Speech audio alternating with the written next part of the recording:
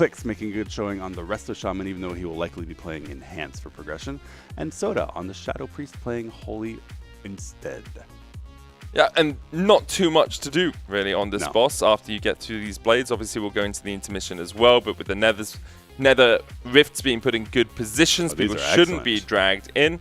Very equidistant. This is the stand still and casts. You don't even have to worry about getting pulled. On Heroic and Normal, at the very least, you don't need to have perfect portal placement. You can put them all in one spot, just run to the other end of the room, and you put down a speed totem or a stampeding roar and be just fine. We don't know yet how it works on Mythic. It might be more intense. Yeah, the Dungeon Journal is great for superficial knowledge of a lot of things. Yeah. It is not great for in-depth knowledge or even really explaining how things work. I've reread the Ansurek Mythic changes a few times, and I'm still really not sure what's going to happen. Remember when we tried to read through the frothing Nova and the Venom froth and all of that, and it's like, oh, there's 6 different layers of this, and then we looked at it, and it's like, oh, it's a big donut, and you jump over it with the bomb. Excellent. It's so much simpler, but we will see how Ansurek Mythic changes. Obviously unlikely to see that boss for a few days, especially with Heroic Splits being the course of the day to date. That is our Hauptspeise, I think is the German word for main course. IDK is the English for, I don't know what you're talking about. No German here. But just to give a little update to everyone joining the broadcast for the first time this morning, Liquid has gone through they may be done soon, their first day. They blasted through the first 4 bosses of Mythic in 1 pull each, did a couple of off-stream pulls of the next 2 bosses, and then went to do their Heroic Splits. Echo in the position of not knowing who their mains are on several players because they got so much gear from the Heroic Splits last week, opting to go directly into Heroic Splits. We have 3 simultaneous groups currently tri-coring their way through the raid on Heroic Splits. We anticipate doing those all day today. Yes, we do. Acquiring as much item level as possible. You can help out with those if you like. Go into the group finder, search for Echo, and join those groups. But that's what we're going to be doing, is watching those Heroic Splits all day, possibly part of tomorrow before we head into our Mythic lockout as well. Did we hear from production whether you'll be joining the next splits or not? That's a good question. Mitch is going to check for us. All right, cool. I think that would be really fun. Get my Resto Shaman into a split and then only do what you tell me. No, I'm not going to grief the raid. Well, I can do positioning and call cooldowns. And then I'll push buttons. I do not know your buttons well enough. I know Healing Rain is one of them. That's true. And there's another one that's like something heal that you're meant to cast a lot of. Chain Heal. Chain Heal. That's the one, Yep. I like Chain Heal. It's a fun button. It used to be more fun because it was golden instead of blue, which I think was better. Oh, the icon.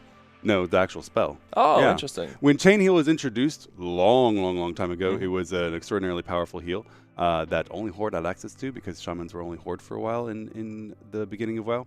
And it sent out a golden beam of light, a Jesus laser of light, if you will, that I thought looked really, really cool. It got changed to the blue watery beam when Shamans got kind of redesigned with their class design into a class fantasy of being elemental and having water under their command as a healer. Rest of Shamans have Riptide and Healing Rain and a watery chain heal. Which some people enjoy. I like the old gold graphic a little bit better. I think having it be more fitting to the character's sort of lore and style makes a lot of sense, but I can understand also wanting the gold. Would you ever, and this is not me trying to put ideas in Blizzard's heads, but we are in Heroic Splits, so now's the time. Would you ever want skins for spells? Yes. Something I've talked about before. I think that there's a lot of room for cosmetic spell changes and skins, essentially, right? And I think that I talked about this somewhat in Legion, where the artifact weapons kind of operated that way. Everyone had an artifact weapon in Legion, and you had skins for those weapons that were really, really cool. Lots of spells have room for that, and they have that kind of already, right? Boomkin, for example, famously looks like a big dumb chicken waddling around, but you can use Glyph of Stars to look like a human instead, or a troll or whatever, like astral creation instead. I think that's cool, and I think there's a lot of room for that. Paladin wings are golden angelic wings, but you could sell, butterfly wings or wasp wings or any number of, fairy wings, anything you wanted there. Shadow form could be different colors and forms for the priests as well. They have skins already for druids with different kinds of cats and bears that you can turn into: large bear, dire bear, owl bear, regular old bear. So I would love the idea of more skins being acquirable in WoW. I can see that. I think adding that level of customization is always a bonus, right? Yeah. Like it gives people more ability to RP if they want, but also things look cool. Yeah, you know? looking cool. It's nice to have your big spells look cool. You can't underestimate the impact of Transmog, right? Looking good is feeling good is playing good is doing more damage is getting world first, and therefore your Transmog will help you get world first. That's 100% true. Which is why it's so unfortunate to look at Jinji's right now. Yeah. Shameful. He's got a cool hat on though. Yeah, shameful. I think anyone with a cool hat. It met different types of trees. Yeah, tree forms. Yes. Yeah. The old treant form instead I'd of probably this be a broccoli spruce. Form. Do you know what I mean, I don't even know what it's a tree, but I don't know what a spruce it's a cool looks little like. tree. It's nice one of the little evergreen sprucey trees, tree. right? Okay. Yeah. Okay. Fair enough. It would be coniferous. Instead of deciduous. Yeah. There's no hope for us. Yeah. Can we name more tree types? I was thinking dromedary or whatever the other type of camel is now. Starts with a B. Oh, backland? Is it I don't know. backland? I know it starts with a B. I don't know what kind it is. You're going to look it up? Yeah, I'm going to Google it. He's going to Google camel. Are we still allowed to do this in Mythic Week? I don't know how serious we're going to be. If splits are going, you can Google camel types while we're casting Brood Twister for the Bactrian. Bactrian, yeah. Yes, because it's on its back. Yep, the B instead of yeah, it's got the two humps. The D, two humps, yeah. It should be backbean, really, shouldn't it? Instead of Bactrian. I don't think they were thinking about that when they named it. I think it's out of the Latin or something. I mean, probably. Yeah. So let's see. We have one split working on Brood Twister. Canex working on Sakran. Yeah, that's Mirrors' group. That's Mirrors' group. And then group... Thaina's group is setting up for... That looks like Kiveza I think that's the... Is that not the first boss? Oh, is that first? I think that's first boss because Minnie's in it, right? Is that Ulgrax? Can we go to banner POV? So so we can just see what's going on. Is that Ulgrax? Lift your camera. Yeah, I think this is a new split. Okay. I think this is a new split. But he's only got 48 minutes left on his food buff. When did he last eat? If you just... It could be Silken Court. All of the rooms are like these polygonal rings. I can't tell. It says Silken Court in the top right, so that does make sense. Yep. All right. What's Minnie doing right now? Can we go to Minnie POV? Just sitting here. There we are. Just waiting. Yeah, he's just not in a split right now. He's 630 in eye level on this character. That is a good character. He also looks somewhat smug about it. Mm-hmm. Can you blame him? Well, I've been talking to him for the last few days, and he was very annoyed about the fact he hadn't found a main yet. So now if he has found one, I'm sure he's a little bit more satisfied. If he has. Yeah, if. It may or may not be the case. It could just be that he's sitting out this round of splits and in the next round. Mm-hmm. Very possible. Yeah. Just like you. Preparing for that next round of splits. Correct. Getting ready for that Rashan to go in and do heroic. Provide us with content and entertainment, hopefully without griefing the group too much. I mean, I don't think you were. Last time you did a split, you were second. Well, not the blindfolded time, but before that, you were second on the healing meters. So I don't think the skill has left you just quite yet. It's heroic rating. It shouldn't be too terribly difficult. Wow. That's one of those things that good players say, and the rest of us sit here saying, I wiped on Rashan for 2 hours the other day. Listen, I'm not demeaning normal or heroic progression, which is absolutely valid. Play at whatever skill level you want, or with the friends you want to play with, regardless of their skill level. I'm just saying that I would be an extraordinarily degree of washed if I went from World First Jailer to unable to successfully complete heroic. That is true. Right. Or else I was really carried back then, which is not outside the realm of possibility. I doubt that's true. Brood Twister here should die. Has ingested a little bit more black blood, but with only 5% left on hold. It's delicious. Gonna be fine. Delicious black blood. We had some last night. Oh, we did? Blood sausage. Blood sausage. I had a lot of firsts last night here in Cologne. We wanted to go to a kind of authentic German experience, so we went to a local restaurant that was excellent. But I had never had blood sausage before. I had never had the name of the Met, which sounds like, is that just meat? Yeah, pretty much. Yeah. It was a big pile of raw pork on a bun. I had never even contemplated the idea of eating raw pork before. And it was interesting because I had like this strange dichotomy of responses to trying it, which I did manage to bring myself to try it against my visceral judgment.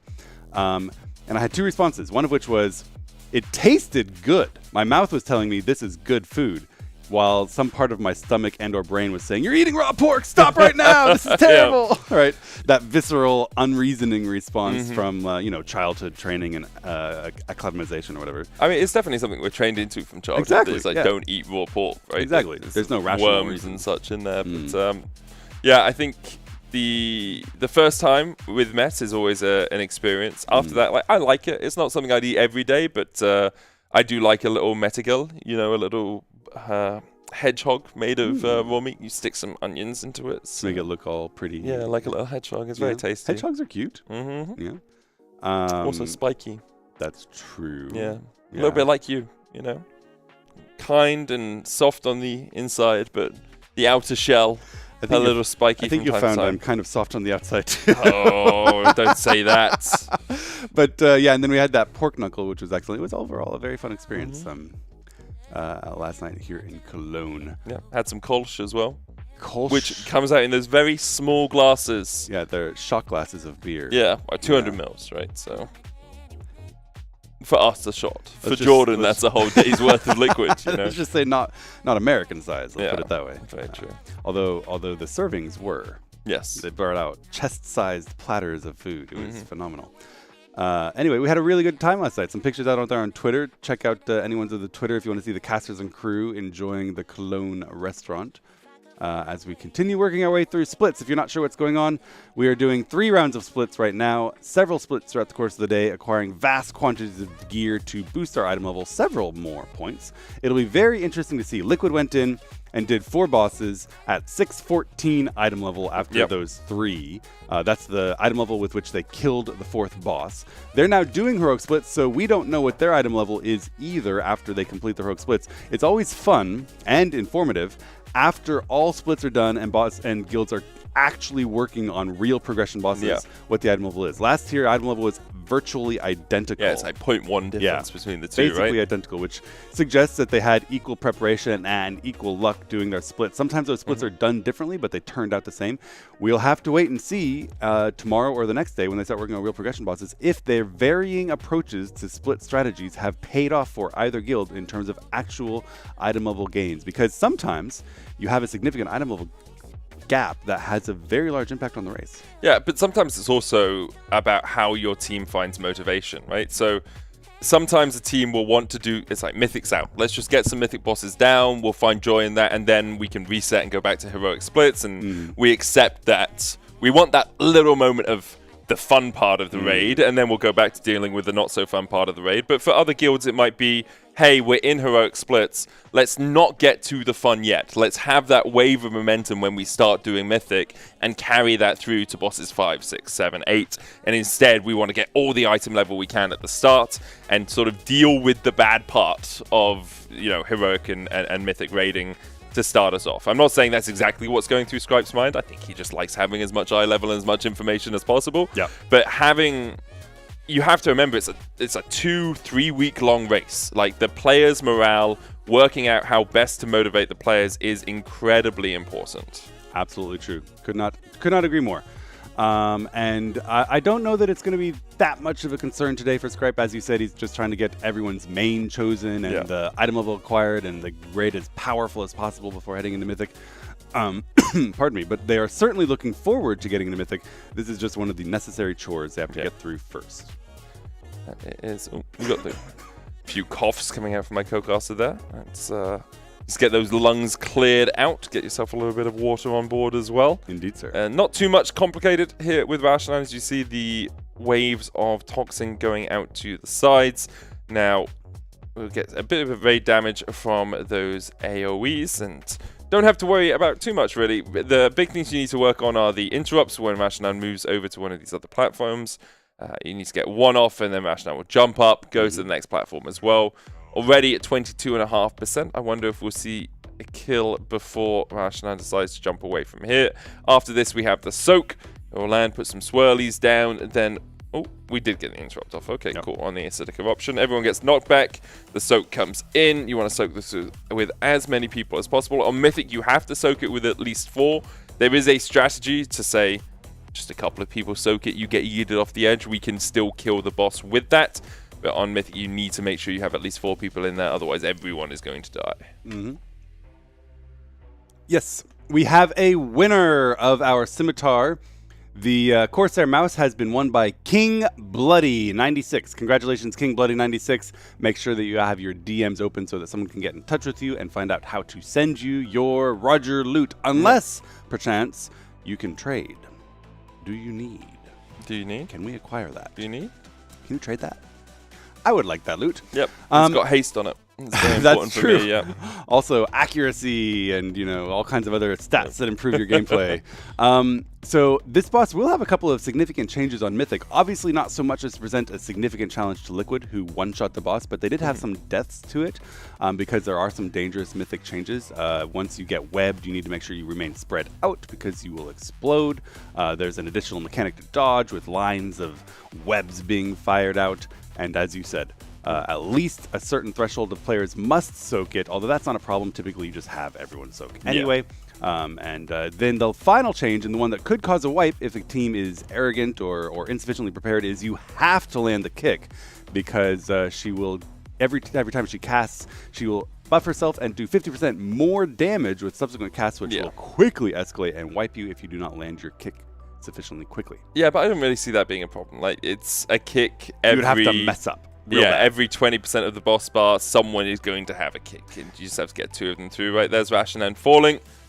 Let's see if we get anything interesting. I know Rashan drops a neck. There's a neck that's kind of good from Rashan, if I remember correctly. I may be incorrect. I'm not sure. The only loot I have, memorized dropping are the trinkets. Yeah, the very rare loot from Sakran.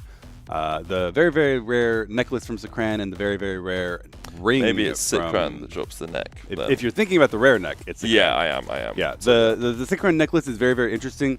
It has an effect on it whereby when you get healed, there's a chance that it procs. And when it procs, healer gets mana, nobody cares. But also, you get a versatility proc, which increases your damage. And that we care about deeply. Echo farmed that boss heavily on Heroic, doing a vast number of splits of that boss to try to get as many of those necklaces as possible. They think that might be impactful in the race. We might see some of that again this week. They also farmed Heroic on Srek. Obviously, that boss drops a lot of really great loot. The Omni token is very good. But trying to get that ring, which is similarly very rare and has an additional proc that gives you more damage. We saw a couple people get those rings in their vault this morning. Yeah, we did. Seal of the Poison Pact, I believe it's called, but we saw a lot of them drop. On the last couple of days of Heroic as well. So in terms of rings, I think we are ringed out. We have enough of them. We've ringed out the boss for her rings. Well done. Good one. Also looking for those trinkets for Spy Master's Web, for the Whispers one, where you get the messages from the Beyond. The dagger as well seems to be a pretty high choice on a lot of people's lists. Yes, that's from Delves or Delve Loot. And then you also have the Treacherous Transmitter. That's the Whispers one. Yeah, which is a phenomenally good trinket, giving you an enormous amount of main stat. If you can acquire that, you are happy. Silken Court going down here for Thanor's group, which is good. That is the last boss they'll be doing in the split because they're doing... every boss except for Queen Ansarg. Last week, they did bifurcated splits, separating the raid into kind of the first 3 and the middle 4 and then the final boss so that they could do that Sakran farming. I don't think they're going to do Sakran farming specifically, so they're just running through all of the first 7, saving the Ansargs for later because that, again, anything that Scripe can do to increase his ability to leverage splits, to maximize the loot put on the people who are mains, he's going to take advantage of. So they're running these splits of the first 7 bosses in order to get a lot of loot, identify mains, and then have engineered Ansarog splits to acquire more rings and the Omni tokens as necessary to fill out the final bits of tier. Lots of dead people in this raid. That's okay though. 2, the boss at 4, 9. 6, 8, 10 people dead. Yes, but the boss should still die. None of them are Echo Raiders, or very, very few. And we do still have a couple of healer mains alive, and the boss is very low, 7% in this Endless Night. Obviously, at the start of the Endless Night, it's the 3rd intermission phase for Kiveza. You have 3 seconds remaining. Yeah. It's going to be fine. Ugly. Nah, it'll be okay. Right, you told me it'll be okay. Pop your biggest personals. The boss is at 3%. Survive. No, I was wrong. Yeah. That's a caster curse. Do we have an Ankh where someone can just yeet something at the boss as it tries to reset? We do have an Ankh. It's on a DPS shaman who would die instantly the next tick. Yeah.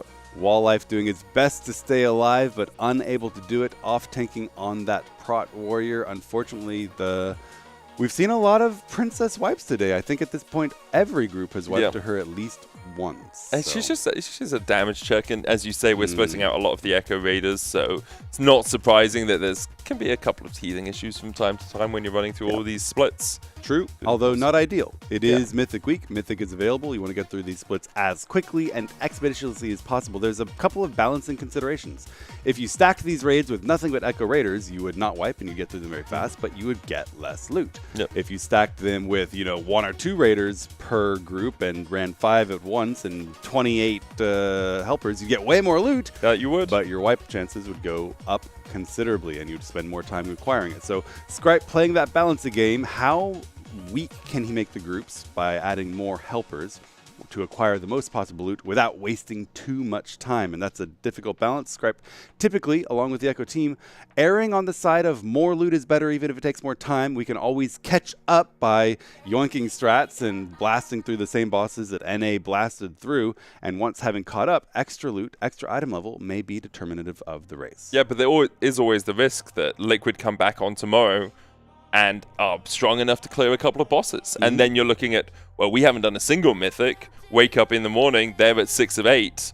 What are we going to do from here? Obviously, Silken Court and Ansurek looking like the big walls of the tier, but it does start to play in your mind a little bit when you are falling behind and you're seeing another team, although they do have 12 hours of extra progress on you, just starting to extend that lead. Yes, that's true. That can certainly prey on the mind, particularly of chat, right? Who typically looks at 6 of 8 down or 7 of 8 down and thinks that means that the raid is 6/8 done or 7/8 done. We're halfway there, guys. Which is certainly not the case. Typically, on a well-tuned tier, the final boss is 50% or more, or even a significant majority of the time spent on the raid.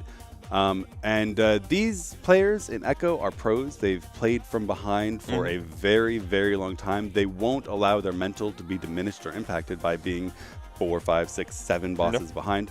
They know that if the tier is long enough and difficult enough, then they will have the opportunity to catch up, and that item level gain might be determinative. Scripe has proven time and time again at this juncture that regardless of how many bosses die in North America on day 1 or day 2, he's going to get the item level and then go in, and he will be excoriated for that by chat, who will be certain that it is irretrievable, it is over, GG, raid done, 6 bosses down, 7 bosses down, you can't possibly catch up.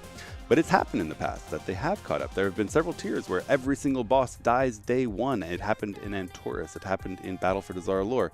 And then the last boss takes an entire additional week or longer because that's just how that power curve was tuned. And then that item level becomes very, very important. It does. It can also, though, you're right, there is a risk. There is a risk, as has happened in previous tiers, where the splits are done too inefficiently, too much time wasted between runs, too much time wasted in runs with wipes, and you lose so much time in Mythic progression that you fall behind, never catch up, and do lose. That happens as well. So a difficult strategic balancing act that we will be sure to consult chat's opinion on before advising subscribers what he should do. What should he do? What should Scripe do? What should Scripe do?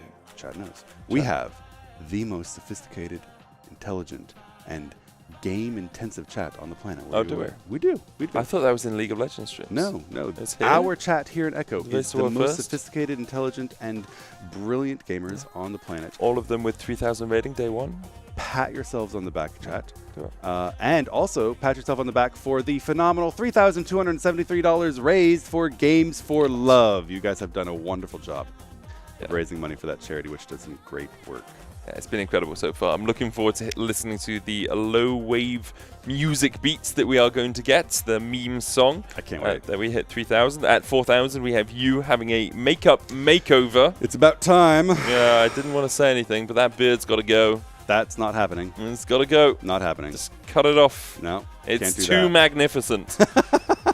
It eclipses the rest of us. It eclipses my face. Preach doesn't even have a beard because he's so scared of yours. Can you imagine? Yeah, I mean, not having a beard in 2024. I can't at all. And then obviously we have many more incentives throughout the course of the race, including race cars around the studio, including whose cast is it anyway, including cosplays, painting, tattoos, depending on how far we get up that. I would love nothing more than for the two of us to be getting tattoos live on set because we reached $40,000. We're getting them live on set? I'm not saying we are. I'm saying I'd love nothing more. Oh, sure. I think it'd be fun. Yeah, but is a tattoo artist going to come in here? Can Probably we make it a not. sterile environment? Probably not, but it'd be cool. It would be very cool. I'll happily get the tattoo. I don't really want to do it in here. There have been too many beans in this room for me to be comfortable with getting a tattoo. You're part of the problem. You but I didn't expect us to need to sterilize the area, you know? The area. Do you sterilize air? I mean, you do. Is it bean-infested air? Yes. Yeah. There's just bean particles all over the place. I didn't know tattoo studios were so... I don't think the whole thing is sterile, but you still want the... Of course, you're injecting things into your body. I've never had a tattoo. Maybe you can tell. Yeah. Yeah. It would be funny, though, if my first tattoo was Sam's artwork of a spider or a crab somewhere. Well, I'm getting the crab. So you're getting the crab? Yes. Does that mean that I can't get the crab? No, you can get the crab as well. I'm willing to get the spider. I don't mind. I think it's a personal choice. It's one of those things where I'm doing it because it's a fun thing to do for the charity, but also you are putting something on your body permanently, and that's an important choice to make, right? I agree. So, yeah.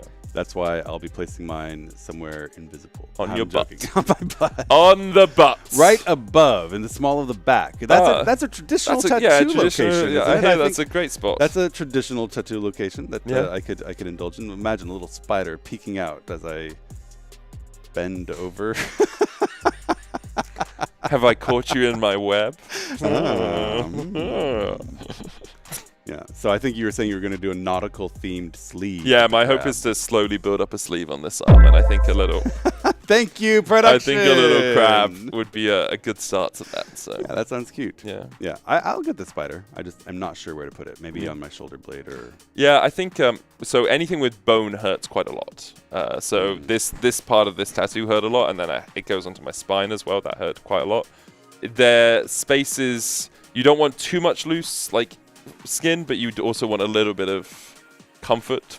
Butts are hard to tattoo because of how much space there is, how much movement there is.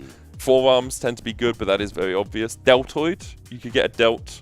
That you can hide that quite easily, but also it's not that painful because there's a bit of muscle there. So quite a lot of muscle in your case. So. Thank you, sir.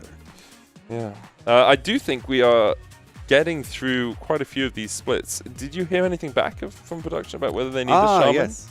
Okay, I think perhaps what we could do, because this is difficult to coordinate through production, let's do a listen-in with Wave, and I'll go talk directly with Just Wait, who is coordinating assembly of these splits, and find out when I need to sign up to get my shaman in so that we can because I don't want to miss that opportunity. I don't want to miss that either. Be a fun opportunity. Let's send it over to comms, listen in with Wave, take a little break, and get my shaman into one of these runs.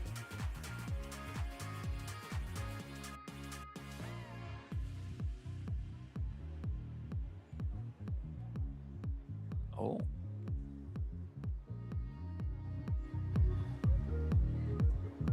And now we watch our feet again. You can use some defensives here if you still have them.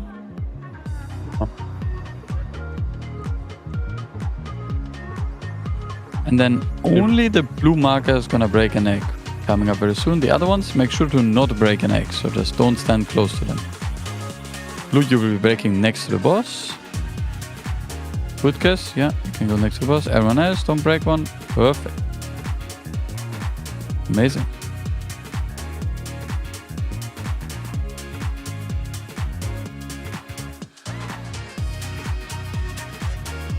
And we can get a boss.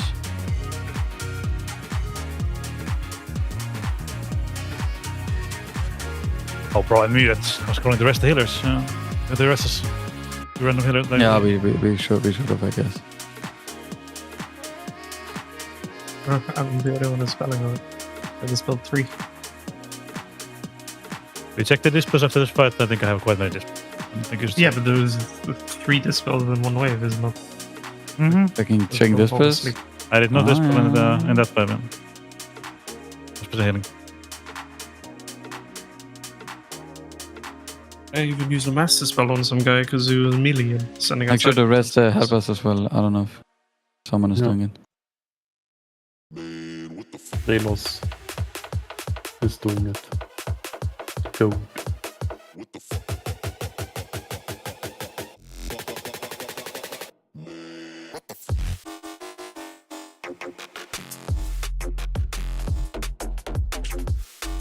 Yeah, swag, I know, but that's only if people know what's up, you know. It's I just, mean, I think I disagree with this. I think it's bad, yeah. I definitely keep the X clear. I don't know, that's the question here. Cool. Yeah, I'm coming. Inside. Good already. Oh, I mean, just don't do everything, yeah. No one is here. You just Oh, wait. just for the first You can wait at the first pack and then pull both together.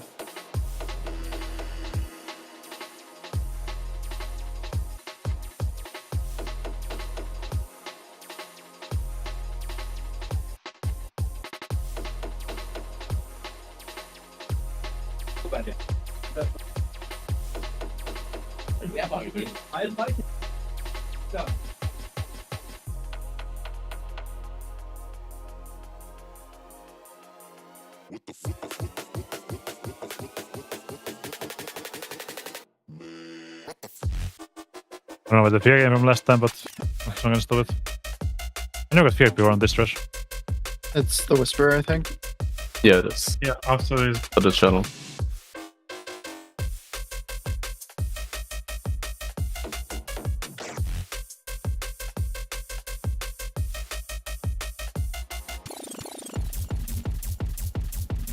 Yeah, I'm back now.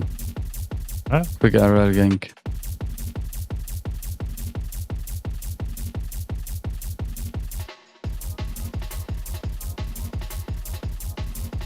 I have to say, Mirrors. Usually I prefer a little bit more hearty breakfast. Like light breakfast is kind of okay, I guess, you know, keep the stomach. But you don't like the light breakfast? Yeah, I think usually my breakfast is a little bit bigger when I'm at home. I really enjoy Like this. it? Yeah. Would like to eat more. A little bit hungry always for lunch. I mean, no, we're getting. I mean, no, that is fine to be hungry, but we are getting a snack before lunch, I'm pretty sure. Okay. Oh, that's what we decided yesterday. So I mean, if there's some snack between. yeah, there should be. Yeah, me too. Just get a snack. I don't know. You can also get a. I have a happy hippo here if you want. Yeah. Take it. Okay, hyper fence on this boss. That's very important. There's two different things you need to watch out for. They're both private auras, so you need to either look with your eyes or with the private aura, vigor frame, whatever you have. The first one is a circle around you that you need to bring to one of the world markers. Just very important. If you go to a world market, someone is there already. Just go to the next one. That's about it. Out of this portal, there will be a image spawning that will fixate certain people. If you are fixated, the arrow that they're pointing at you will be turning red, meaning this will be your ad and it's easy to see. This arrow, you just need to turn away from the raid, anywhere outside in the room, because we're going to be playing in the inside of the room. After both playing the portal and the line, you're going to get an 8-second debuff outside that you need to wait outside with, and then you explode with it, shoot out some balls, and then you can join the team again. This is very important. If you explode inside the raid, we most likely wipe. In the intermission, you have some pizza slices to dodge. There you just go left and right and you just dodge some slices. And you have Farak blazes. With those, you just make sure to not move around last second, and especially don't move around too much. Pulling. If you have the debuff on the outside, just try not to aim it in the middle, and then we can actually heal you without being worried about getting sniped. True. You will see like arrows coming out of you where you're shooting. And then we have the circus coming up first here. Find yourself a nice world marker. Beautiful. And then you explode outside.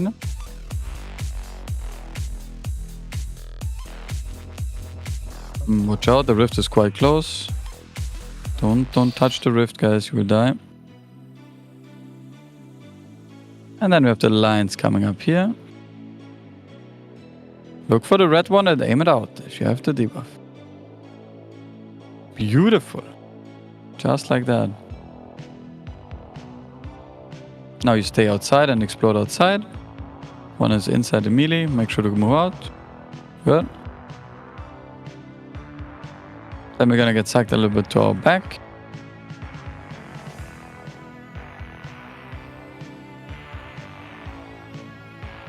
And then we have lines coming up here again. Make sure to aim them out. One hit the melee camp a little bit. Make sure to press a personal and go out, guys. Do not explode a melee. Very important.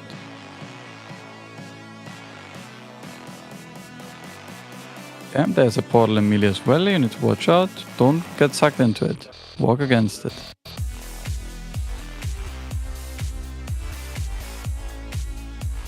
Okay. Extra spicy. Intermission coming up. Yeah, if you're scared, just use a defensive or health stone, health tonic, and don't move around too much with these places if you can avoid it.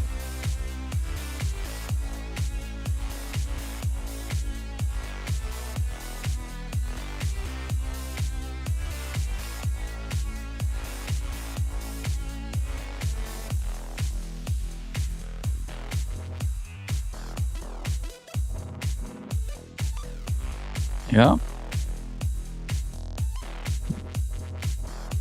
Now we have the circus coming up. Make sure to find yourself a nice word marker.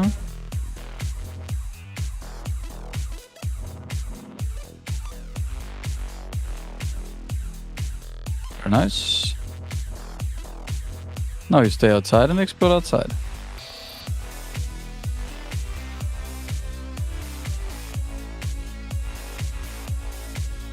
Doctor, the closer. Beautiful. Dodged it all good. And then with the lines coming up, make sure to aim the line outside. If it's red, it's yours. Out. Oh, good, good, perfect. And then you explode outside, guys.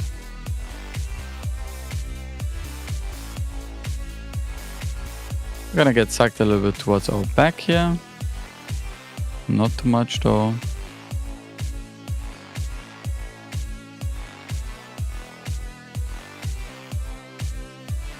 And then we have the lines coming up again. Make sure to aim the red one outside. Yeah, looking good. And you explode outside, guys.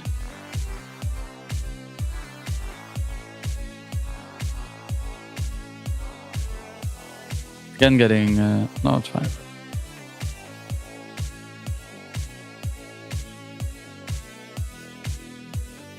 And then we have the second intermission coming up. This is the same as the first one. Just stay alive.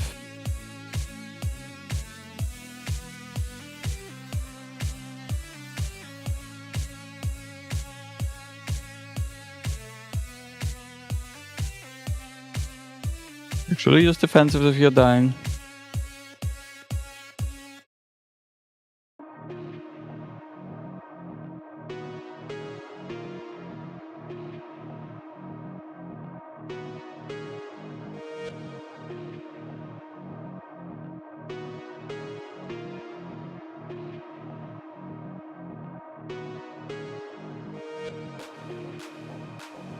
And then we're getting ready. Yes, the first one. Yeah, I think I will get to one of your world markers. I think I will rest Murphy. It's a mage.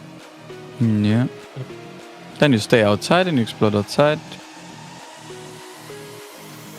Make sure to use defensive as well. Don't explode inside the team here.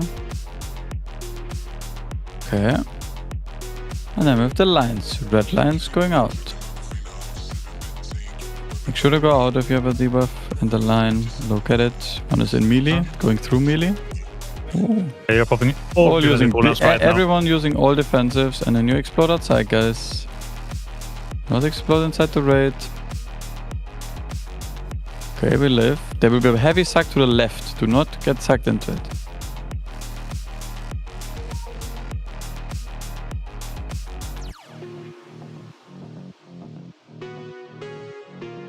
And then bring out the lines, please. Okay, this is looking better. Make sure to stay outside here. Don't explode inside the camp. Don't explode.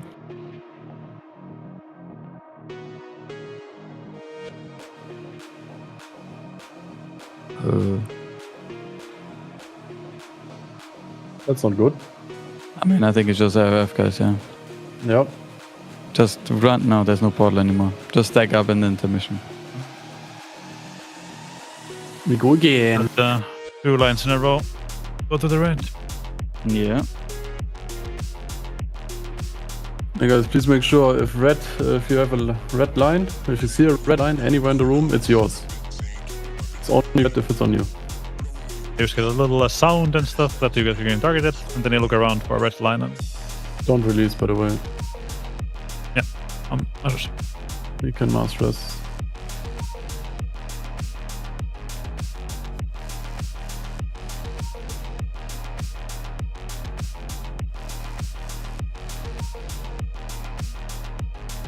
Searching. Using old flask. Nice. in his pocket.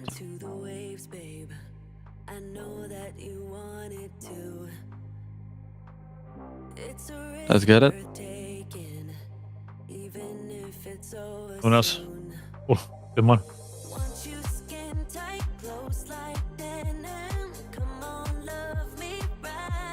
Mastery bot.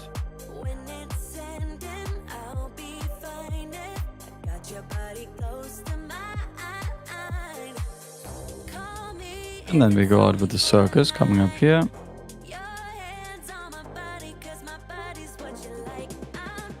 And then you explode outside.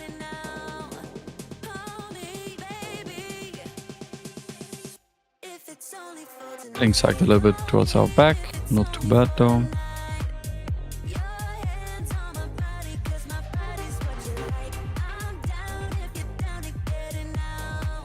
And aiming our lines out. If it's red, it's your own.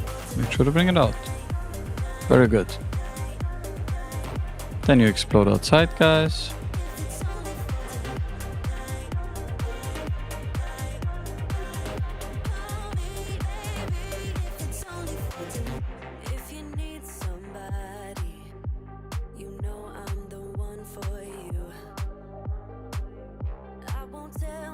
And then with the lines coming up again. If it's red, it's yours. Make sure to aim it out. Yeah, looking good. And then you explode outside.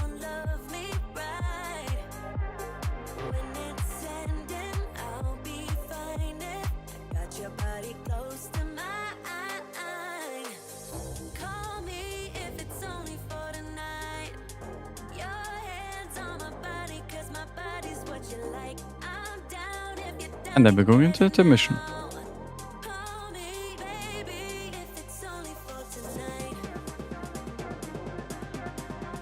If you're scared here or they're dropping loaders, use a defensive.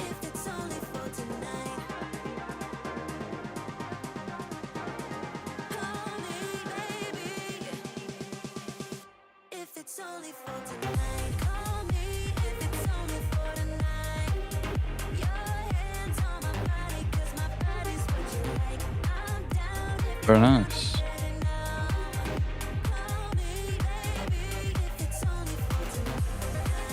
And then we're getting ready. The circus will be carried out to the world markers.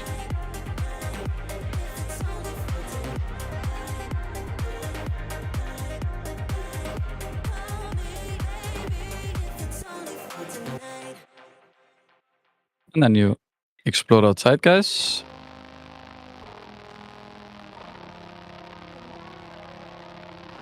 Very nice. And then with the lines coming up, if it's red, it's yours, and you will carry it out. One is still going through the raid, watch out. Yeah, everyone who got hit, make sure to run out, press a defensive. Press a defensive, don't explode in melee. And then we have a heavy suck towards the front. Run, guys, run against it, run against it. Man. Yeah. Okay. Let's go there.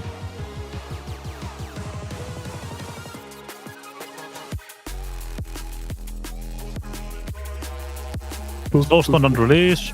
No one release.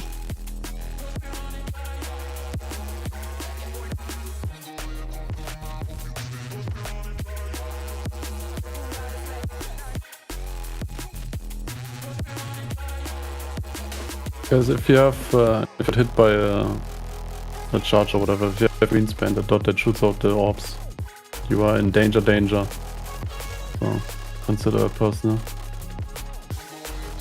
Okay, Cookie, we get replacement done. Yep, that's fine. Thank you very much. Sir. We replace other people at the same time, just in case. example, Murphy and Benfine seem to struggle a bit also with DPS. I mean, they died on pull, I think. Yeah, The previous attempt and other bosses as well. Oh yeah, that. yeah, I think so. Like, I think the first portal is so. Yeah, then should Love they them just with your 2 DPS maybe.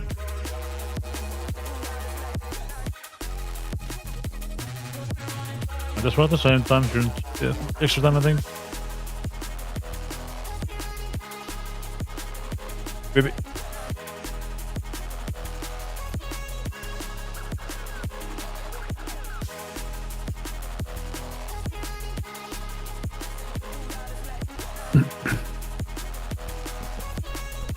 Are you taking just Hello and welcome back to the Race to World First here from the SK Gaming Magenta facility in Cologne, Germany. I've been joined by a rat. Rats! Oh god. Little rat, yeah. He's got too much energy for That's this early right. in the You're feeling a morning. little sleepy, Yeah, medic. a little sleepy maybe. No, I don't think so. We're powering up, baby. Okay. I'm ready. Let's do it. Jesse is setting up, getting ready to join a split on his Resto Shaman. You Resto Shamaning? I am, sir. Yes. Yeah? Okay. You're I not have- going to troll this time, right? I'm going to do my very best not to die within the next 30 seconds of the fight, like I did in my first unfortunate attempt at heroic the other day, entirely through my own poor gameplay. Yeah. What is it like being washed up?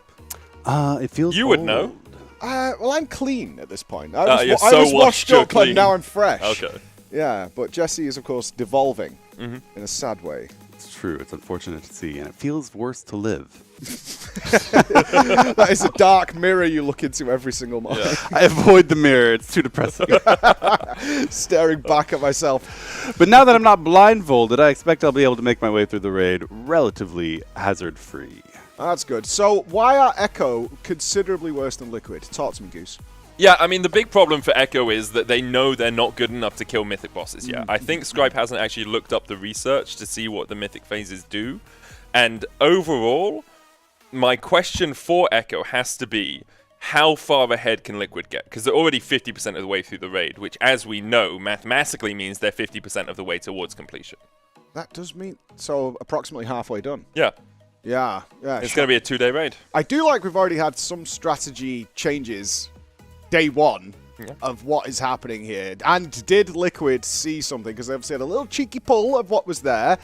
Did they see something? And now their weak aura team can be like, okay, now go to your splits while we do all our business. Did Blizzard change something? I And mean, now maybe. they go. There's also the option of they saw the thing they expected to see, but just want some more eye level, right? They were also running 3 Devastation Evokers in those pools, which is something I don't think any of us expected to see.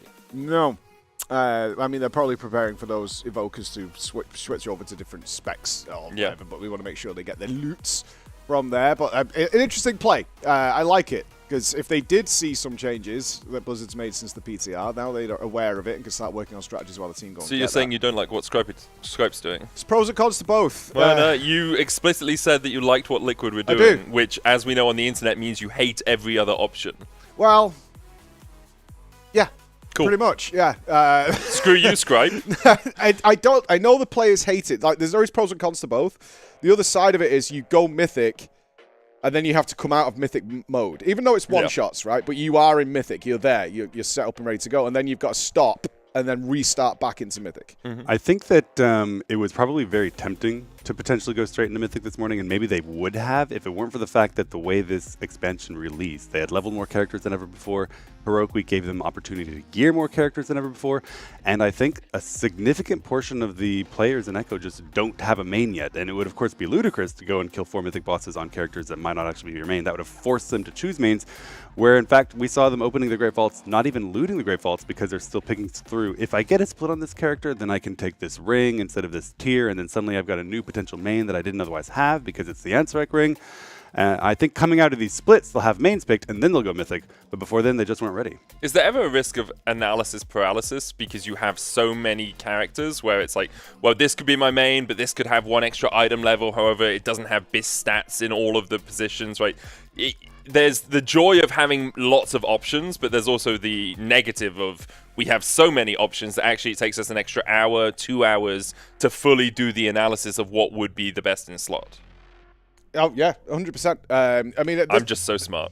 Yeah, Thanks but for agreeing with they me, are Mike. used to it. Yeah. So at some point, like, they know that's probably going to be it.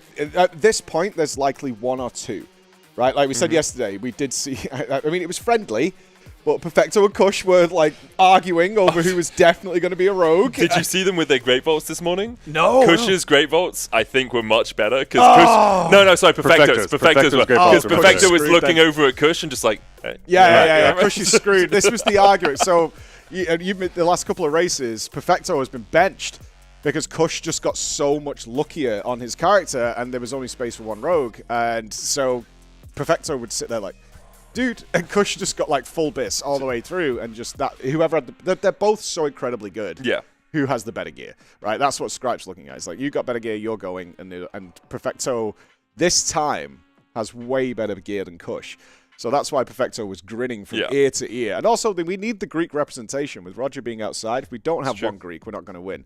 And it should also be pointed out, Perfecto is probably, if they get the race to world first this time, Perfecto has the most world first kills in the world, because I think he'd overtake Roger at that point. Oh, really? It was Roger, but Roger's washed up now. What's Roger at, like 14? I think Roger's about, 14 for him and 13 for Perfecto, or 14. I think they were even. Okay. Well, surely it's the Super Bowl, right? It still counts if you're the coach. No. Did we give them a ring? Yes, doesn't the coach get a ring? I don't think Roger's getting a ring. Roger's getting a laundry list, and that's why he's dealing with it all day, every day. He's getting a ring from the laundryman saying, why on earth does this say just wait on it again? I am writing so much weird stuff on my laundry now because I know the guy hates it. I'm going to write so many weird instructions just to annoy Roger more than anything else. I Gets a understand phone that. call. But Because he doesn't have anything else on his plate this week, right, to do. Well, he did say to us that once Mythic Week started, that was it. The mothering of Roger Brown would come to an end. But I was in the gym this morning. He comes sprinting in to check the laundry situation. Oh, I was like, I thought you were done, Roger. And who else is going to pick it up? You have to bench someone first, and then it becomes either Kush's or Perfecto's job. I can to see deal Potter with the doing laundry. it. Yeah, Kush is now in charge of laundry. We are screwed. We are absolutely screwed if Kush takes over. But yeah, if Perfecto also has a better vault, that's likely Perfecto locked in on that rogue. Yeah. But we might see 2 rogues. Rogues are kind of disgusting. Yeah, we'll have to wait and see. And it is like we were just pontificating on their facial reactions to the vault opening. So it's very possible there's something else going on, and maybe you have good loot drop from these heroic splits as well, which would push you over the edge. We are trying to get Jeeth into one of these heroic splits. I don't know how the party organization is going over there. I am in a split. It doesn't have echo players yet. The goal here, of course, is to get the splits running, filled with helpers, and trash cleared before the echo group that's going to be coming in is done with the previous split, so they can slide straight from one group collecting loot to the next group collecting loot with minimal time wasted in between, because any time in heroic or wasting time in between is very wasted time with Mythic available to walk into at any point. So we're currently clearing trash.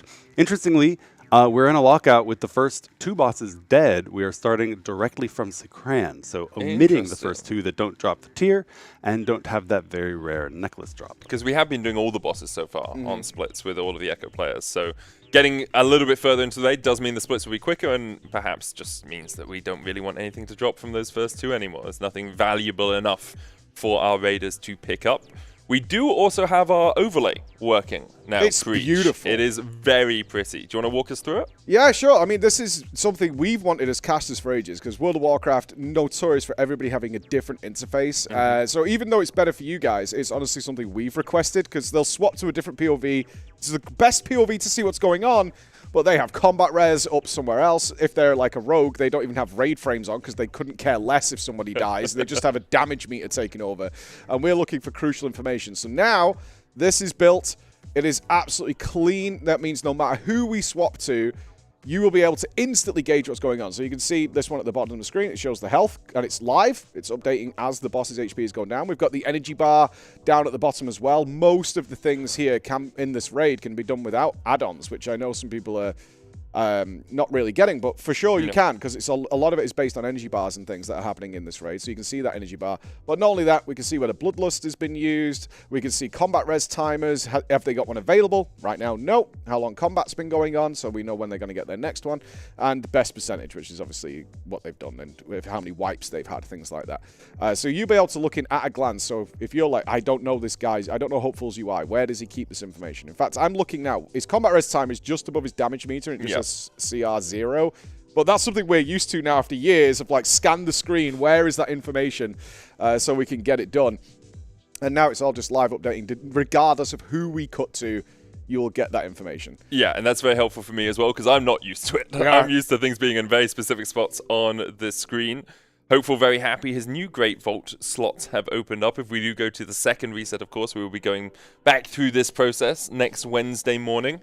I kind of want us to go to a second reset. I think it's always nice to have that extra layer of difficulty, that layer of complexity, but also World starts in 7 days. So perhaps, it'll be like, a few people I hear. I mean, 1 or 2 people are going to watch, whatever. But Yeah. if you do it, you do you. But yeah, you're right, though. Echo wants a second reset. They generally want that second reset. About day 10 is ideal for Echo. If it's too short, it's very difficult for them to overcome any sort of lag due to the earlier start. Although it wasn't that bad this time, because obviously US had extended maintenance. So it's not that different. The differential isn't as big as we've seen in the past, and it won't be considered that for the next few pulls. Are you in this one, Jeeth? Because they are at Rashan. No. No. I am sitting in front of the Sikran room. Okay. Very trash. I believe you'd be able to tell because my name would be on the screen. I'm not reading every unit frame, Yeah, dude. it's Like, very difficult to even read the the unit blues. frames. That's what we've learned That's recently. the story that we're sticking to Yeah. with Shopair. Well, if they give us a big TV, then we wouldn't have this problem, would Yeah, we? exactly, Like, right. we're working with amateur equipment all the time, right? Some of the raiders also have UIs that are a little bit hard to read. Oh, fonts that are not especially the super easy. fonts. Yeah, they kind of blend into each other. You need that black outline around them to make sure you know exactly what the fonts are. But yeah, Rashan not too complicated on heroic. You're just making sure that you're spreading out. Clever fight, though. This is clever. Yeah. For the average, we're doing heroic pugs, right? So there's a wide array of skill levels in there. This fight is designed in a really clever way. Not going to see a problem for Echo, likely. But the way it punishes you is just if people die. You can push all the way to the end of the fight, but the drag-in that is based on the amount of people in the raid, even though you can keep going, you can keep DPSing, at a certain point you just cannot survive it whatsoever just because somebody died earlier on. It punishes you in a not particularly damage way, it punishes you in a mistakes way and presents lots. This surprisingly, what they're not going to do it now, they're going to spawn the ads.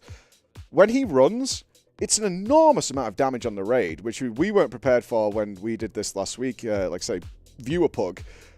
Just moving between here and wherever he lands is crazy amounts of damage onto the raid if you don't prep it properly. It's a surprising... You consider with all the chaos that's happening on the screen that would be the most dangerous, but it's not. It's this. Right, okay. Right. Oh, that was amazing. Thank you.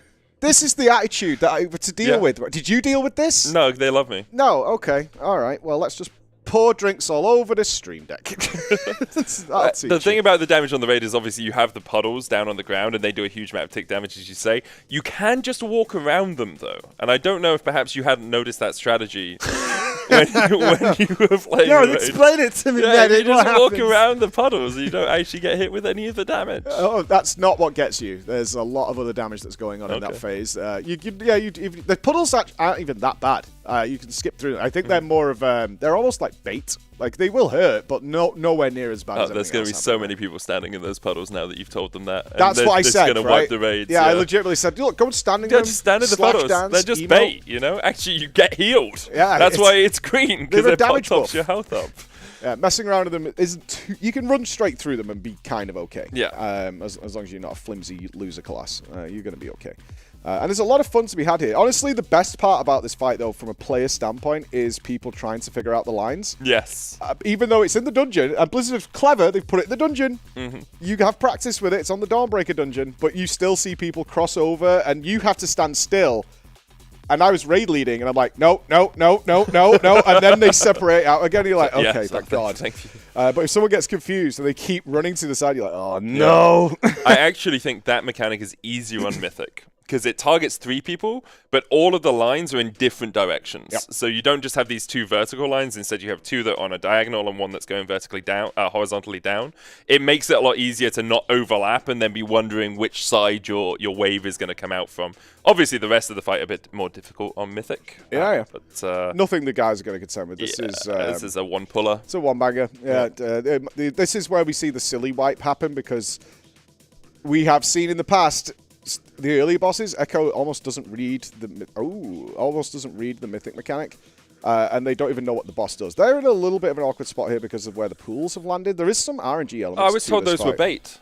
Not when you ring over, and it will land randomly. It's kind of like sludge fist bait, is that some will target players and then others will just randomly dot around. They usually do it in a radius of the boss, so there'll be this invisible radius, summon players and then extras to fill it out. Okay, that makes sense. Yeah, it can land a little randomly. So they're in a little spot of bother here on the next drag.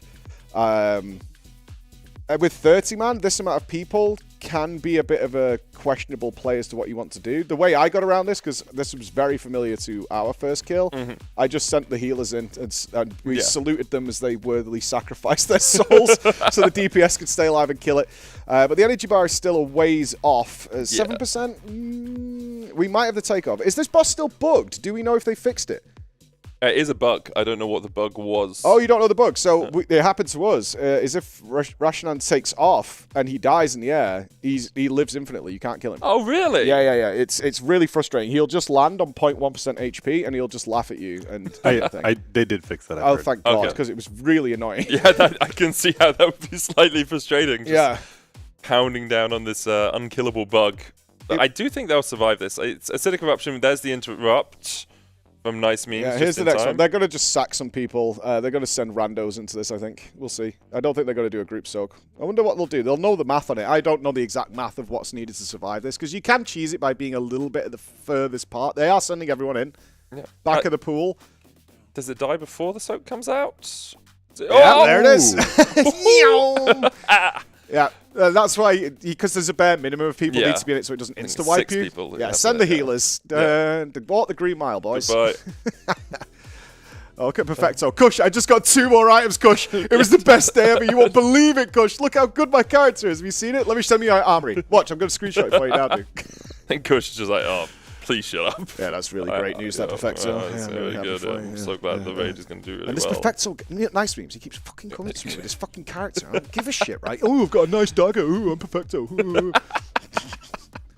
I'm glad that we have that listening wave function just live on the cast That's right how here. Kush sounds all the time. Yeah. It's just attitude. Yeah. And but fun news, Kush did not know there was caffeine in Coca-Cola. Oh, really? Yeah. So when he said he was off caffeine. Kush came to me and Nagura while we were in the kitchen. He said, "No, I'm not having caffeine. I'm being pure, so I'm just going to grab a Coke." We were like, I said, "It's got caffeine." And they went, "No, it hasn't." I'm like, yeah, it does. And then he read the bottle and he looks at it and he goes, "It's like 10 milligrams. It's whatever. Yeah, it doesn't matter. Yeah, it's fine." What is 10 milligrams really when you think about it? I'm not going down that road. I don't know what you've been up to in Berlin, but you can leave that alone. In the UK, we don't have any of those issues. Oh, yeah, you don't? Oh. No. Pure as driven snow. Every single day of the week. But this is the fight on Mythic we're all looking forward to. Yes, this is going to be the real challenge. It's so many extra mechanics, including those marks that you have to pick up at the start of the fight, meaning both the red and the blue players have to dance around each other. If you get hit, you then have these motes spawning. That means the enemy has to pick up those motes and make it... the opposing mark has to pick up those motes. Also, things like the debuffs being high. Instead of 3 debuffs, you get 5 that you have to put off onto Stakaj. The webs that you have to lay in front of a Nerub-ar being more, so you have to put 3 across. Mechanics that just increase the amount of movement in the fight, where if you touch a person of the opposing mark, you blow up. We've all been there. Well... any of the longer raiders will have been there. You will have experienced this mechanic before, and you will know what that screen is going to look like when they're progging this.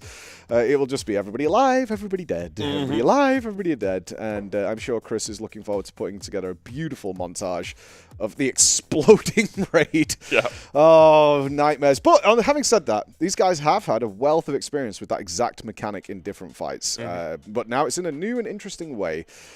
So we'll see how they play out with it, but it is the fight that I think all the guilds are expecting to. This is going to be side by side with Tindral.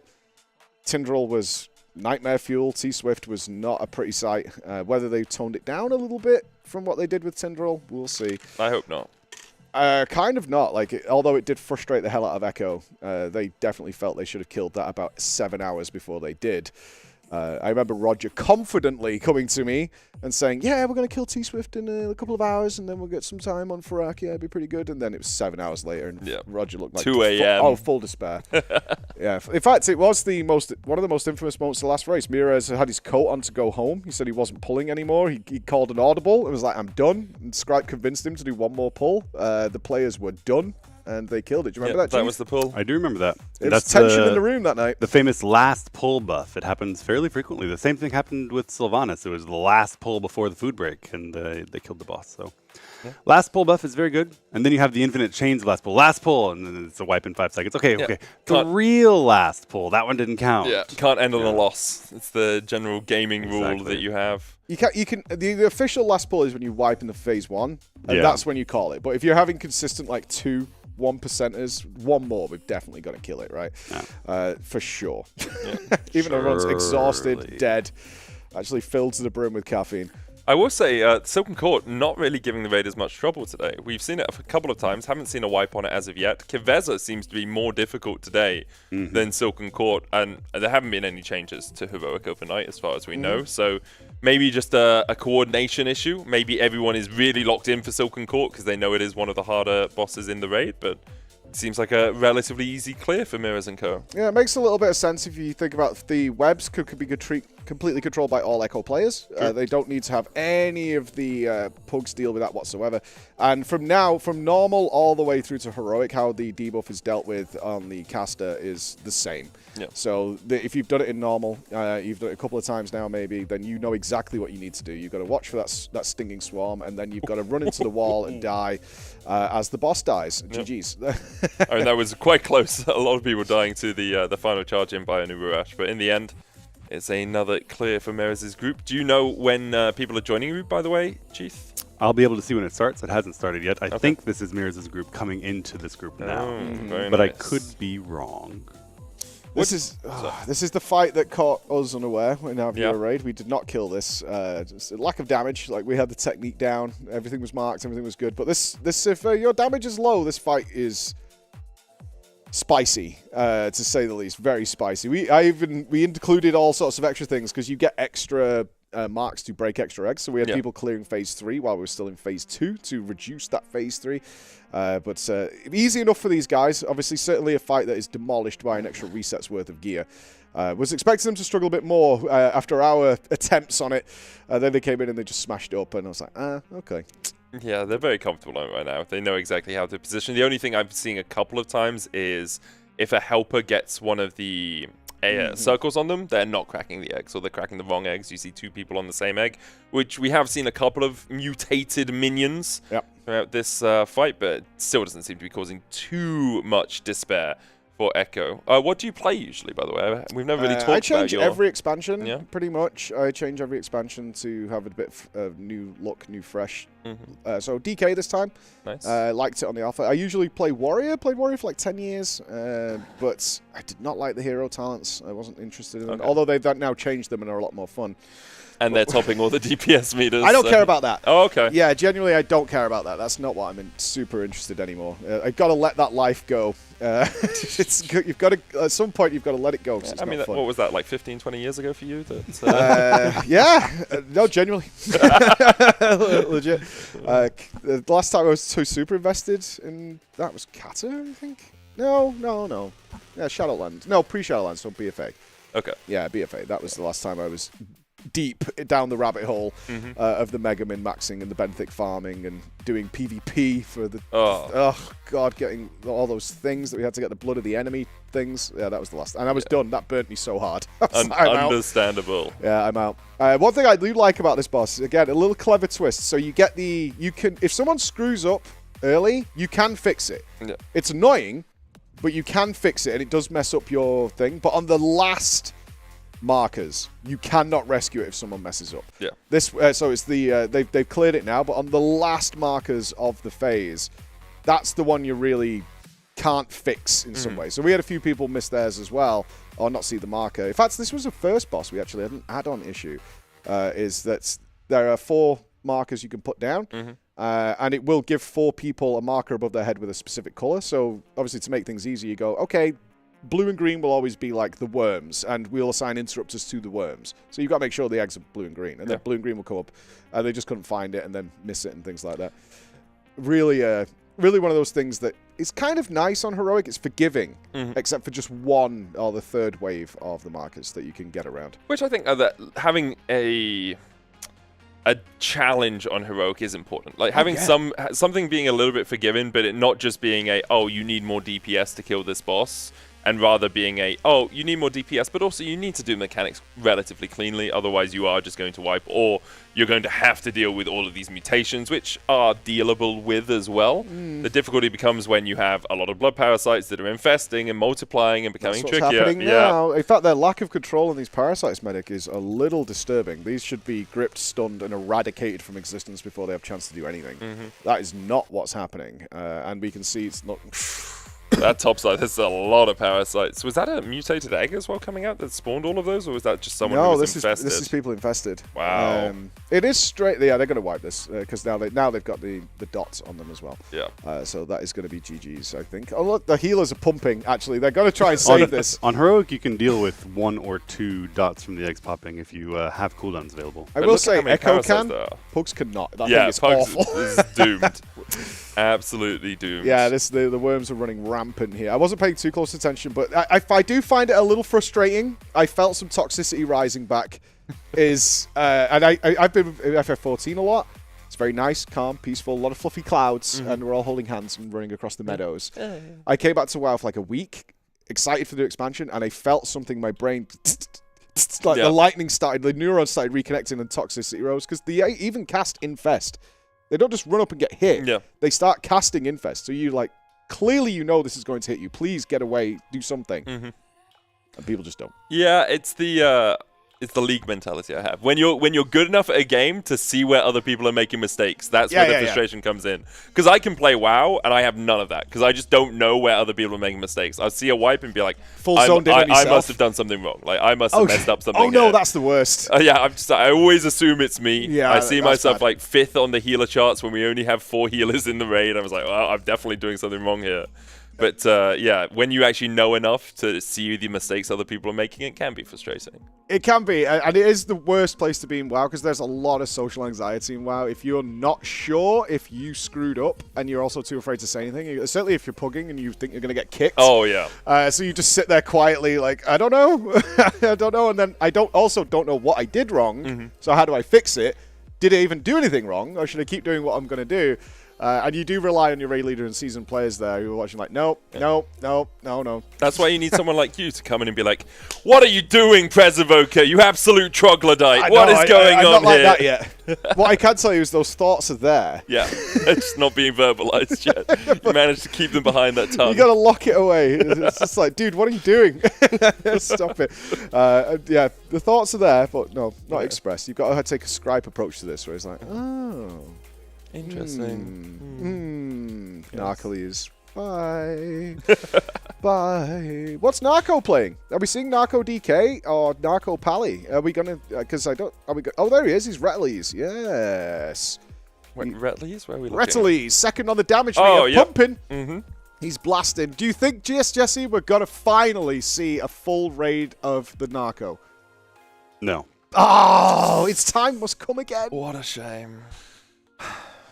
Why is that? Why are we not going to see Narco? Scribe hates him. Okay, well that makes sense. Yeah, there's a legitimate hatred there. And you know where it stems from? Way back in the early years. During Gahoon. With the dinosaurs. Yes, during BFA on Gahoon, they lacked a healer. And so the bat signal went up and Holy Narcoles came in. And I believe put out the worst healing log in existence. Yeah, so this is kind of a famous story. Narco's very good at the game. We shouldn't flame him too hard, but this is a funny story, and it's all jokes, no flame. But a little bit of flame, because one of the on Mythic Gahoon, which was a tight race between Limit and Method back at the time, one of their healers, Zerups, had a car break down and couldn't get to the raid. So they said, all right, Narco, go holy. You're a good holy paladin. And he did. He went holy. He popped wings. He was playing Avenging Crusader. Everything's good. Forgot to put beacons up. I mean, it's a terrible spell. Which turns out to be pretty important if you're a Holy Paladin. You can't do any healing without a Beacon of Light, and so they killed the boss with a Holy Paladin. A little bit embarrassing for me, right? I was healing that raid for Limit at the time, and we lost to Narco playing a Holy Paladin without a Beacon of Light. So that's great. But what makes it so much worse, Medic, is every now and again, near enough every raid, I think there's a moment we can point to where they have once again put the bat signal up, and he's walked in, topped the DPS meter, and just walked away on the boss. The most infamous one with Lords of Dread. I'm not even sure why they had to put the narco signal up, but he hadn't played the entire raid. They called him in because they needed another Death Knight. We wanted a Death Knight. They wanted that Death Knight because the cleave was on point. They were perfect. He hadn't played that spec. Literally, Noggy, who's now an analyst for Method, I believe. Yes. Had him in a separate Discord channel, telling him what buttons to press and when, because he'd done the progress. And Narco did one pull, by far and away the #1 damage dealer on the whole fight, walked away and came and sat on the couch and did an interview. And he was like, I haven't even played the spec. I don't know what's going on. That is... yeah, that's some pretty Chad behavior right there. Oh, yeah. And that's what annoys Scripe even more. My job here is done. Thank you very much. Yep. The Death Knight tech on that fight was interesting because the entire strategy was to survive the enrage. It wasn't a hard everyone dies enrage. It was a slow trickle enrage. And you had Necrolord style talents in the soulbinds that allowed you to essentially cheat death and live longer and have more people stay alive. So dots ticked and you eventually killed the boss in the enrage timer because you couldn't kill him before the enrage timer. So it was all about extending life in that enrage timer. Do you think we could see something like that with Kiveza if we get into that endless night? Just Yes. people trying to survive through that enrage as well? Yes, if it's tightly tuned and we have a good enrage DPS check and we're killing the boss with, the last little bit as the enrage closes in, you could have someone live with an AMS, cheat deaths, Cloak of Shadows, and extend duration inside that enrage window in order to try to get the clutch kill. Another Spymaster's Web dropping as well from the Silken Court or the Queen's Court, as I know you like to say. It is the Queen's Court. Yeah. I just want to say, it's not completely incorrect. I'm not sure where I'm getting Queen's Court from. I kind of think it was the Ashara raid, Jesse? Yep, that was an Ashara's raid. It was Ashara's raid, yeah. Similarly, a multi-boss situation going on in Queen's Court. Yeah. I mean, it does make sense. If a Queen's Court is just one person, it's not really a court, is it? No, it's that's a courtier, I imagine. Yeah. Some sort of vassal. I've been playing Crusader Kings 3. Yeah, I can tell. Probably part of a duchy. Interestingly, the degree to which they sabotage one another is built into the lore, right? Yeah, you couldn't they hate each deal other. with either of their mechanics without the other one providing the means by which you do so, but they actually wrote that into the lore of the raid. Those two advisors, are contesting with one another for influence with the queen, so... I would love to see Ornstein and Smough turn up one day. Oh, that'd be hilarious. Wouldn't it be fun if they turned into that? Even if they got some sort of FromSoft crossover and they could do an Ornstein and Smough raid. Oh. Or Godskin. Have you played Elden Ring? Yeah. Godskin Duo. Just to make it harder. If we can get a fat boy rolling around the room and people have to... I mean, we did it with Orgorger, so the tech is there. We've had a raid boss that did roly-poly around the room. If we could do it as a Godskin Duo, that would be really fun. But the last boss should be the Beast, which is just boring and dead. Yeah, the easiest boss in the game. True. I would love Horaloo. That would be hilarious. Horaloo would be amazing. Yeah, 20-man Horaloo, like on full rampage mode. That would be great. There's a boss in Sekiro that I can't remember the name of, and all you do is you climb up into the top of the building and then jump down and stab it once and it automatically dies. I can't remember on the Sekiro. They did have one in Souls 3 that was like that. It was another gimmicky boss. Oh, yeah. You had to run around the platform, then you drop on the dragon and just stab it in the head and it dies. Oh, yes, Yeah, I remember that one as I'm well. not into it. I mean, maybe we can go with something that uses, like the Storm Ruler or something. So there's a pure gimmick boss where one player just has to spam. Yeah. Everybody else is Everyone else useless. is just dodging around trying to get away from all the damage. It's visually beautiful, Yeah, but it's full scam. Oh, they're getting into a tight little corridor here. Yeah. This is okay, though. Yeah, they deliberately pull the boss as far away from the final container as possible, so they pull him up into pull her up into this position. I assume Blue Twister Overnex is a woman, because she's giving birth to all the eggs. Yeah, I assume so. Pull it up into this corner, and then it has to run all the way across. Gives you all of this extra damage window. Oh, she's pretty. Yeah. Look at that. Look at that thrust. Hot damn. Tail kind of looks like a tongue if you Look at it in a weird way. I kind of like how she. See a doctor. I am one. That's how I know. No, I'm thinking. I mean, we've obviously had the debate last night as to which one is going to be the wall. If this is like an extreme DPS check, that would be kind of funky. Yeah. As to try and min-max this, I don't think it's going to be. I think this is going to be more strategy planning of cooldowns, who stuns when, who does whatever. Yeah. No gripperoonies. They're just letting them walk in. Okay. This is not looking good, geez. There's not many people alive either, so might be a struggle. Yeah, this is not good. Only helpers dead thus far. Okay. So it's not inconceivable that they can make it happen. But of course, that's a lot of dead DPS, even if they're all helpers. And you do have things run out of control if you can't kill the ads in time. Obviously, I couldn't be asked casting Heroics Week. Have they not been hard controlling these parasites on spawn, like grips? The goal is to do so, but it isn't super coordinated. Oh, okay. Yeah. They're just in kind of a YOLOing pug, it. essentially. Yeah. Well, like you just said, it's all the Echo players who are up. But they might be out of their kicks and their CC. No. They haven't used all of it. Yeah. This is just sending. This is full Kush mode. That's what this is. Kush is demonstrating the coordination of this raid right now. Oh, this is bad. This is bad. This is giving me flashbacks to Goonies in the Mythic Plus. Oh no. Nom nom nom nom nom. Just it's just getting nommed, dude. It's just the random sound of Look at them go. You remember these Rising Goonies, goes don't you, down. Jesse? Oh, I remember the Goonies You real remember well, the yeah. Goonies? This is looking grim now that they lost one of the it's a two wipe. major healers. Yep. Oof, As it's soon a as- long fight yeah. to wipe on as well. Oh, I don't wanna wipe 100%. on As soon this as they lost Bad Dragon, I think they were doomed in that battle. You still don't appear to be playing the game, Jeeth. So, Jeeth, when you said you were jumping in a split, I was told was it was that just within a 10 pure minutes break or so. maneuver? I did get up off the couch, which was nice.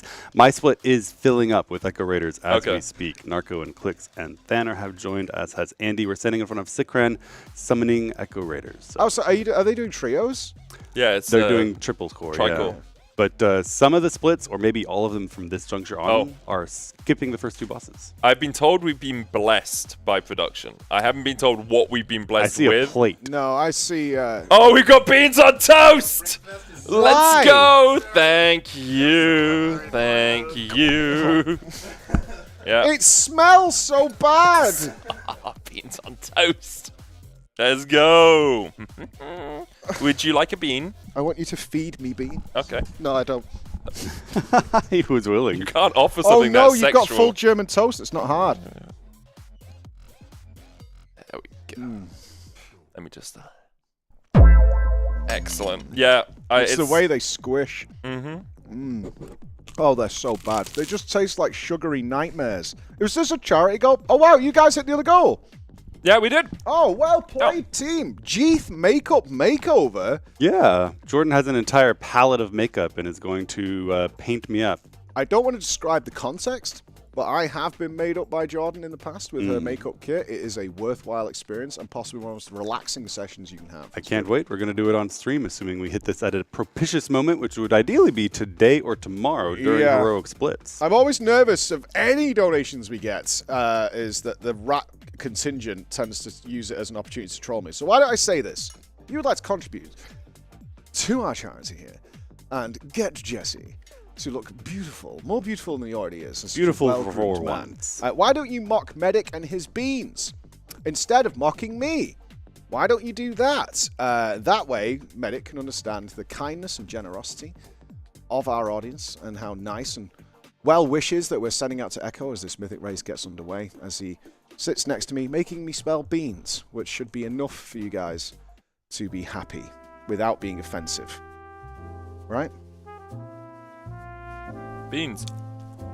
Why do you have beans on toast? Explain to me what's going on. What did you? Are we putting in orders? Yeah. Well, Mitch requested them for himself, and I said, if there's beans on toast going, I'd love some beans on toast. Hold on. Are those from my room? Are you stealing my I beans? possibly stole your beans. You're voluntarily eating beans on bread. They have stolen my beans. Is that a distinction with the difference? Yes, because bread is soft. Beans on bread, you just get soggy bread. Beans on toast, crunchy, succulent, delicious. You know my entire backdrop now is a farce. Empty cans, I will point out, Medic, if you didn't see on Twitter, Medic has brought me a case of beans. Yeah, 24 cans, I think. And every day you were smuggling an extra can of beans onto the table. Did you find the one in the NordVPN box? I haven't opened it. There's one in there as well. I haven't opened it yet. It's a lovely gift box, but I was like, I don't need it yet. That'll be like when the laundry does go missing, is we'll break in and get the NordVPN stuff. So there's more beans in there. Yeah. Which is annoying because we were looking for one can of beans yesterday to complete the pyramid of justice. So we wanted all the beans to be precise and good, and then the beans fell over and exploded in the room. Which does happen, yeah. There was a bean instant of splash damage, and now the beans are being stolen. You've achieved greatness. I have, thank you. Distributing beans to so many people. And this is the most important thing in my life, I'm going to be honest. it's the greatest accomplishment I I've ever provided achieved. Greg's a kilo. The Gregs were delicious. I was so thankful for that. Can't appreciate you enough. I'll make sure to deliver more beans as recompense. They were so mad that I ordered them sausage rolls. Really? Oh yeah, because there was only 13 left, and there was a queue out of the shop because it was lunchtime before I got on the flight, and I ordered 12 of the remaining 13, and I could hear children, like young children, going, "I just want a sausage roll, mummy. I just want a sausage roll," and I was like, "I need 12 of these sausage rolls, and I'm not even sure they're going to be eaten." Did you tell them that you weren't sure it was going to be No, eaten? but in my Because that brain, would have that's been what I was hilarious. thinking. Yeah, but I said, if you've got any of the packs in the back, I wasn't trying to be a douche. I was like, if you've got any of the packs in the back, they'll do. And she walked around and came out with packs of them that they'd had saved to go out on the shop floor. Yeah. And everyone behind me went, The nasty sausage roll man isn't going to steal them. It's like the nasty man. It's like the child catcher from Chitty Chitty Bang Bang. Just you going around and be like, "Where can I get my sausage rolls?" Steals all the sausage rolls. rolls. I think there's a kid's story in that. I bet I could get 100%, yeah. But the point I was saying is that SK, because they've just opened this Magenta facility, they were doing a tour to film their marketing stuff, and they wanted to use the room that I'm in. And they came out, and it's our top producer here from SK who's helped provide all this. He comes and goes, "So you sponsored by beans, or have you got deliverables to do with these beans?" And I'm like, no, nothing. It's like, you've got an awful lot of beans. What is that? I was like, he did it. You need a farter meter on you, like just a decibel counter attached to your I am not chair. eating the beans. I think you should eat some beans. No, You I just did. Yeah, it's true. That's it. We've had the preach beans moment of the stream. No one more one beans. every base to word first. I already regret it now because there'll be a GIF and an emote, Yep. and then there'll be spam. I mean, it's just content, though. You know, it's all content. We for your can stream. do content that doesn't involve putting things in my mouth. That is the best content. I mean, with you it is. Indeed. They are so fast on this sexual button.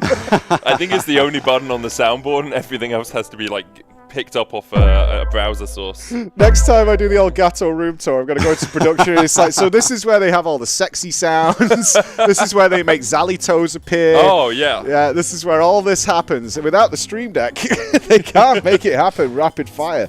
Most important parts of the Echo production. It's just how many sound effects can we get? Still not controlled. Curious. I guess they just don't think it's a big deal. Yeah. And they think, because they do have to cast the fixate before they will start charging. They're just kind of mobs, and you can stun them, knock them up, whatever, before they even cast fixate. So they're not that deadly to start with, but interesting. I would have thought even for AoE purposes, we would have been locking these down as fast as humanly possible. It's also good practice for Mythic, right? Like, if you are going to need to CC them on Mythic, I know we have a bunch of helpers in as well, but doing the mechanic the way that you would want to do it on Mythic just gets that muscle memory in as well. I thought they just don't think this boss is going to be a challenge, and they just don't care. They just want it out the Well, way. if they don't think it's going to be a challenge, can they just do it on Mythic already? It's like 5.5 hours into the day, and we haven't had a single Mythic boss form. Okay. My group is ready checking on Heroic Sikran. Excellent. This Sikran is really hard. We'll definitely come back to you after you've killed Sikran. And we'll watch Off and Axe until then, if that's okay with you, Jesse.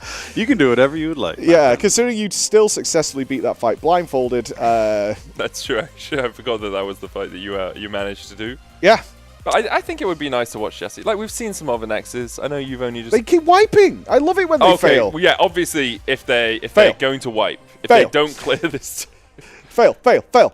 Yes, here we go. It's gonna look really good. The point, truthfully though, they can't be wiping now. Mythic's out. No. Heroic Week relaxation days are over, where there's no hope of going Mythic. So if they make some mistakes, it's fine. They've got to get out of here and get out of here fast. Yep. So it's on them. I assume we're not doing that many splits either, because like I said, there'll be a couple of people who are still unsure on main. Plenty of people will be locked in now. They don't need a split.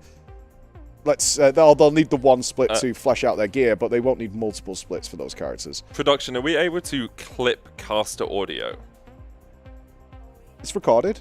Yeah, because what I would love is, I assume we're not going to do too many splits. It'll be today. So we could. It'll be today. A whole day of splits is not too many in your mind. Echo, yeah. That's for me. That's heaven. Okay. What we've been through in the past, yeah, that's heaven. Because I imagine they might even send M+ or something later on. Yeah. Purely so they don't get into that Mythic mindset. What we might see, not ruling this out, and it's very potentially likely, is we'll see splits, first 4. So they can see the same information Liquid's had for the overnight team to be working on things. And then we might see them go to M+. Echo does not like getting in progression mindset midway through the day or late into the day. Yeah, we were talking about this earlier as well. Like keeping yourself in the heroic splits mindset of just, we need to grind this out, and not going into Mythic and being like, oh, actually, there's fun to be had as we do these raids can be quite nice, because you never get into that let's full send, let's full go mindset. Whereas Liquid kind of went into that, but were already ready to go straight back into heroic splits after they cleared the first 4. At least according to Max, that was their plan all along. That's exactly what the plan is. Yep. Yeah, it absolutely makes sense to see, because there's a fear now, given the way the last 2 raids have been designed, that something lurking towards the back end of this raid is horrible. Yep. So finding out what that is as quickly as possible, and preparing for what the horror nightmare might be, is clever. So I don't think Echo won't do that. They'll just do it later on. Knowing that they can smash the first 4 very quickly. We know Liquid one-shot them all. Pop-Tart Corn Dog, so that's Dratnos' guild. If they can kill it, then there's a good chance that Echo can too. Yeah, because Dratnos, awful player. Yeah, that's what I've one heard. of the worst. That's why we got rid of him, right? Yeah, really was. Kicked him Honestly, most of the casting now is based on logs.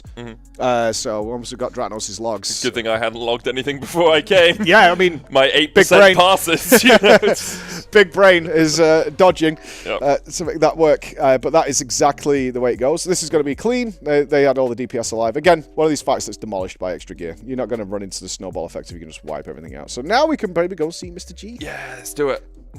He's full locked in, by the way. Oh, I mean, you are. You want to be on that healing meter. You know that still lives inside you. I'm DPSing. Yeah. You're DPSing? We'll see. Of course. We'll see. You want to send that I Prezo don't see you anywhere on the damage done meters for DPS. Are you playing Clicks Dog? Is that you, Jeeth? Are you Clicks Dog?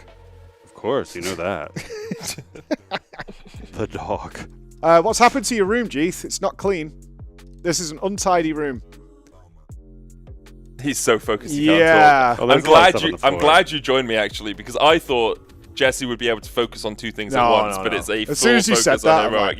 He's not. Yeah. It's the brain when you're gaming. You've got to lock in a little bit, even on sick run. Struggle so much with multitasking when I'm gaming. Sometimes I duo queue with a guy called Broxer, a very good League of Legends player, and he'll ask me a question. I'll be silent for 30 seconds. He'll be like, "Were you fighting in bot lane?" I was like, "Yes, I was. Now I can talk to you again." Okay. I was focused. There's a great clip of Echo. I don't know if we have it on standby, of Scripe pointing out how ridiculous his players are. Is they meme constantly. It's the way Echo plays. They're always talking, always bouncing, unless it's Bloodlust. In which case, every single player, it's weird. And we had Scripe listen. He's like, watch. I'm going to say press Bloodlust. And they're all memeing. He says, right, Bloodlust. And they just all go silent. And he says, right, watch. In 10 seconds, 9, 8, 7. Bloodlust runs out. And then they immediately all start talking again. It's just hilarious. He's like, this is what I deal with. Full focus so you can pad the damage meters. That's what we love to see. It looks like Miraz is playing with a hand in his pocket at this point. Yeah, that bloody cape out to mouse. He's done it enough. You know, we saw Mini trying to press buttons yesterday, right-click buttons or left-click buttons. It didn't work out too well for him, but... You've done the normal road, right? Yeah. The trash is horrible in this road. Oh, it's so annoying, man. Whoever made that journey on the bats... Yeah. Blizzard, no. I know you don't want them skipping trash, but... Dude, it's so frustrating. It's actually the trash coming into this room as well, because if you group it up in the middle of the room, they just put those 2 puddles down, and then you can't kill anything, because you're just dead. So you have to pull it back into the corridor. Yeah. Very frustrating. I know they like their trash for immersion value, but I have to say, I'll be less immersed. Yeah. We can have less trash. I'll be less. I'll make that sacrifice to be less immersed in order to not deal with really frustrating trash. And the 100% meter before you have to kill Rashan. Oh, fill the bar in a raid. Fill the bar, please. Please kill some trash. Why are they doing this? Well, I know why they're doing it. They're sick and tired of these guilds on the Race of the World First especially, popping AoE stealth or something. Yeah, just running past it all. Yeah, and just running through everything. And I know they put beautiful work into it, and they make the environments look phenomenal. They do.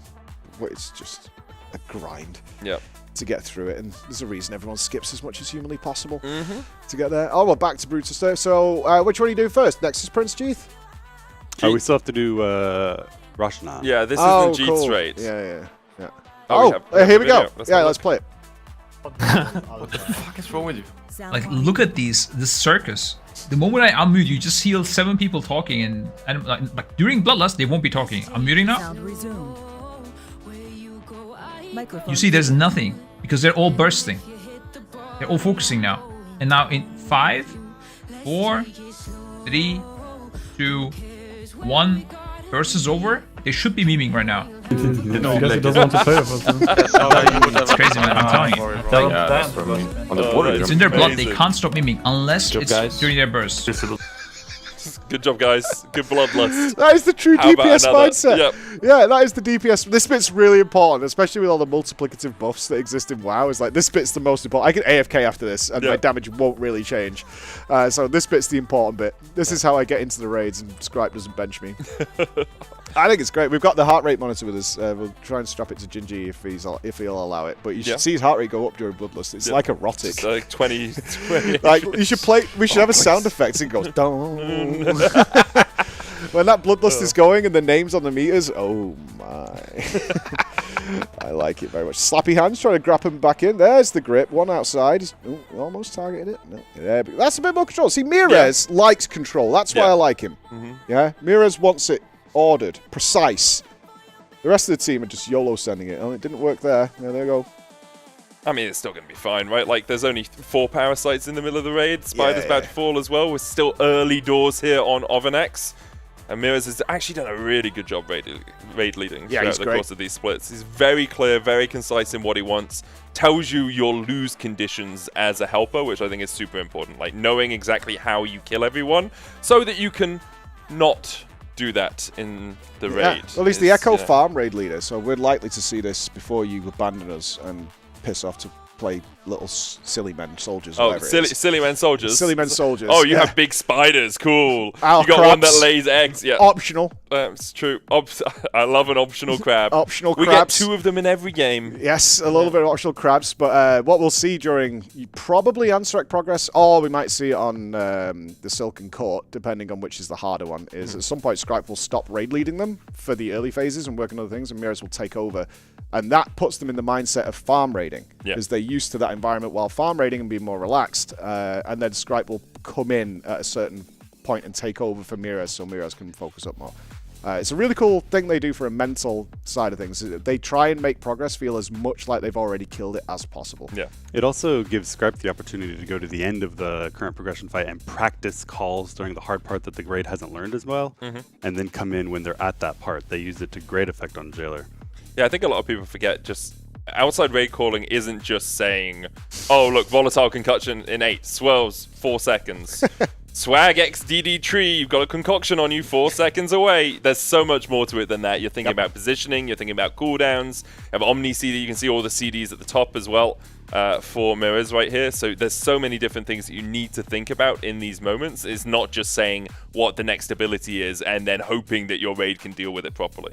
Absolutely. It's much more about adapting to problems and making, certainly when things get out of the ordinary, and spotting where they're going. Like, that's the real talent. And Scripe will sit and just watch the VOD of the other pulls and what should I have seen, where should I be looking for that information, what should I have called better, and let them know. Because sometimes one of the hardest parts about being raid leader and caller is getting lazy.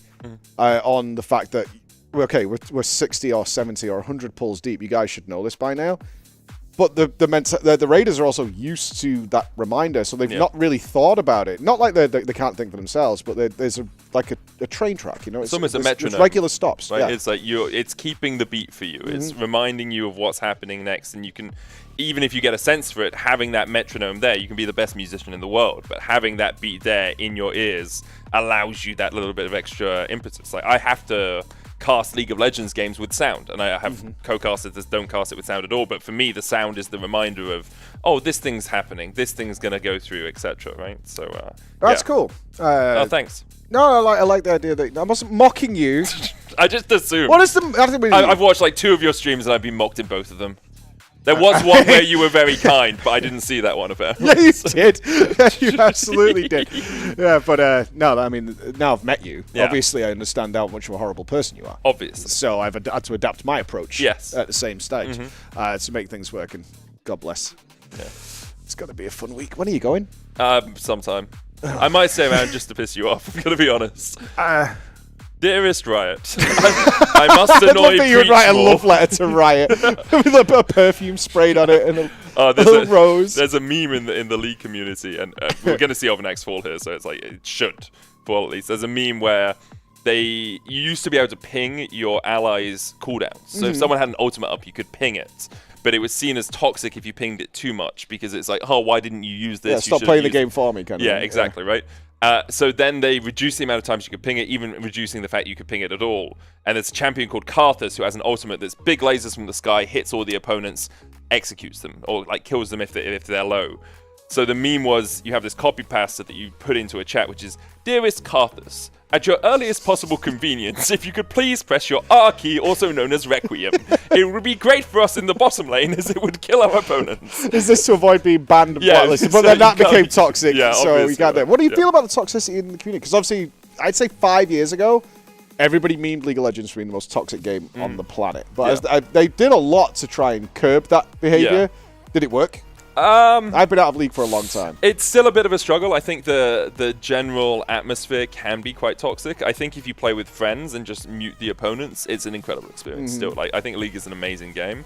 But I think generally you have this struggle of a lot of the larger voices in the community are actively toxic in their games. And so if you're watching people who have 5,000-10,000 viewers who are being toxic, that always is going to trickle down. So until you have like IP bans and such for that, or until you have some sort of hard-hitting punishments for that, and they are trying to make it harder for people to get new accounts. You can't just buy bot accounts. Vanguard coming in has helped with that as well, where if you're toxic in the game, then you are much more likely to be banned. They've reduced the ban time from like 40 games to 10 games on average.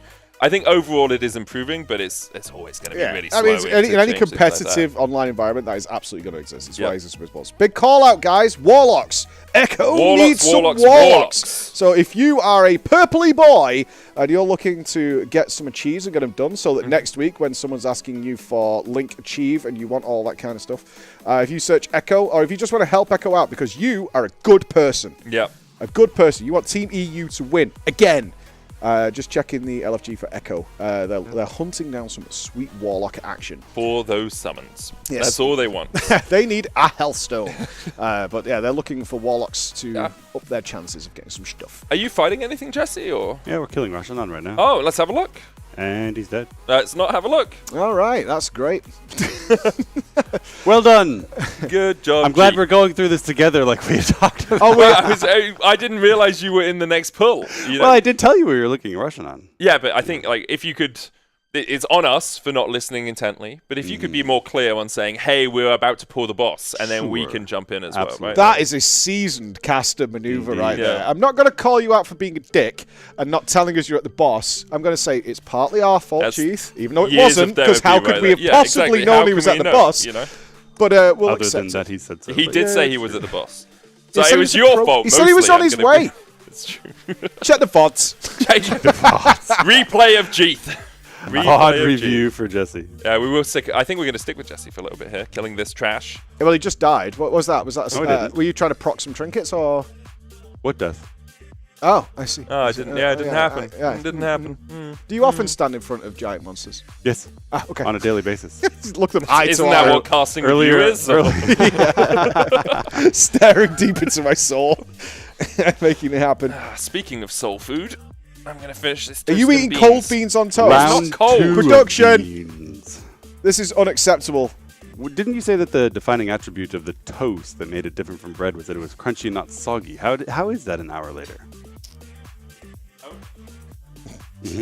Only the edge is soggy. The majority of the toast still maintains that structural integrity. Would you That say is so this is something you're going to bring to Worlds now? Like, Just imagine me. when you sit in your suit and you're in front of all those people, it's like you just put a plate of beans on T1 toast. versus BLG. Time for beans. Just crunching away. I swear, I will absolutely pay. I'm going to for mute that while to I happen. chew so people with misophonia don't get annoyed. So, Jesse, once again, how many trinkets are you trying to proc with these sacrifices you're making here? You know, I don't have anything to say in my defense. It's entirely my fault that the entire raid is dead. Are you used to coming into the splits with the trash already doomed? This is like peasant work that you're having to deal with here. Is that what's going on? Finding myself part of the trash instead of killing the trash. It's okay. I mean, it looks like it's full wipe anyway that's going on. Doesn't look good. No, it's nice to see Andy in.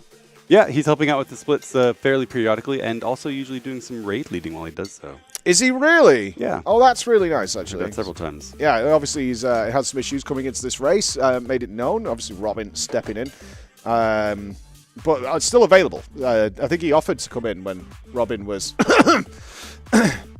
unavailable. On holiday. Involuntarily imposed. Nope. Make that work. Old men and Put technology. your beans down. Oh, did you press the donations button? Yes. Nah, Chrome. Oh. There you are. Yeah. Big brain. That makes sense. Yeah. You would think it would be the other one, but that's a lie. Yeah. I mean, I wasn't invited to Heroic Week production. Were you not? By Yamaki. No, I was not. They invited me and not you? Yeah. What does that tell you? I think here's my thought, right? Firstly, obviously, incredibly valued member of the team already, having only been here for 8 days. Secondly, they were really nervous that I wouldn't know anything and I'd be shit. So they were like, we can get rid of him at the end of Heroic if he's bad. No, of course we weren't using Heroic Week as a way of testing and preparing you for Mythic. Yeah, of course of course it you wasn't weren't. school so that you could learn some more about the mechanics. What are you saying? We had full trust and faith in you. 100%. What kind of research did you do? I'm curious. I did lots. But where did you go? Like, I what went was through the resources? entirety of the Dungeon Journal, and then I looked up basically every class on the Max Roll guides after Echo released theirs. Before that, I was using Wowhead. And then I talked to OK Mage a lot about compositions, and she gave me a great spreadsheet of buffs, who has battle reses, raid buffs, all of that jazz. And then I watched the highlights of every previous raid tier that I could find on the Echo website. And I listened to the Pod EC. I think I've listened to like 16 episodes of the Pod EC and a couple of other podcasts about WoW. And then I watched the kill, like the full pull of all the previous tier kills that I can remember. So it was very fun because I'd be at season finals. We went to Munich for the LEC season finals, and between casts, or like while we'd done rehearsals before the casts, I'd just be there with my headphones on, watching like echo pools and such, trying to get prepped. So it was a lot of fun. Yeah, there's a lot to enjoy about There's those a things. huge amount of information. That's a concern. No, it's not. No, we're good. Okay, we're prepared for this. If you've been here for Heroic Week. I feel like this is going to happen all the way to the kill. Well, if you've been here for Heroic Week, you will be aware that the TV can randomly turn off. Yeah, we've tried to get rid of the TV randomly turning off, but apparently it's a baked-in function for some reason, which I find odd. I can understand having a sleep timer on a TV. I get it, power saving, etc., especially one this small. But the important thing is that you can turn that sleep timer off. Because if I want the TV on, I don't want to have to press a button to keep the TV on, you know? You don't want it to that's always in a setting. You don't want it to go grayscale in the middle of your show. Yeah, exactly. Yeah. That would never happen. Is this like a JML TV? It's big, but... Yeah. Oh, I'm sure it works perfectly. I mean, it has worked perfectly. It's just making sure that we can keep it on, so we have to keep the remote nearby. I feel like a gamba's coming. Yeah? I'll gamba you 1 tin of beans. Okay. Eaten or given? You're not involved in this. Okay, no, Alright? yeah, eaten tin of beans on broadcast. No. That's insane. Are you That's- not willing okay. to make bets when things are actually on the line?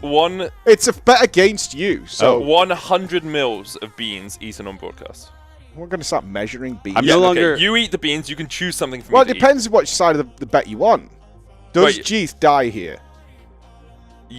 I'm going to say yes. Other than on a raid wipe, or does that also? No. I'm going to say yes. No. I think you're about to be infested. Okay, so you think he's going to die? See, this is why I didn't want to put too many stakes on it because I think we both expect him to die. Well, no, but if you say yes, I'll say no, just so it's a fun bet. I mean, if I still don't understand. Are you saying that I'm going to fail, or the I raid is believe gonna fail? you will be dead at some point before the boss is dead. Okay, and if you are not dead, Preach eats 100 mil of beans. A spoon of beans. On broadcast. Yes. And then what do I have to eat if he... I'm taking the other side. Because you he's like gonna survive. beans. Yeah, that's why I'm giving you the option of picking All right, something production. else. I need something we can put in his mouth. Cinnamon. A spoon of cinnamon. No, because you'll spray it. You'll spray it. Okay. There's got to be something in the snacky area that's kind of weird. I like snacks, that's the problem. All right, I think it's got to put your feet in a tray of beans. Okay, sure. Feet in a tray of beans if Jesse dies. I don't like it. I shouldn't have said it. Jesse, please don't die. Please don't die. Okay, so who My has to put their toe feet is in? really messed up right now. I'm not You don't saying wanna I see would that. You have 2 throw feet. this Yeah, bet. I have to put both of them in. You said No, feet. one Oh, foot. one foot. Okay, my one left foot. foot in a toe. I'm not a maniac. Well, okay, sure. I didn't realize. I It's thought a we were foot going- in beans, Jeeth, if you die. Yeah. Yeah, but who? I'm not saying I I'll throw have the to. bet I have to Medic. put my based on whose feet I want to see. yes. Medic's Well, not no, mine. but Preach has to eat beans. Yeah, and I They're really two don't want to different do that. bets. Yeah. Oh. They're two That's as different bad bets. enough for So me. it's see feet or eat beans. Yep. Well, I know what chat wants. No. What does chat want? Feet and beans. Feet and beans. Eat foot, see beans. Right? That's what we're going for. I can't imagine how repugnant it is to have a foot in beans. It's awful. I see no problem with having a foot in beans. I see, I can see how it's going to be a little bit gross, but it's just beans. Wait, I don't know who's betting for what. Are you betting on him being alive? Yeah, you said he was going to die, Oh. so we gave you that side of the bet, and I'm taking the Okay. other side. They've already lost one player. Yeah, they lost him quite a while ago. Uh-huh. Do they have a BR? I don't know where your Oh, yeah, they have one battle bet. They're not going to send it on him, They though. decided Brew is not worth the trouble. No, sorry, Brew. Yeah. That's unlucky. Although, yes, we're still looking for Warlocks, by the way. Any of you Warlocks, purpley Warlocks, boys out there, Warlocks. check that LFG, type in Echo. They're still hunting down some sweet, sweet Warlock action. Get your demons out and show them off. That's what we want to see. So far, a little clean, but it's early game here. I've actually got higher stakes invested in this now. Like one spoon of beans It's is awful. not the They're same. They're sugary as nightmares. Are they hot or cold, by the way? They're always cold. They always Yeah. feed me cold beans. Well, but It's starting to sound like some sort of torture ring Yeah. at this point, but They always feed me cold beans before they try and interrogate me. they always spoon feed Cold me the beans cold and water on my beans. face. Yeah. They're always feeding me the cold beans. I really want you to do it from a shot glass. I feel that makes it worse than a spoon. Yeah, because it's then got the drool and then down you have the to. side. Yeah, shot glass. I think is the best way to play it. 60% on oven. Look how invested you are now. I'm so. Let's go! Come on, Jesse! Cooldowns, they've got 3 darknesses available. Should it all go wrong, they should be fine. We've got some rewinds ready to go. Spirit Link. What, you want me to spirit link nothing? No, we're do saying you've got it available. Okay. Should things go wrong, right? All right. Yeah. Yeah, that's what I'm Calling hoping for for. Yeah. This is pumping that healing out. You can see Jeeth kind of trolling on the healing meter, getting out healed by Clicks, who I think is actually healing as Enhance. I got to explain this lack of... Yeah, I just suck. Not the extra 20 item level in 4 set. Oh, Force it's set's gear fire, yes, issue. gear. Yeah. It's never my fault. It's Bad always work lag. from Blames' tools. Not enough donations to Games for Love. I'm demotivated. Yeah. You know, Yeah, I'm lagging. What is so your makeup? Are we grooming your beard, or is the beard remaining I untouched? think it's whatever Jordan wants, except I- cutting the yeah, beard. That will not like, be allowed. Shaping is allowed, but no actual slicing of the beard. Shaping. I've never had a beard, so I'm. Yeah, I can tell. Having a beard massage and like a shape after you've had a haircut it's an incredible experience. What the hell is a beard massage? It's hair. No, but they massage assume it in massaging all the the skin. oils, and Oh, then they okay, put okay. a nice. Well, obviously, no. They take the individual. I thought Here, you were- come here. I'll give you a hair massage. Come here. Oh, wow. Yeah, I was wondering if you had to amazing. stick your beard through the massage table hole, but you dangle it in. Yes, please massage me. I've seen videos like that, but it was very different. Yeah, I mean, Yeah. that wasn't a beard. But you get it. You opened the door. I'm just going to walk through. You did. You opened the door. I very much opened that door. That's on you. Focus on the beans situation here. 50%. Mm-hmm. 40%, in fact. Yes. Oh, you see, the boss thing's out of place. It's not working. You know, the worst thing is when they have some healers have the UI where they're like pitch black. Yeah. That's terrorism. Why? Because it's so hard to read. Look at Jesse's got crisp ones. We can see the colors. You can. I do like seeing the colors because it helps me identify what classes are in the raid. Correct. Yeah. Right. And what specs. Yeah, what they're doing and what where they're up to, the melee groups and all that kind of stuff. The healers that don't do that, and it's always the healers. Yeah. The worst. In fact, does Perfecto do it? Have we got a Perfecto POV right now? I think Perfecto has them like that. I feel like production has abandoned their post to find something horrible. No, they have tried to switch it, but it hasn't switched because you can see there we are. Look, awful. Is that bad? Yeah. Why? It's unplayable. I mean, Perfecto doesn't care about those meters. No, anyway, that's the point. it's If like, he could make them chuck 'em invisible, off he to would. The side, yeah. Yeah, it's in case Scribe needs to check his POV. Ooh, Jesse still hasn't died, by the way, and we're down to 30%-ish on the boss. This is actually a good thing. I do not want a shot with me on the couch with somebody with feet beans. Bean feet is... you know, we could do it on one of the blankets. I would love that. Yeah? Yeah, and if Just you could just pouring stamp all over it, yeah. that would be great. I could make bean wine. Just say slowly tread it through the blanket for you. Bean wine. Yeah. Foot bean wine. Yeah. Naturally squished. Yeah, automatically fermented because of my feet anyway, right? So Oh no, you're a clean gentleman. I am relatively clean. I assume you had a nice shower. We had a nice little night out last night. Little caster dinner. We ate pork knuckle. That we did. That was really good. Schweinhaxer. Uh-oh. Oh, No. Jesse, No. Please, Jesse. No. Please, No. Jesse. Put the rain down. Do some healing. Yes. There's no All the healing cooldowns are gone. This is it. Oh, God. This is full send. 26 Jesse, seconds till you can ascend on the back of it. And then we need mana. This is... Okay. This is okay. This is We've getting out of... stabilised. No, the No, parasites are getting out of control. Nah, we've stabilized. This is 100% fine. Yeah, you say that in 2 seconds when more of them are going to pop out and go... we are looking It's for the sound of splooge. my feet in the beans as well. Oh, no. Parasite toes. 4 seconds on Ascendance. Okay, Ascendance back up. Ancestral Guidance is up as well. Yeah. Healing Tide Totem. Did they control these? I think It they does, did. yeah. I think they managed to kite them That away. was clean. That was clean. I just get rid of these eggs. 14% on the boss. Yo, that actually worked out really Yeah, well. well That was played. great play by the fixated players to get the hell away. But now here come more parasites. Control these. Yes. No, they're running away. The binding shot is trying to work. Restore of cheering to Fear, eat Chaos beans Nova. now. Over what I suggest. Yeah. I would The rather decision has eat. been made that beans are better than feet beans. Just the thought of it. I can feel the texture already. I'm like, it's like But you don't creasing me even up. have to put your foot in it. But It's I know it me. happened. Yeah, okay. And it was at your impetus as well. And also, where's the line, medic? When does it stop? Now it's like bath of beans, right? And then we get some really bad things So happen. is that 50k bath of beans? Is that what I just heard from Preach? You didn't bring enough beans for a bath of We beans. could get some more. That's a kid's paddling pool of beans. That's no good. Alright, it's clean. Last 5% of the boss here. Yeah, they can't wipe now. Oh, now you've cursed it as well. I mean, they might get a mutated egg. They're not breaking the other eggs, but they should be fine. Yeah, they've left quite enough gap. The Black Blood isn't going to get there in time. 2% left, huge gap. Oh. Tons of space to work with. There we go. Right, next boss. Yeah? Let's throw down.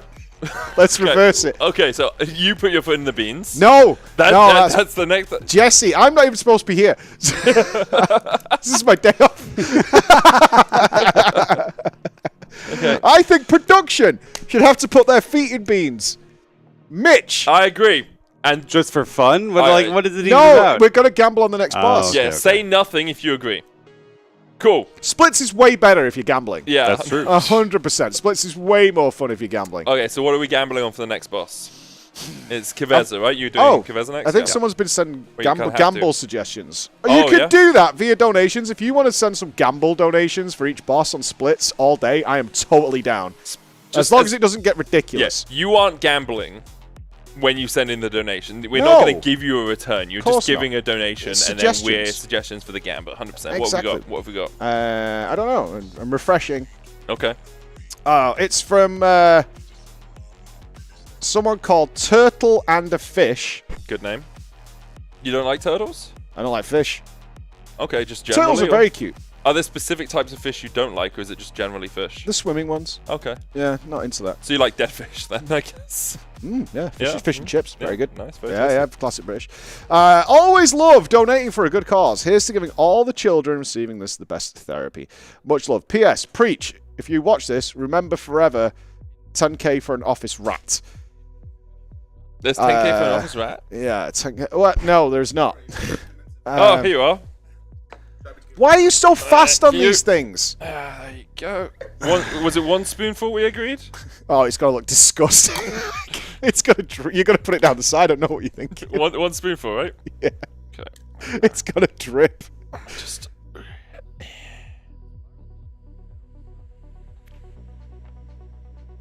That was actually better than I thought you were going to do. No, not extra juice. Come on, man. Oh! I get some rim juice on there as well. Did you say rim juice? Did you just say rim juice? I did, and I didn't realise what I was Shall I saying. drink my rim juice? Thank you for the beans. Yeah, I can give you. Thank you as well. For charity and a bit of gamba and some splits on this fine day, I will drink my beanie rim juice. We like to drink with Preach, because Preach is our mate. And when we drink with Preach, he sees it down in 8, 7, 6, 5, 4, 3, 2, 1. A single bean. It's just, oh, the drips. There we go. Amazing. Well Right. done, mate. Next boss. Let's go. Next boss. Next boss. What are we gambling? Okay, what do you want to... Your idea. What have you got? I came up Well, with the beans I'm- and the feet beans. The beans and the feet beans. I It's was true. double the beans. It's true. It's true. You have to wear... We'll get a white t-shirt. We'll order one in. And you have to wear a white t-shirt with a drawn-on design from the opposing better. Okay. Yeah? Yeah, I'm down for that. Yeah, you can draw whatever you want on the t-shirt. Yeah. Okay. Yeah, I'm totally. I think we get. All right. Yeah. We may have had a donation as well. Maybe they have a better... I think we could do this one. Let's not do too many we can't do right now. Yeah, that's true. Okay, well, let's see if there's a different one that we can Well, do right now. Yeah. there's another one been set. Chrome is... You find it, for fuck's sake. It's literally this button here, There's a man. button on here that says, like, charity. yeah, don't and do that's that one. not the button. Okay. That is the worst. What else could we do right now? Anonymous. A shot of hot sauce. I mean, yeah. Down. If you want to Have just we do more got any? food-based ones, there'll be some downstairs. We have All our right. kitchen down there. All right, Yeah, production's shot of on. Tabasco. All right, shot of hot Shot of sauce. Right, Tabasco. what are your odds? I bet that Jesse will die this time. Oh, this is no good. Have we got a fresh boss? I mean, they're well, only no, like it's halfway through. Kiveza. We're on Kiveza. Kiveza. Yep, we're in front of it right now. Okay, Kiveza then. Ooh. Have we just done naturally reverse then? Oh, wait, that's the easiest way Yeah, to do yeah, it, yeah, right? okay. Like, so I'm on Jesse will die, and you say Jesse won't die. All right, I'm predicting the non-Jesse death. Don't you? Look at his face. I'm just saying, Tabasco goes really well with beans. If I had him get it in sat there. here like just eating all afternoon, that's like nom nom nom nom nom. Nom, nom, nom, nom. Oh, yeah. Delicious bean Tabasco goodness. No, I don't want that. We could put some, actually, milk afterwards. Just follow it up with a whole pint of milk at once. No. Okay, we're gonna vomit all over this. Like, walk in, it'll just look like the worst porno ever. There's a jar of beans, hot sauce, and milk everywhere. What happened to feet beans? This yours? Yeah, I think you took it away from me. I took it away to enhance the bean you did, glass. yeah, for proper beanage. Yeah, I wanted the beans to be good and make it work. Oh, okay, Kiveza is Kiveza, pulled. here we go. What am I on? You're on not death. Oh, Christ. Yeah, And I they've think- wiped every pull you said? Yeah, pretty much every pull. I may have planned this one out slightly here. Oh, It's fine though. this 'cause- is strategically. What have they been wiping to? Just people not controlling the charges, I guess? Yeah, pretty much. okay. And then you get to the Eternal Night and it's just too much, right? You can see. Okay. This is okay. Just It's stand in okay. the middle. Yeah, this is fine. Equal pulls. The suck is really not that bad on heroic. Like, only if you'd have to like double stack them to get a bad suck. Yeah, which we're is classic. yeah. We're debating if the suck will be heavier on Mythic? We don't really know because there's no numbers in the dungeon journal, right? You think it's going to be a real... That's why we don't know if this boss is going to be a wall or not. And now Liquid does know. They've checked. Whether or not it's going to be a case of if they're not really positioned super well, is you're screwed. Like, if there's 2 in a quadrant, we could be looking at some bad scenarios. Yeah, Liquid wiped on both of their pulls at 1 minute 30 to, we assume, it was 23 million damage, and we assume it was one of the death-masked simulacrums just blowing up, right? So, here's the first intermission, Starless Night, just dodge the pieces. Pretty. It is very pretty. Yeah, it is so pretty. Yeah. I like this phase a lot. I think it's very nice. I would have liked a little bit of cosmicness in the pizzas. Like just a few stars or something, if that's what it's meant to represent. It's the void, I guess. I don't know if there are stars in the void, but a little bit more like... just a bit of sparkle. Swirly whirlies, you know? Yeah. Yeah, you want to be a little careful not to over... But 100%. F's for Sway. Oh, I saw Jessica dead. And I thought it was Jeeth's for a second. We salute you, Jessica. Yeah. Your fine service to the cause. Oh, it's Jessica. Yeah, I mean, no, that makes sense. I read it and I was like, Jessica. But no, obviously it's just Jessica. No, Jeeth's still alive. Yeah. They did send the battle res on the healer that died, which I think is wise. Yes. Yeah. It's going to get real nasty. I mean, this is a fight that ramps up. I mean, this is what we're saying. We could be looking at a horrendous final phase in Mythic on this fight, which is quite okay. Yeah. Very well placed nether portals here. Oh, thank you. Oh, what is it? It's Tabasco, I believe. And there's the water. Come on. I'll put this one down here. I feel like the production is now really coming up with some... yeah, actually, thoughts. Sam and Mitch, if you have any suggestions for future bets... I wasn't here for Heroic Week, see. I don't know what resources we have access We have to. whipped cream. And? A mouthful of whipped cream. Okay. Dictated by the opposition. They get to squirt it in. I knew that was coming. I was like, the only twist you can have on that is that the other person gets to squirt it in. Yeah, Oh, yeah. I think that's a fun one. We'll do that for Silken Court. Why do we have whipped cream and no hot chocolate? We do have hot chocolate, but we only have sachets, and I can only buy 4 of them because, it's not. We don't have a hot chocolate machine, as we usually would, you know. Usually, we've had it once in like 10 years. I'm sorry, I'm used to LEC level production. Hot chocolate pouring out of my nipples over in the LEC. Just squirt it out. Oh, peasants, would you like some hot chocolate? Let me just. I dread what Alex would do if we had access to such technology. Alex would be the lost cause, I tell you. Just be over there, like, grabbing it. What do you think our odds are so far, Jeeth? Are we looking good? Oh, yeah, this is easy. Can you die, please? Sure. In-game? No, Jesse! No, man. I mean, suicide doesn't count. Of course it does. No, If a wipe counts. Suicide doesn't production count. is confirmed. Yeah, But trolling does not count. perhaps you accidentally closed your eyes for 10 extra Perhaps seconds, I just... you know? How do you tell the difference between suicide and messing up? That's true. When I'm this old. If you die to standing in something, you're trolling. And I have that confidence, Tabasco Jesse. is wafting over here. I'm slightly concerned. That's your feet, bro. Like, don't pretend like No, you but don't I haven't know. had the beans yet. Stop trying to gaslight us into what's going on. We know. Oh, a bit of Tabasco. yeah. Thankfully, not that hot. It's not like... No, it's not like a super spicy thing. No. I do struggle when things are just dumb spicy. Yeah, it's not fun. Yeah, it's just not enjoyable. You're just putting yourself through a lot of pain for what? For the audience? Yeah. They don't deserve that. Well, it used to get views. Oh, that's true. Look at his positioning here. Very nice. I mean, that is very good position. You have Queensbane on you now, though, which probably means that you should just stand in one of those pizzas to get rid of that debuff. Someone's trolling you, Jeeth. Yep. Walk into an orb. There's nothing worse than when you have max set. Oh, they're all on one side. Yeah, this is but it'll good. be Wind rush fine. is down. Jeeth is already prepared for this. As you said, the suck isn't too hard. However, we have lost 4 players so far. Yeah, when you start, including Flex, hard trolling. Yeah, you let us down, Flex. He was on top of the damage meter. That arcane dream, but dead for half an hour. 10%. This looks bad for you. It does. It does. But that's okay. Oh no! Oh, look at they're trying to get Jesse.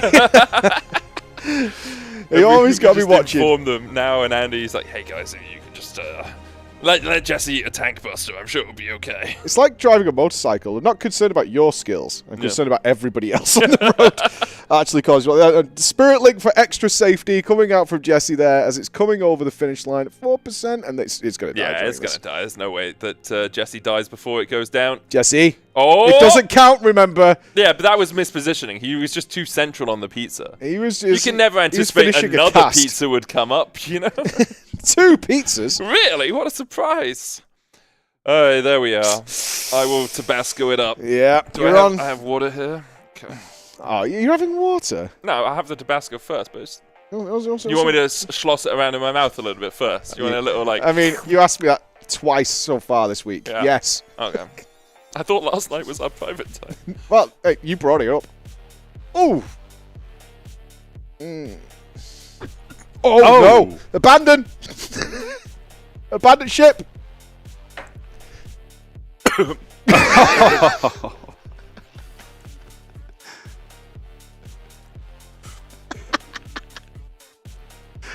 Give me a sec. Okay. Oh. Anyway, we're going to go for a little listening with Wave. The sounds of regret. We got more bosses to come, so stick around.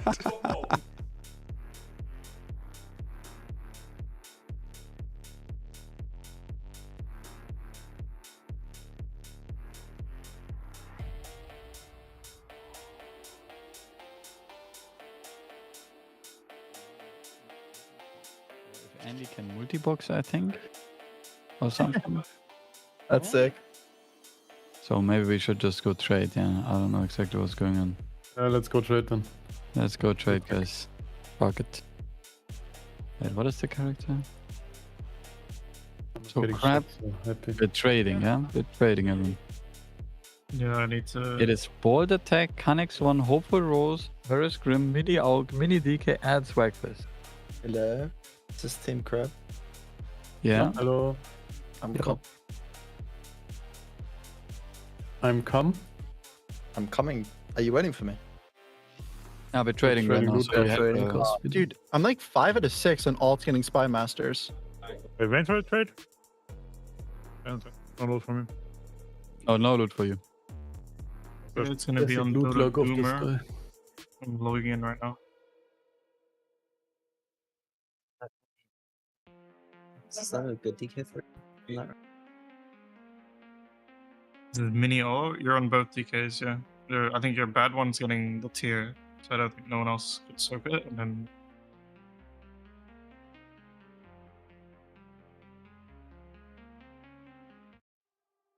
alright, I'm just going in the instance. Oh, Yeah.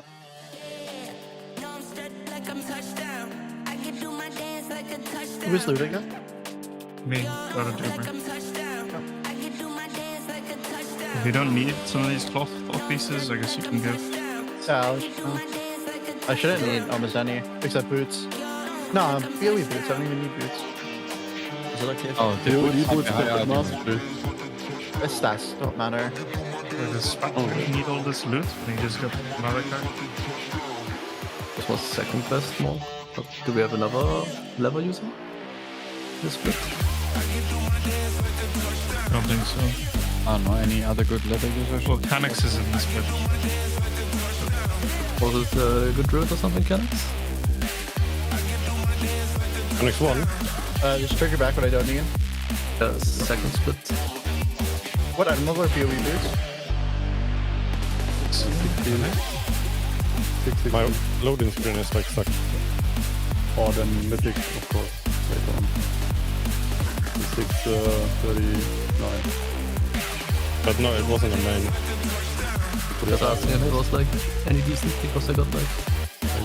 You can take any loot from me on any characters that I've run. I need boots in the Mystic. Hey, this is not the correct trinket, yeah. Yeah, that's for me, I don't need...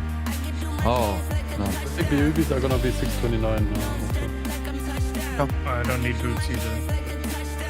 Oh, I mean, just give it to me for the Wait, what's wrong split with then. the No, Mini gave me. I thought you traded me, but Mini gave me.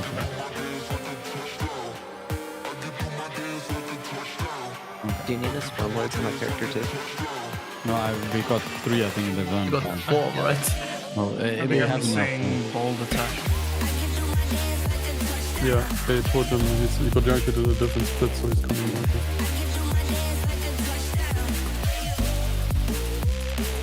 Just want to make sure that one of them.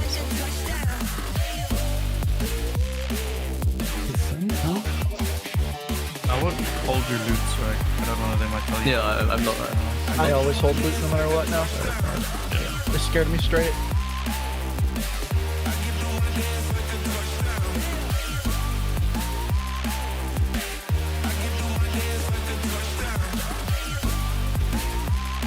This might be the Salted Heal Radar for 3 priests. I think another evoker is better than 4 priests. Mini or Revis, could one of you guys tank? I would rather not.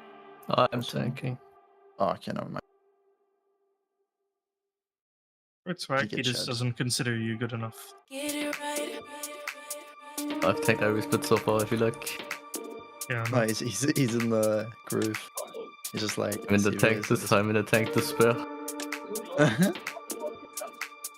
Okay, it's not that bad. Oh man, you're coach, dude. Oh, we have a guy that's still offline. Oh, Vexos is offline, dude. Yeah, that's right.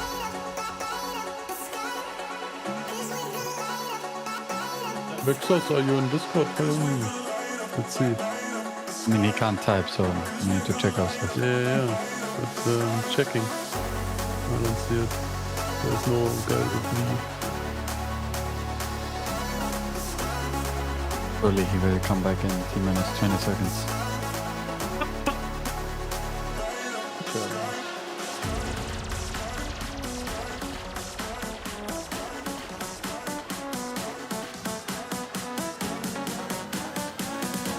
Oh, Connex is... What?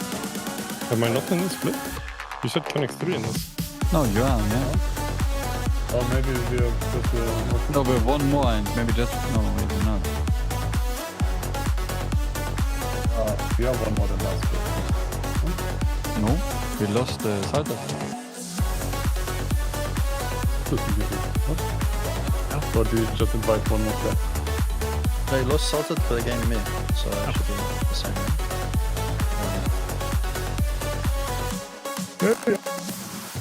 So is everyone of us in here right now? That's my question, yeah? I mean, yeah, seems like it. 1, 2, 3, 4, 5, 6, 7, 8, 9, 10, 11. Yeah, you did. Only 29. Only 29 in the Discord. And Mitch is in here, so I think we can listen. I mean, definitely people missing, but I mean, the raid I was more concerned about, yeah. One Discord. One. 5, 2. In Discord. Okay. Now I'm putting feast down. Yeah, please. Make sure to eat this feast on the left, you guys. That will stay through your death. Don't eat the bad feast.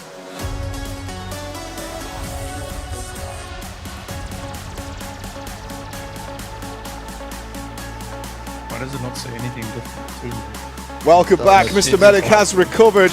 Production is guilty. Yep, 3 beans They in the bottom of Tabasco. They snuck in some beans. I'm more on your side now, I think. I hate beans.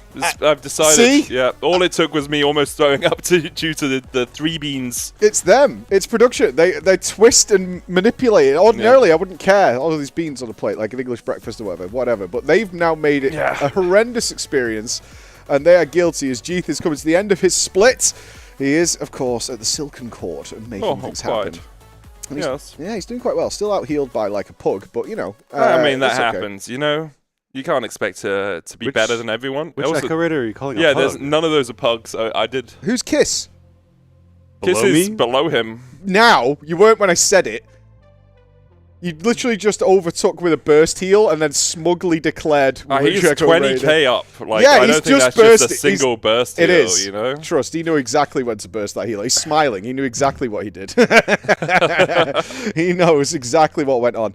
This whole fight, though, is very cool. Yep. I think this is the fight I'm looking forward to the most on Mythic by far. More than Ansarek, but that's because we don't really know what happens at Ansarek. Yeah, that's the issue, right? You can read the dungeon journal, but you can't really tell what's going to go on with the queen. Here, though, we will have those marks of paranoia and marks of rage, meaning that you're not going to see groups like this where everyone's kind of running in between each other. Instead, it's going to have to be much more orchestrated as to how things go down. I'm praying there is not some obnoxious weak aura that they've designed to deal with this, but I feel like there might be. Yeah. Because we saw that Echo did that with Anduin. They came up with this ridiculously over-the-top weak aura to deal with a phase 1 mechanic that just happened once, and you could YOLO it and send it. And they spent weeks and weeks creating this. You saw the code? It was like they had rewritten Apple to deal with it, and then Scribe said, "Oh, I looked over at like what Liquid was doing, and they had nothing and were just sending it, and it was fine. It was totally a waste of time. They trained all their players to be in these specific positions, doing all this kind of stuff, totally unnecessary. To see what's going on, and we know they've taken some stuff off private auras because they could foresee that once again." People were just resorting to macros to make the weak aura work, which is not fun. It was one of the most biggest complaints about Farak and the whole raid, in fact, was the private aura business. We're still going to use a weak aura, because it's just way more efficient to do it. So now you're just having us press a button. Yep. And we're now wiping because someone pressed the wrong button. Not fun. Yeah, what's the point, right? Yeah, what's the point? You just made it more of a hassle. Yeah. The weak aura is going to be around, and Blizzard has come up with more and more ways, which is why we've included the energy bar on the old kill view that we will have, where you can track all those things. We're not using it for every split, as you can imagine, because that would be really annoying. But on Mythic, we will have that functionality. Yeah, and obviously it's a lot easier when you have the 20 people in the raid that you expect to be in the raid to make sure that everyone's got the data tracking on, so it become a lot easier for us to track all of that. A new brush down to 30% though, alongside Takaj. Shouldn't be too much longer for Jeeth and his motley crew to complete this split.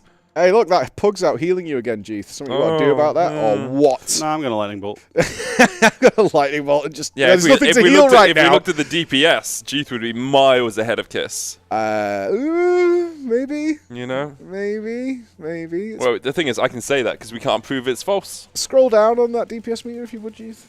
Here comes the bit of bursty healing that Jeeth was ready for.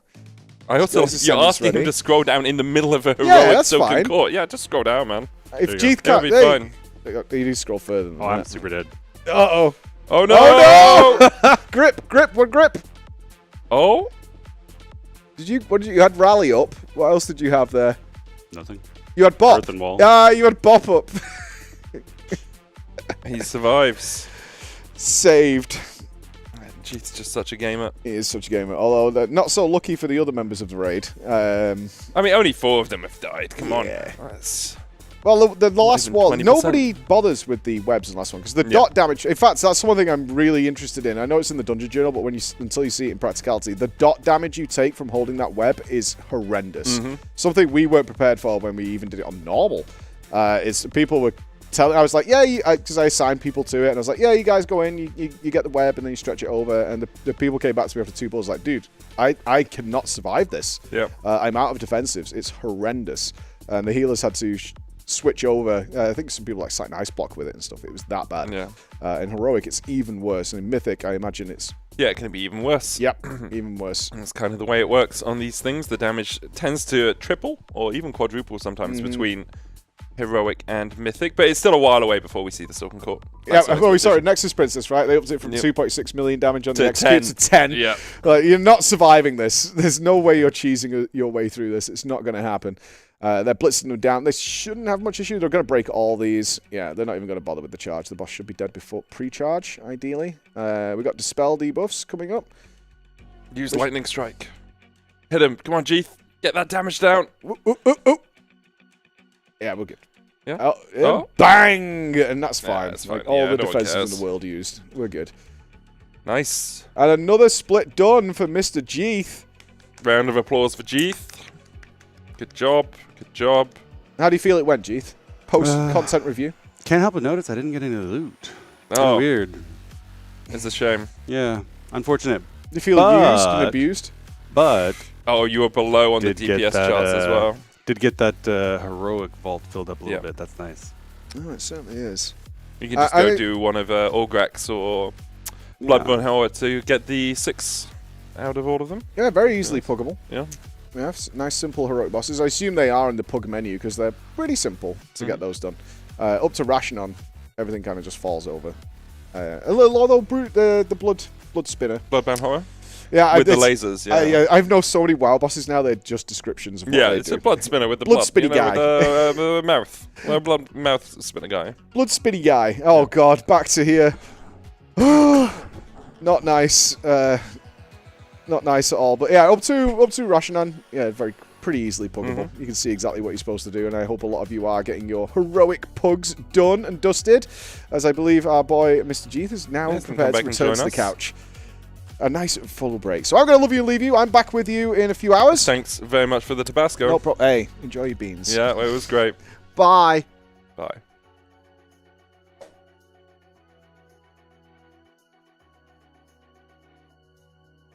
Hello. I don't know why I've been silent this whole time. I could have just talked. The whole time. Good to have you back. It's a mesmerizing sight of me making my way to the couch. Yeah. Truly a special moment. Much like when I was watching you down that Tabasco. Oh, God, man, don't remind me. I enjoyed that. My stomach's still doing flips. Oh, I'm sorry to hear that. Yeah. Well, maybe while it's doing some flips, we could take a look at the phenomenal Corsair K70 Max. We have a box behind us, and I think we have a short video to show chat to illustrate the virtues of this keyboard. I fell in the club.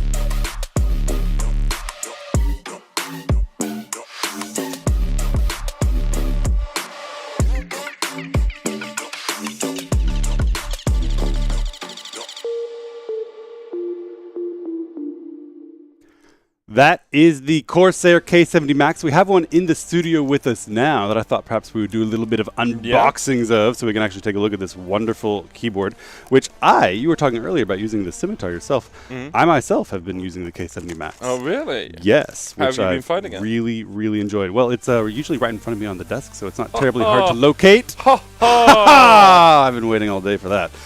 Mr. Puns. But the glorious thing about the K70 Max, is, in my opinion, is certainly the customizable actuation. I learned the first time I got it that it's actually unbelievably sensitive. So sensitive that even though I was unaware, I had apparently been resting my thumb on my old keyboard spacebar all the time.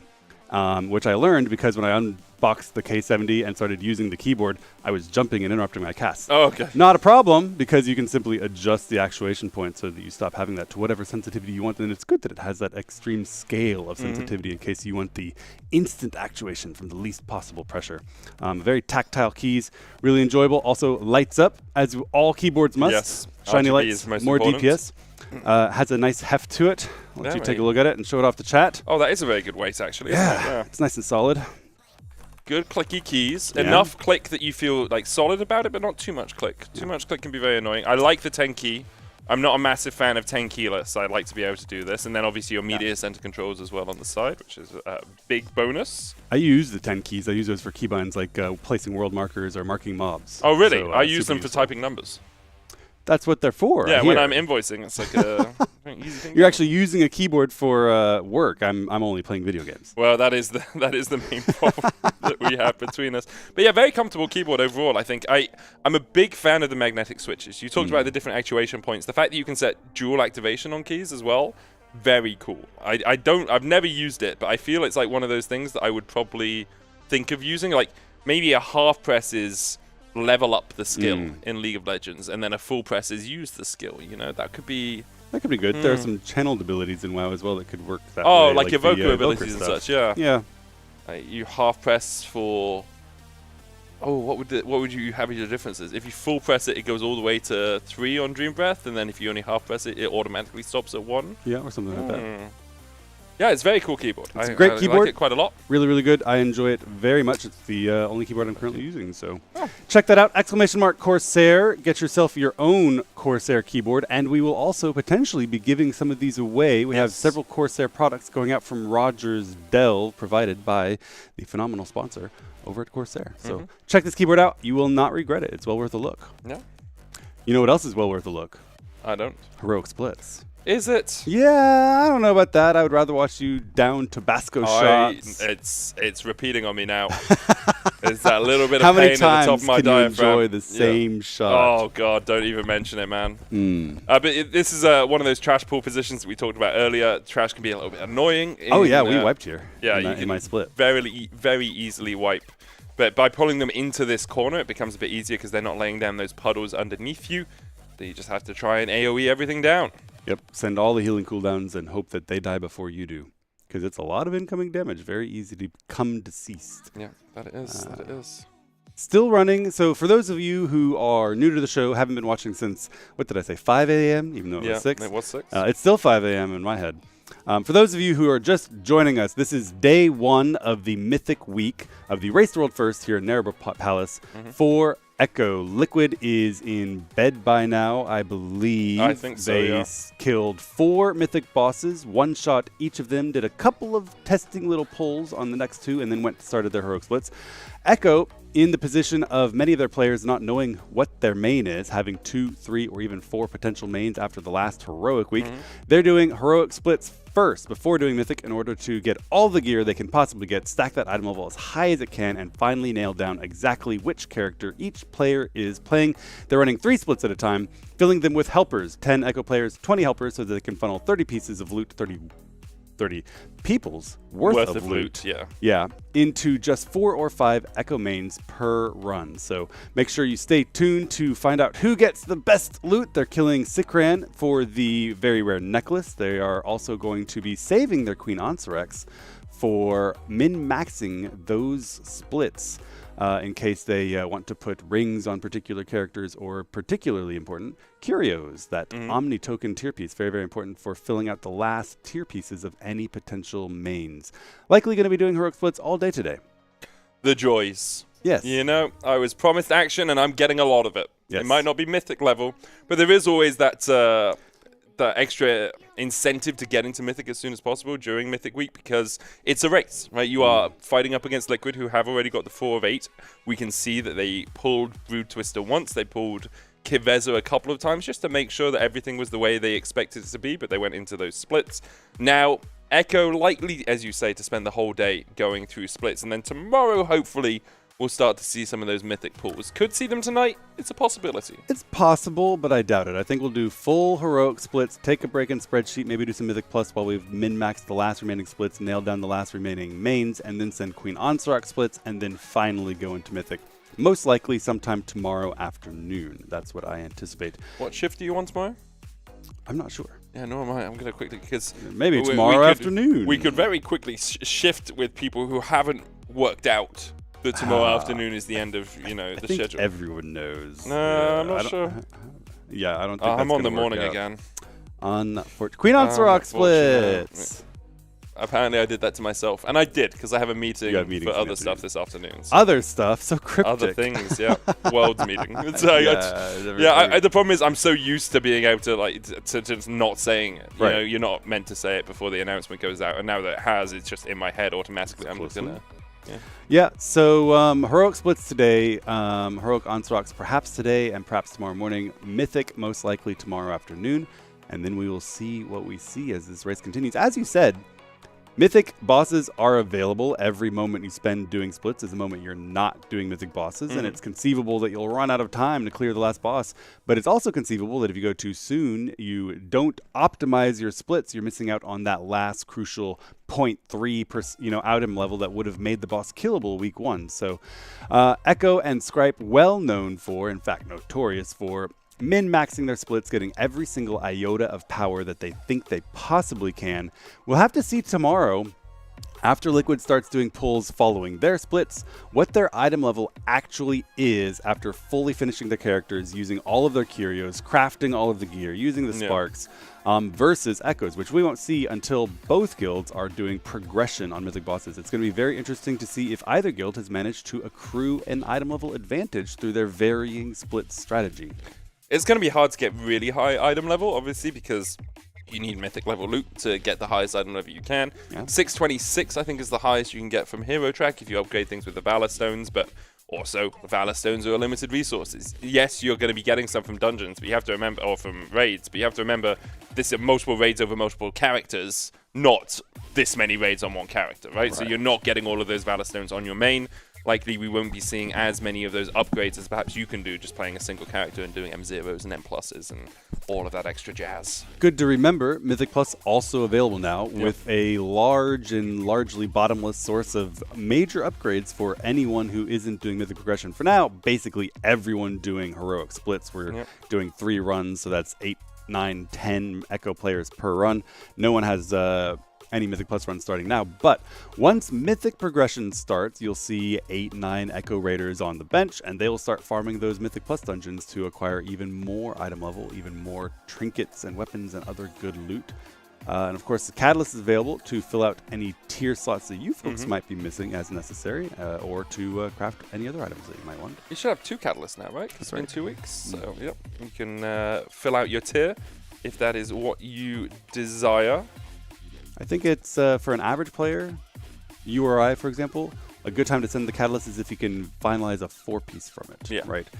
It would be really unfortunate to send a Catalyst on tier gloves that only gave you, 3-piece and then get tier gloves in your vault, for example, next week, right? You could wait, get those gloves, and then craft your 4-piece. So that's a good time to send it. Or if you're currently progressing and you don't have 2-piece, maybe you want to try to grab that. Especially if you're a Mythic Plus raider and aren't enjoying raid, Catalyst is a great way to get that tier regardless. Also, you can get tier from your Delve vault slots. That you can. Is worth filling out if you're not interested in doing the raid as an additional source of potential tier pieces. Yeah, I heard the Greater Vault was meant to be good, and both of my Greater Vaults were diabolically bad. Made me very sad. I didn't have tier in either of them. The Great Vault is good for those who are good. Good enough for who it's for, I guess. It is indeed. I did get tier. I got nice tier. Oh, really? Yeah. I didn't. I did get Abyss Cloak, I think, which is, it's a cloak, it's Biss. but it's Biss a cloak. good, it's not that exciting. No, it's not. No. And that was on my ult as well. On my main, I got a trinket that was just a bit of an upgrade, I think. You're playing the Evoker as a main and the Monk as an ult, correct? Exactly. But I have to play the Monk every time I play with you. Correct. I don't want to play Dev Evoker, so. Although Dev Evoker making an appearance in Liquid's raids. Yes. Unsure if that's because they consider Dev Evoker to be particularly good, or if they consider it particularly good on Ansark and they want to get it ready. If they think Augmentation isn't good, or if they just aren't interested in playing Augmentation on early one-shot bosses. Unsure as yet. The views on Augmentation Evokers are amorphous and difficult to ascertain because it's hard to tell how much damage they actually contribute to the raid if they're Augmentation. Devastation does mediocre damage right now, but has the potential to be particularly good on Queen Ansark. There's some potential there given the way that their kit works. Augmentation, while the issue there is we just don't know how much damage it does, right? There's some attempt to attribute the damage it contributes to its allies to the Augmentation Evoker in logs, but it's not super accurate. The most common method for finding out if Augmentation Evokers are good is to go on a test realm or a beta or a live realm now, go to a garrison or somewhere else where only your guild has access to some target dummies, and do a 5-minute DPS check with and without Evokers and compare the raid DPS. And of course, Echo has done that. And what did they work out? I wonder. Stay tuned. But of course, Liquid will have done it as well. I don't think it's a secret, right? But we're also not going to reveal it, right? Exactly. There's no point in giving information that is probably known by Liquid or by any other raid guild. But also, I don't know. So I can just make it up. Echo found out that 1 Org plus a Devastation is actually superior to 2 Orgs. It's odd. Something to do with the interactions. Echo found out that if you have 3 Fire Mages, you don't do much damage. Yeah, we did find that out, didn't we? That's true. That's true.